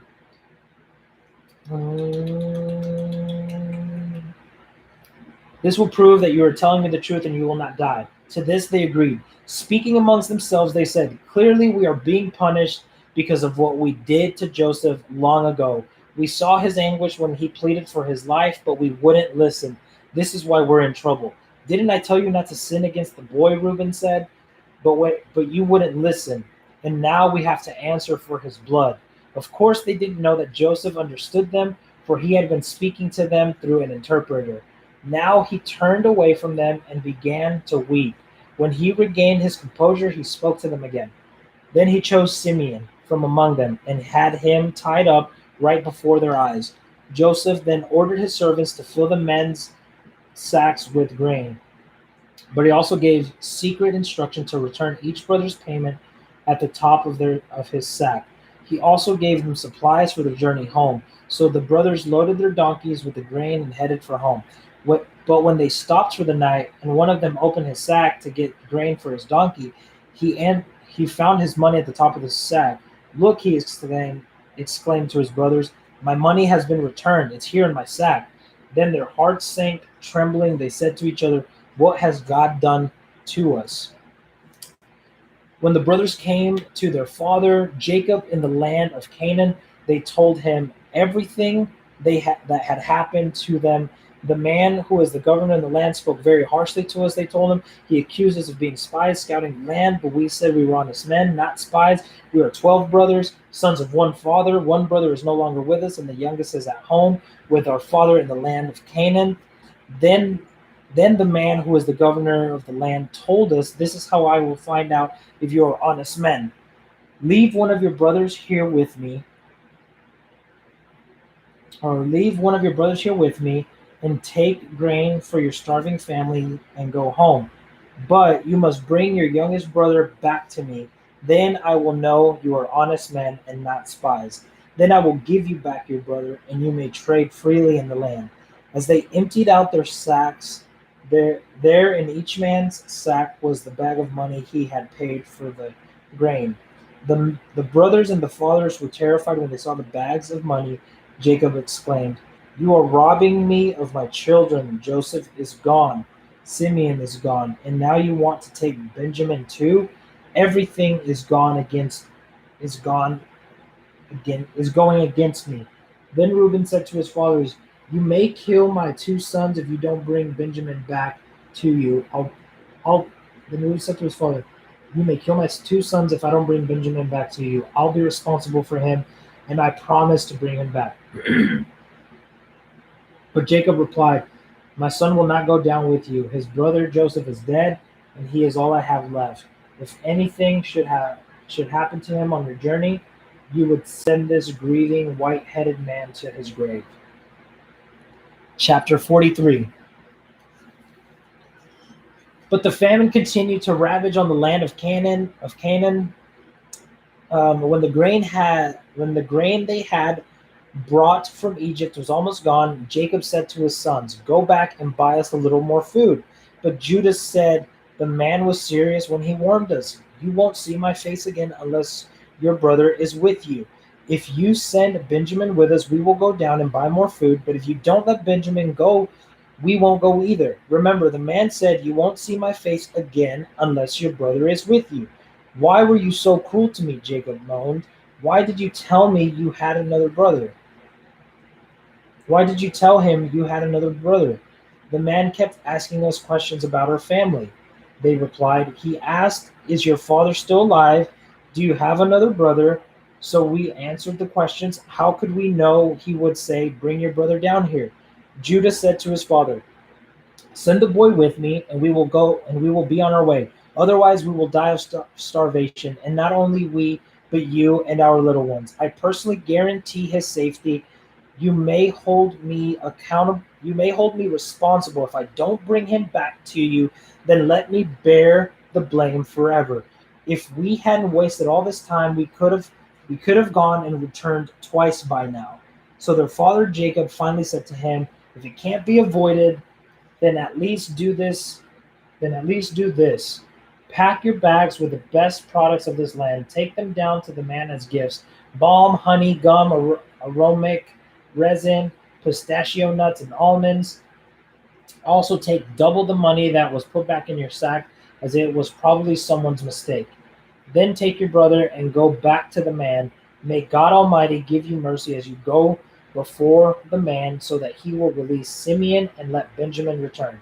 But if I lose my children, so be it. So the men packed Jacob's gifts and doubled the money and headed off with Benjamin. They finally arrived in Egypt and presented themselves to Joseph. When Joseph saw Benjamin with them, he said to the manager of his household, "These men will eat with me this these men will eat with me this noon. Take them inside the palace, then go slaughter an animal, prepare a big feast." So the men did as Joseph told them and took them into Joseph's place or palace. The brothers were terrified when they saw that they were being taken into Joseph's house. It's because of the money. It's because of the money someone put in our sacks last time we were here, they said. He plans to pretend that we stole it. Then he will seize us, make us slaves, and take our donkeys. The brothers approached the manager of Joseph's household and spoke to him at the entrance of the palace. "Sir," they said, "we came to Egypt once before to buy food. But as we were returning home, we stopped for the night and opened our sacks. Then we discovered that each man's money, the exact amount paid, was in the top of his sack. Here it is. We have brought it back with us. We have also brought additional money to buy more food. We have no idea who put our money in our sacks." "Relax, don't be afraid," the household manager told them. "Your God, the God of your father, must have put this treasure into your sacks. I know I received your payment." Then he released Simeon and brought him out to them. The manager then led, oh my gosh. The manager then led the men into Joseph's palace. He gave them water to wash their feet and provided food for their donkeys. They were told they would be eating there, so they prepared their gifts for Joseph's arrival at noon. When Joseph came home, they gave him the gifts they had brought him. They bowed low to the ground before him. After greeting him, he asked, How is your father? How is your father, the old man you spoke about? Is he still alive?" "Yes," they replied. "Our father, your servant, is still alive." And they bowed down again. Then Joseph looked at his brother Benjamin, the son of his own mother. "Is this your youngest brother, the one you told me about?" Joseph asked. "May God be gracious to you, my son." Then Joseph hurried from the room because he was overcome with emotion for his brother. He went into his private room where he broke down and wept. After washing his face, he came back out, keeping himself under control. Then he ordered, "Bring out the food." The waiter served Joseph at his own table, and his brothers were served at a separate table. The Egyptians who ate with Joseph sat at their own table because Egyptians despise Hebrews and refused to eat with them. Joseph told each of his brothers where to sit, and to their amazement, he seated them according to age, from oldest to youngest, and Joseph filled their plates with food from his own table, giving Benjamin 5 times as much as he gave the others. So they feasted and drank freely with him. Chapter 44. Guys, we're almost there. Woo! 6 chapters left. Woo! Geez, 4 hours. Not bad. I don't know why I thought this was going to take me like 2 hours. Not even close. When his brothers were ready to leave, Joseph gave these instructions to his palace manager. Fill each of their sacks with as much grain as they can carry and put each man's money back into their sack. Then put my personal silver cup at the top of the youngest brother's sack along with the money for his grain. So the manager did as Joseph instructed. The brothers were at dawn and were up at dawn and were sent on their own journey with their loaded donkeys. But when they had gone only a short distance and were barely out of the city, Joseph said to his palace manager, "Chase after them and stop them. When you catch up to them, ask them, 'Why have you repaid my kindness with such evil? Why have you stolen my master's silver cup, which he uses to predict the future? What a wicked thing you have done.'" When the palace manager caught up with the men, he spoke to them as he had been instructed. "What are you talking about?" the brothers responded. "We are your servants, and we would never do such thing. Didn't we return the money we found in our sacks? We brought it back all the way from the land of Canaan."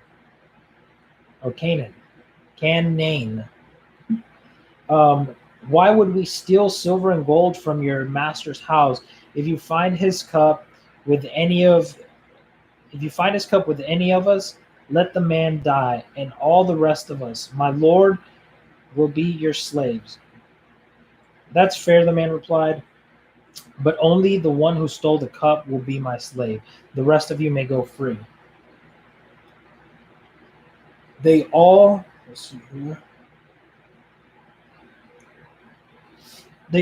quickly took their sacks from the backs of their donkeys and opened them. The palace manager searched the brothers' sacks from the oldest to the youngest, and the cup was found in the Benjamin's sack. When the brothers saw this, they tore their clothes in despair. Then they loaded their donkeys again and returned to the city. Joseph was still, I'm getting all my names confused now, guys. Good Lord. Joseph was still in the palace when Judah and his brothers arrived, and they fell to the ground before him. "What have you done?" Joseph demanded. Don't you know that a man like me can predict the future?" Judah answered, "Oh, my lord, what can we say to you? How can we explain this? How to be your slaves? How can we prove our innocence? God is punishing us for our sins. My lord, we have all returned to be your slaves, all of us, not just our brother who had your cup in his sack." "No," Joseph said, "I would never do such a thing. Only the man who stole the cup will be my slave. The rest of you may go back to your father in peace." Then Judah stepped forward and said, "Please, my lord, let your servant say just one word to you. Please do not be angry with me, even though you are so powerful as Pharaoh himself. My lord, previously you asked us, your servants, 'Do you have a father or a brother?' And we responded, 'Yes, my lord. We have a father who is an old man, and his youngest son is a child of his old age. His full brother is dead, and he alone is left of his mother's children, and his father loves him very much. And you said to us, bring him here so I can see him with my own eyes. But we said to you, my lord, the boy cannot leave his father, for his father would die. But you told us, unless your brother would come, you would never see my face again. So we returned to your servant, our father, and told him what you had said. Later, when he said, go back and buy us more food, we replied, we can't go unless our youngest brother goes with us. We'll never get to see the man's face unless our youngest brother is with us. Then my father said to us, as you know, my wife had 2 sons, and one of them went away and never returned. Doubtless he was torn to pieces by some wild animal.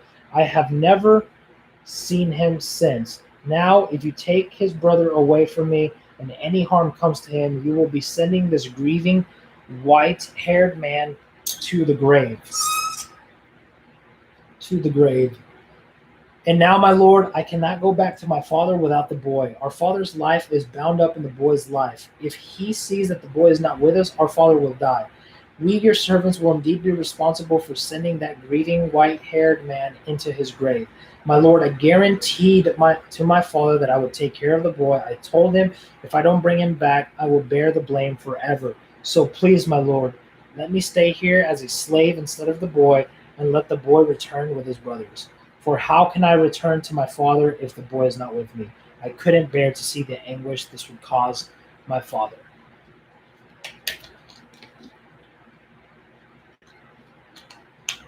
Chapter 45.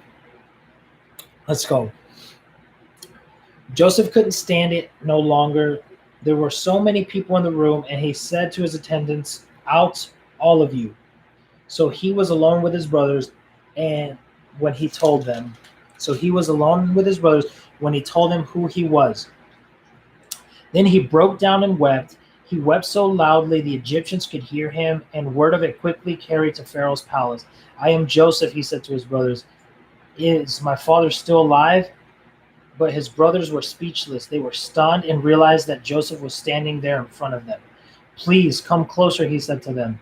So they came closer, and he said again, "I am Joseph, your brother, whom you sold into slavery in Egypt. But don't be upset and don't be angry with yourselves for selling me to this place.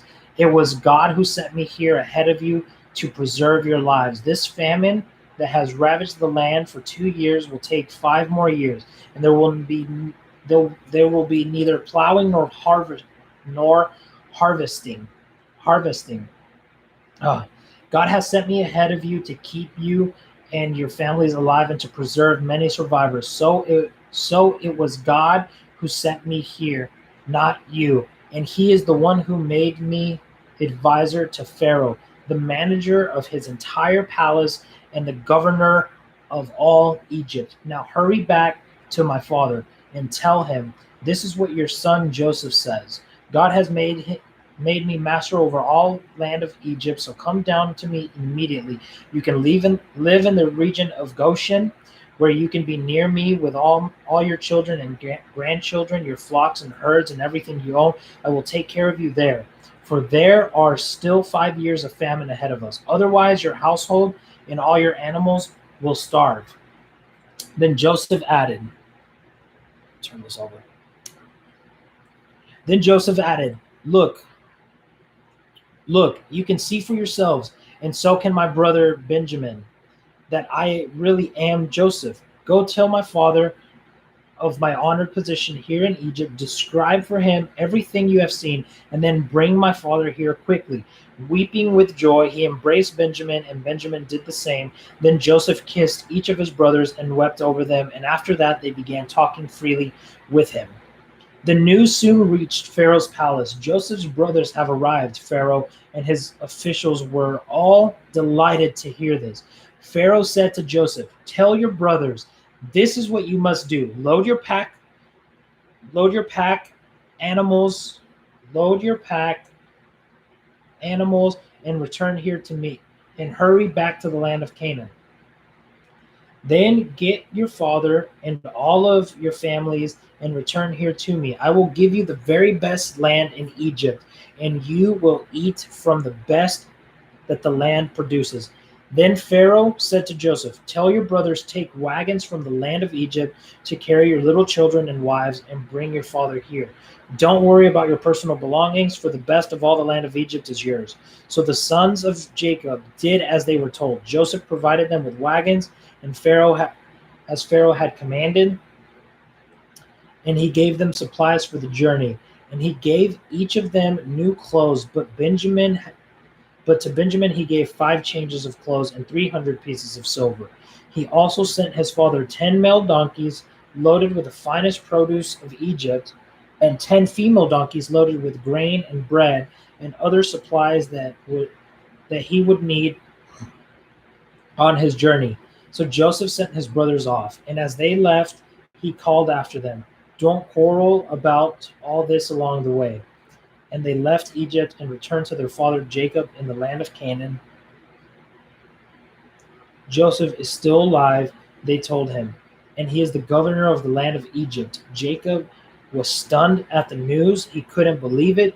But when they repeated to Jacob everything Joseph had told them, and he saw the wagons Joseph had sent to carry them, to, to, to carry him, their father's spirit revived. Then Jacob exclaimed, "It must be true. My son Joseph is alive. I must go and see him before I die." Chapter 46.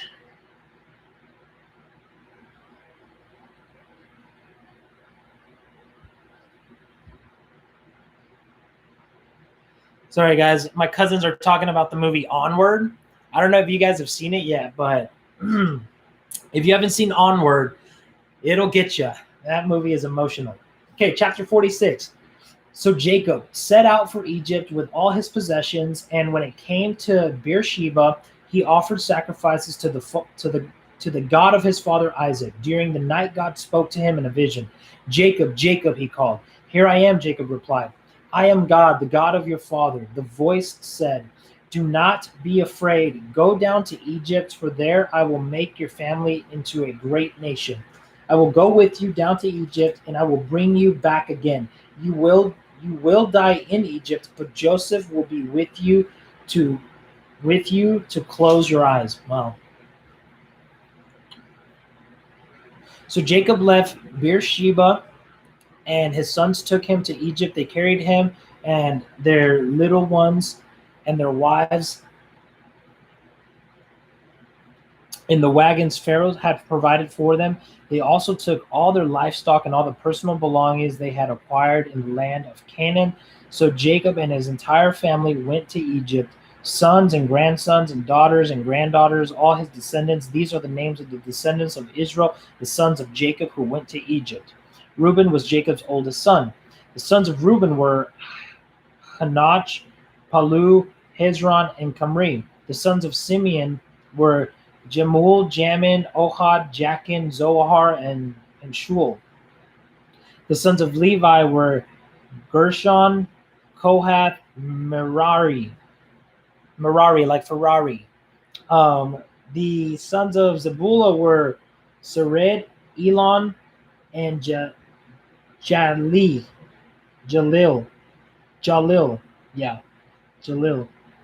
These were the sons of Leah and Jacob, who were born in Padam Aram. In addition to their daughter Dinah, the number of Jacob's descendants, male and female, through Leah was 33. The sons of Gad were Zephon, Hagi, Shuni, Isban, Eri, Arodi, and Areli. The sons of Asher were Imnah, Ishva, Ishvi, and Beriah. Their sister was Sarah, Beriah's son, with Heber and Malkiel.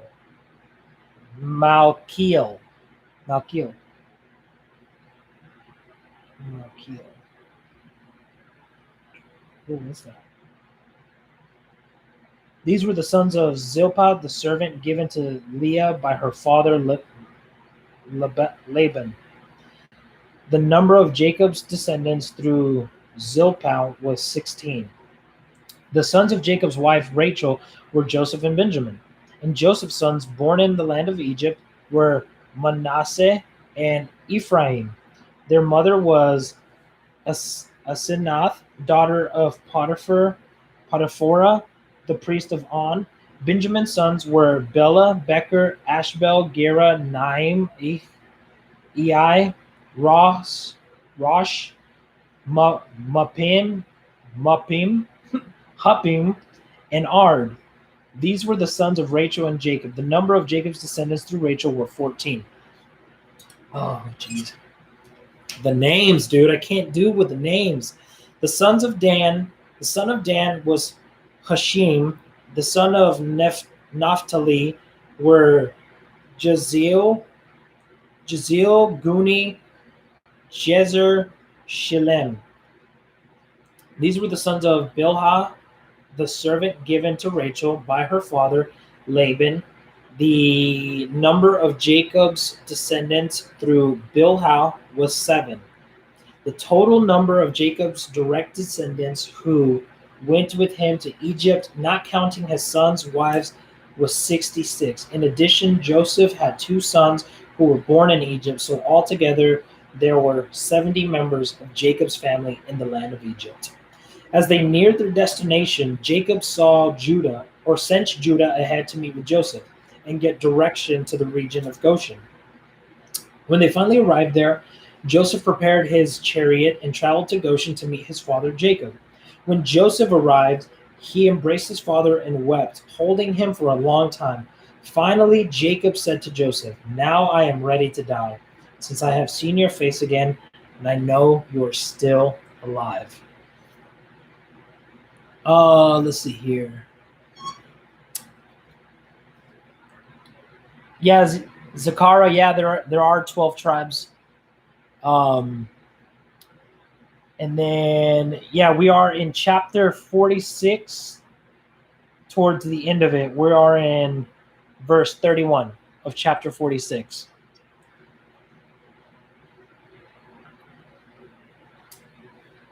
And Joseph said to his brother and his father's entire family, "I will go to Pharaoh and tell him, my brothers and my father's entire family have come to me for the land of Canaan. These men are shepherds and they raise livestock. They have brought with them their flocks and herds and everything they own." Then he said, "When Pharaoh calls for you and asks for you about your occupation, you must tell him, we are servants. We, your servants, have raised livestock all our lives, as our ancestors all have always done. When you tell him this, he will let you live here in the region of Goshen, for the Egyptians despise shepherds."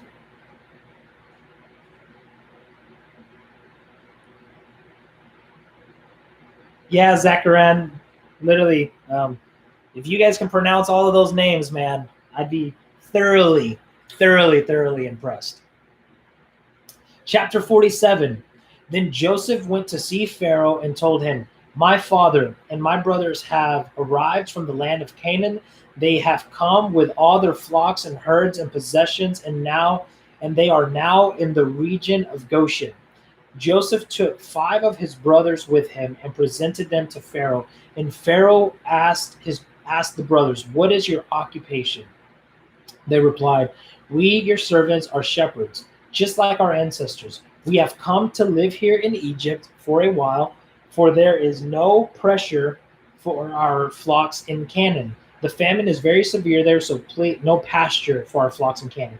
The famine is very severe there, so please, we request permission to live in the region of Goshen." Then Pharaoh said to Joseph, "Now that your father and brothers have joined you here, choose any place in the entire land of Egypt for them to live.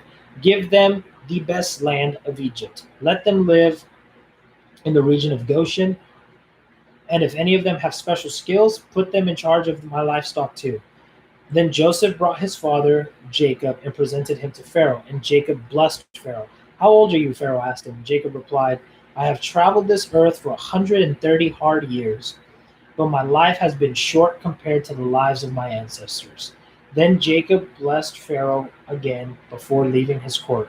So Joseph assigned the best land of Egypt, the region of Ramesses, to his father and his brothers, and he settled them there just as Pharaoh had commanded.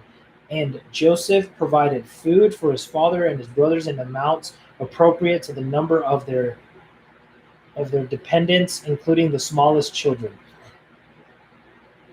Meanwhile, the famine became so severe that all the food was used up and people were starving through the land of Egypt and Canaan. By selling grain to the people, Joseph eventually collected all the money in Egypt. And Canaan ran out of money, and all the Egyptians came to Joseph. "Our money is gone," they cried, "but please give us food, and we will die before your very eyes. Or we will die before your very eyes." Joseph replied, "Since your money is gone, bring me your livestock. I will give you food in exchange for your livestock." So they brought livestock to Joseph in exchange for food. in exchange for their horses, flocks, and sheep, and goats, herds of cattle, and donkeys. Joseph provided them with food for another year. But the year ended, and the next year they came back and said, "We cannot hide the truth from you, my lord. Our money is gone, and our livestock and cattle are yours. We have nothing left to give but our bodies and our land. Why should we die before your very eyes? Buy us and our land in exchange for food. We offer our land and ourselves as slaves for Pharaoh. Just give us grain so we may live and not die, and so the land does not become empty and dissolute." So Joseph bought all the land of Egypt for Pharaoh. Ugh. All the Egyptians sold him their fields because the famine was so severe, and soon all the land belonged to Pharaoh. As for the people, he made them all slaves from one end of Egypt to the other. The only land he did not buy was the land belonging to the priests. He received an allotment of food directly from Pharaoh, so they didn't need to sell their land. Then Joseph said to the people, Look, today I have bought you and your land for Pharaoh. I will provide you with seed, and you can plant the fields. Then when you harvest it, one fifth of your crop will belong to Pharaoh. You may keep the remaining 4/5 as seeds for your fields and as food for you, your household, and your little ones. You have saved our lives, they exclaimed. May it please you, my lord, to let us be Pharaoh's servants. Joseph then issued a decree still in effect in the land of Egypt, that Pharaoh should receive 1/5 of all the crops grown on his land. Only the land belonging to the priests was not given to Pharaoh.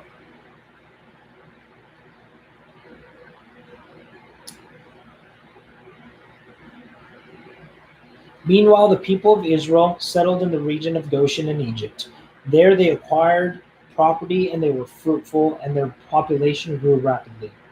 Jacob lived for 17 years after his arrival in Egypt, so he lived so he lived 147 years in all. As the time of his death drew near, Jacob called for his son Joseph and said to him, "Please do me this favor. Put your hand under my thigh and swear to me that you will treat me with unfailing love by honoring this last request. Do not bury me in Egypt. When I die, please take my body out of Egypt and bury me with my ancestors." So Joseph promised, "I will do as you ask."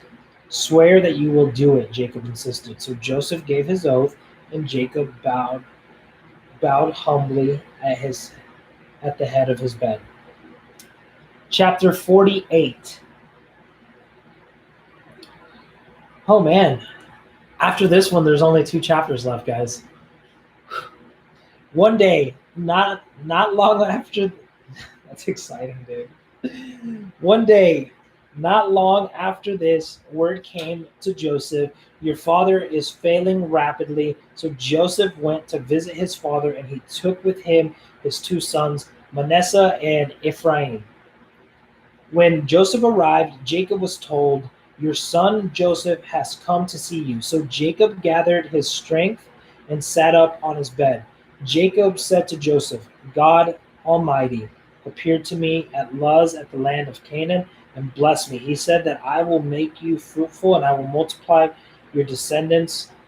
I will multiply your descendants. I will make you a multitude of nations. I will give you this land of Canaan to your descendants after you as an everlasting possession. Now I am claiming as my own sons these 2 brothers of yours, Ephraim and Manasseh, who were born here in the land of Egypt before I arrived, so they will be my sons, just as Reuben and Simeon are. But any children born to you in the future will be your own, and they will inherit land within the territories of their brothers Ephraim and Manasseh. Long ago, as I was returning from Padam Aram, Rachel died in the land of Canaan. We were still on the way, some distance from Ephrata. So with great sorrow I buried her there, despised the road, beside the road to Ephrata.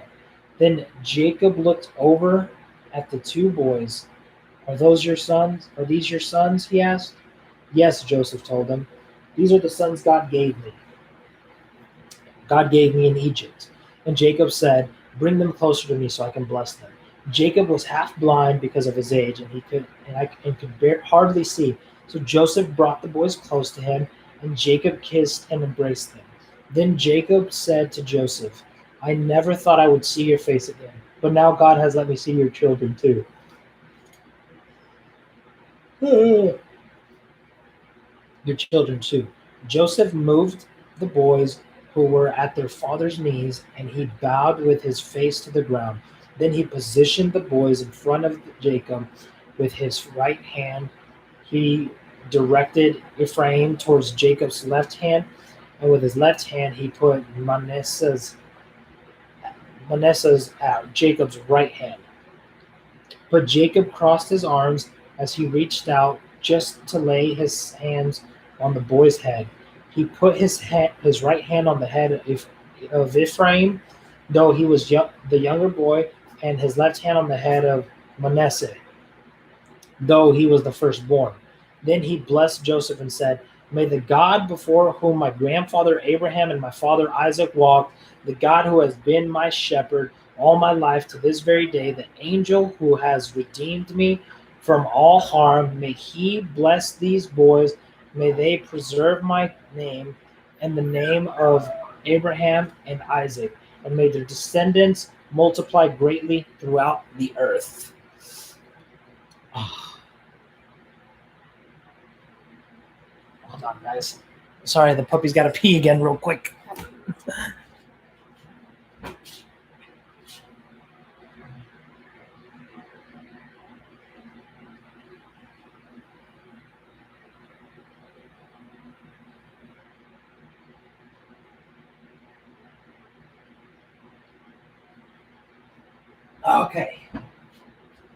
Okay.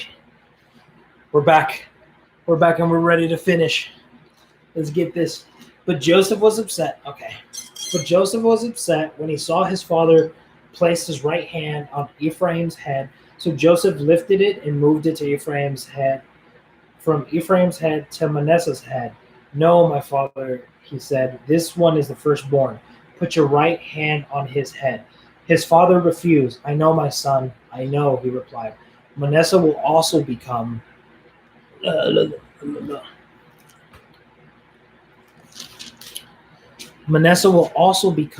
a great people, but his young brother will become even greater, and his descendants will become a multitude of nations. So Jacob blessed the boys that day with his blessing. The people of Israel will use your names when they give a blessing. They will say, may God make you as prosperous as Ephraim and Manasseh.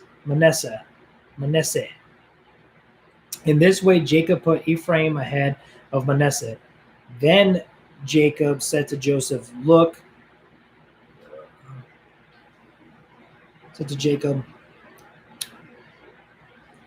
I am about to die, but God will be with you and will take you back to Canaan, the land of your ancestors, and beyond what I have given your brothers. I am giving you an extra portion of land that I took from the Amorites with my sword and bow. Chapter 49. This is it, boys. 2 more. Come. Then Jacob called together all his sons and said, gather around me, and I will tell you what will happen to each of you in the days to come. Come and listen, you sons of Jacob. Listen to Israel, your father. Reuben, you are my firstborn, my strength, the child of my vigorous youth. You are first in rank and first in power, but you are as unruly as a flood, and you will be first no longer. For you went to bed with my wife, you defiled my marriage couch. Jeez, good Lord. Simeon and Levi, you are 2 of a kind. Their weapons are instruments of violence. May I never join in their meetings. May I never be a party to their plans. For in their anger they murdered men, and they crippled oxen just for the sport.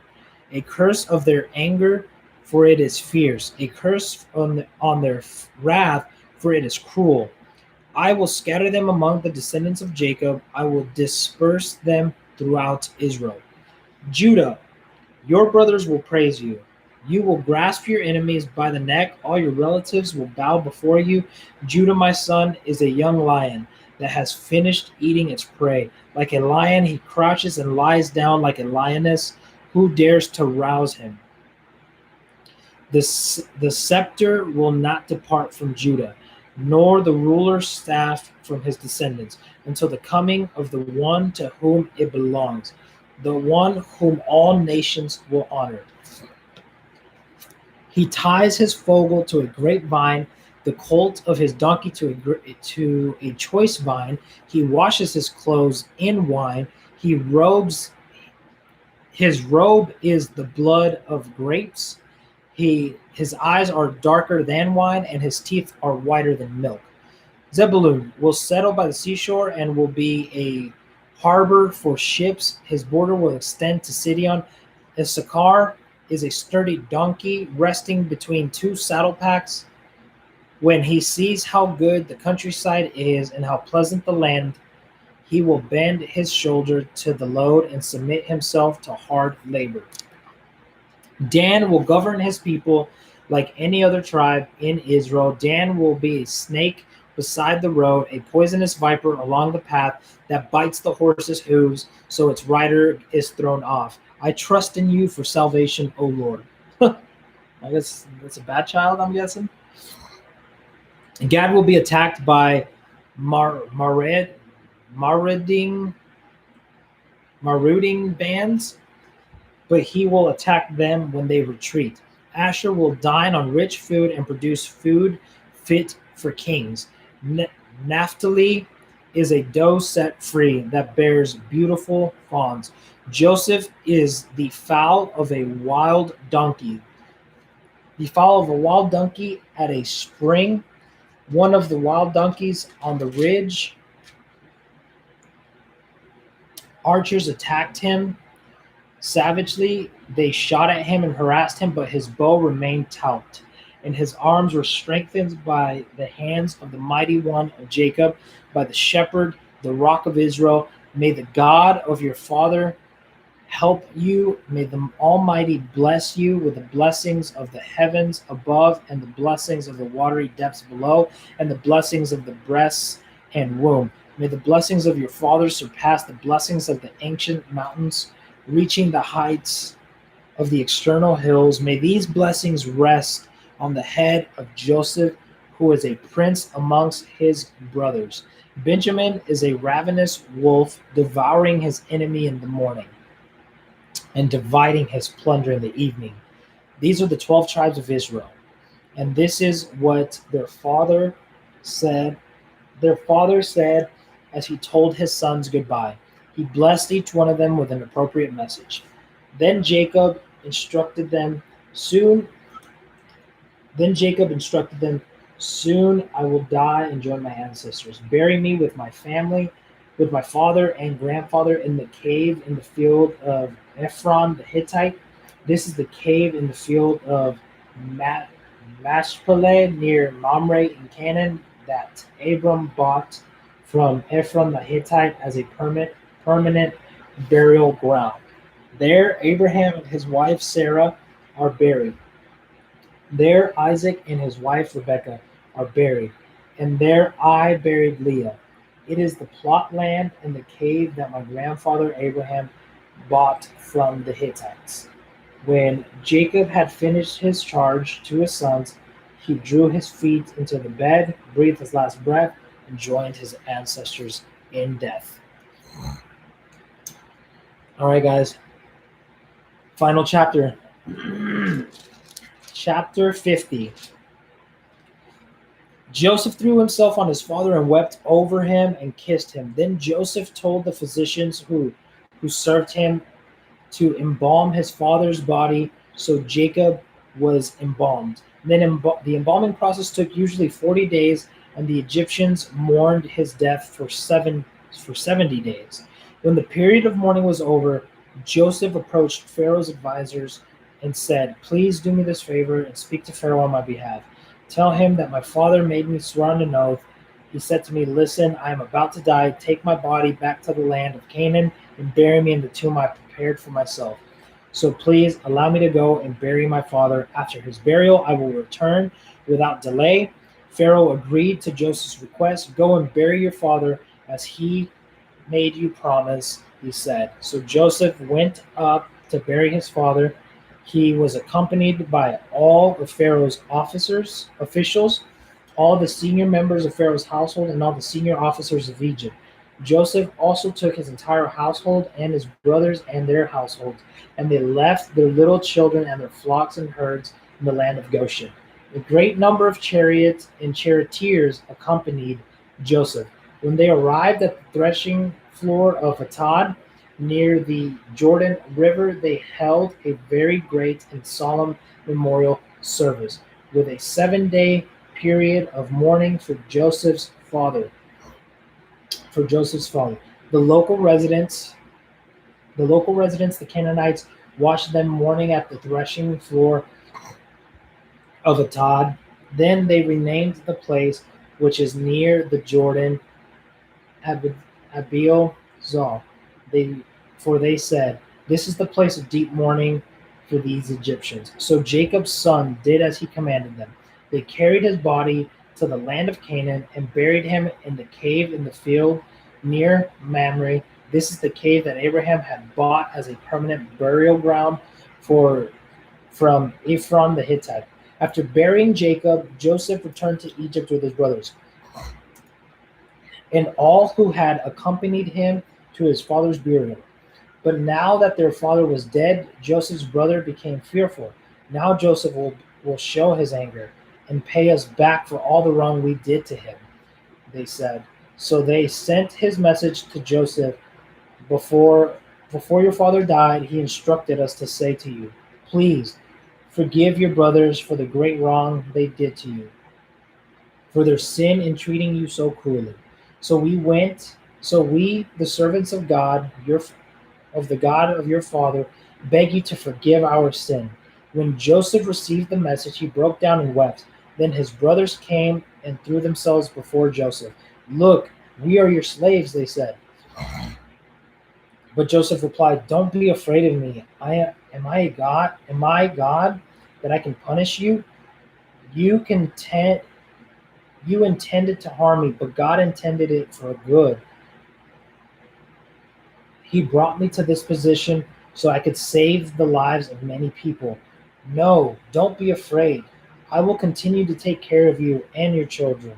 So he assured them by speaking kindly to them. So Joseph and his brothers and their families continued to live in Egypt. Joseph lived to the age of 110. He lived to see 3 generations of descendants of his sons Ephraim, and he lived to see the birth of the children of Manasseh, son of Machir, whom he claimed as his own. "Soon I will die," Joseph told his brothers, "but God will surely come to help you and lead you out of this land of Egypt. He will bring you back to the land he solemnly promised to give Abraham, to Isaac, and to Jacob." Then Joseph made the sons of Israel swear on an oath. He said, "When God comes to help you and lead you back, you must take my bones with you." So Joseph died at the age of 110. The Egyptians embalmed him, and his body was placed in a coffin in Egypt. And that is the full book of Genesis. Guys, thank you so much. Literally, I feel like if you were here from the beginning, thank you. Like, for real, you did this with me. 5 hours. 5 hours. I know my boy Cody. I know you were here from the beginning. I know Sammy. I don't know if he's still in here or not. He was in here from the beginning. Justin was here pretty much from the beginning. I appreciate you guys. I had my new subscriber the Smile Theater. Man, brother, I appreciate you big time. Thank you so much for tuning in. I do want to read through the whole book of Exodus, guys. I don't know when I'm going to do that, if that's going to be tomorrow. Thank you so much, Smile Theater. You were here from the beginning too, brother. I appreciate that big time. Thank you, thank you, thank you. I want to read the full book of Exodus also. My goal is to try and read the Bible in 30 days and have you guys kind of follow along the journey with me. I do not know if I will do that tomorrow, but I will definitely post about it if I'm going to. So, Smile Theater, if you don't follow me on social media, go find me on Instagram. It's Frank Ortega 05. I'll put it in here in the chat real quick. Frank Ortega 05.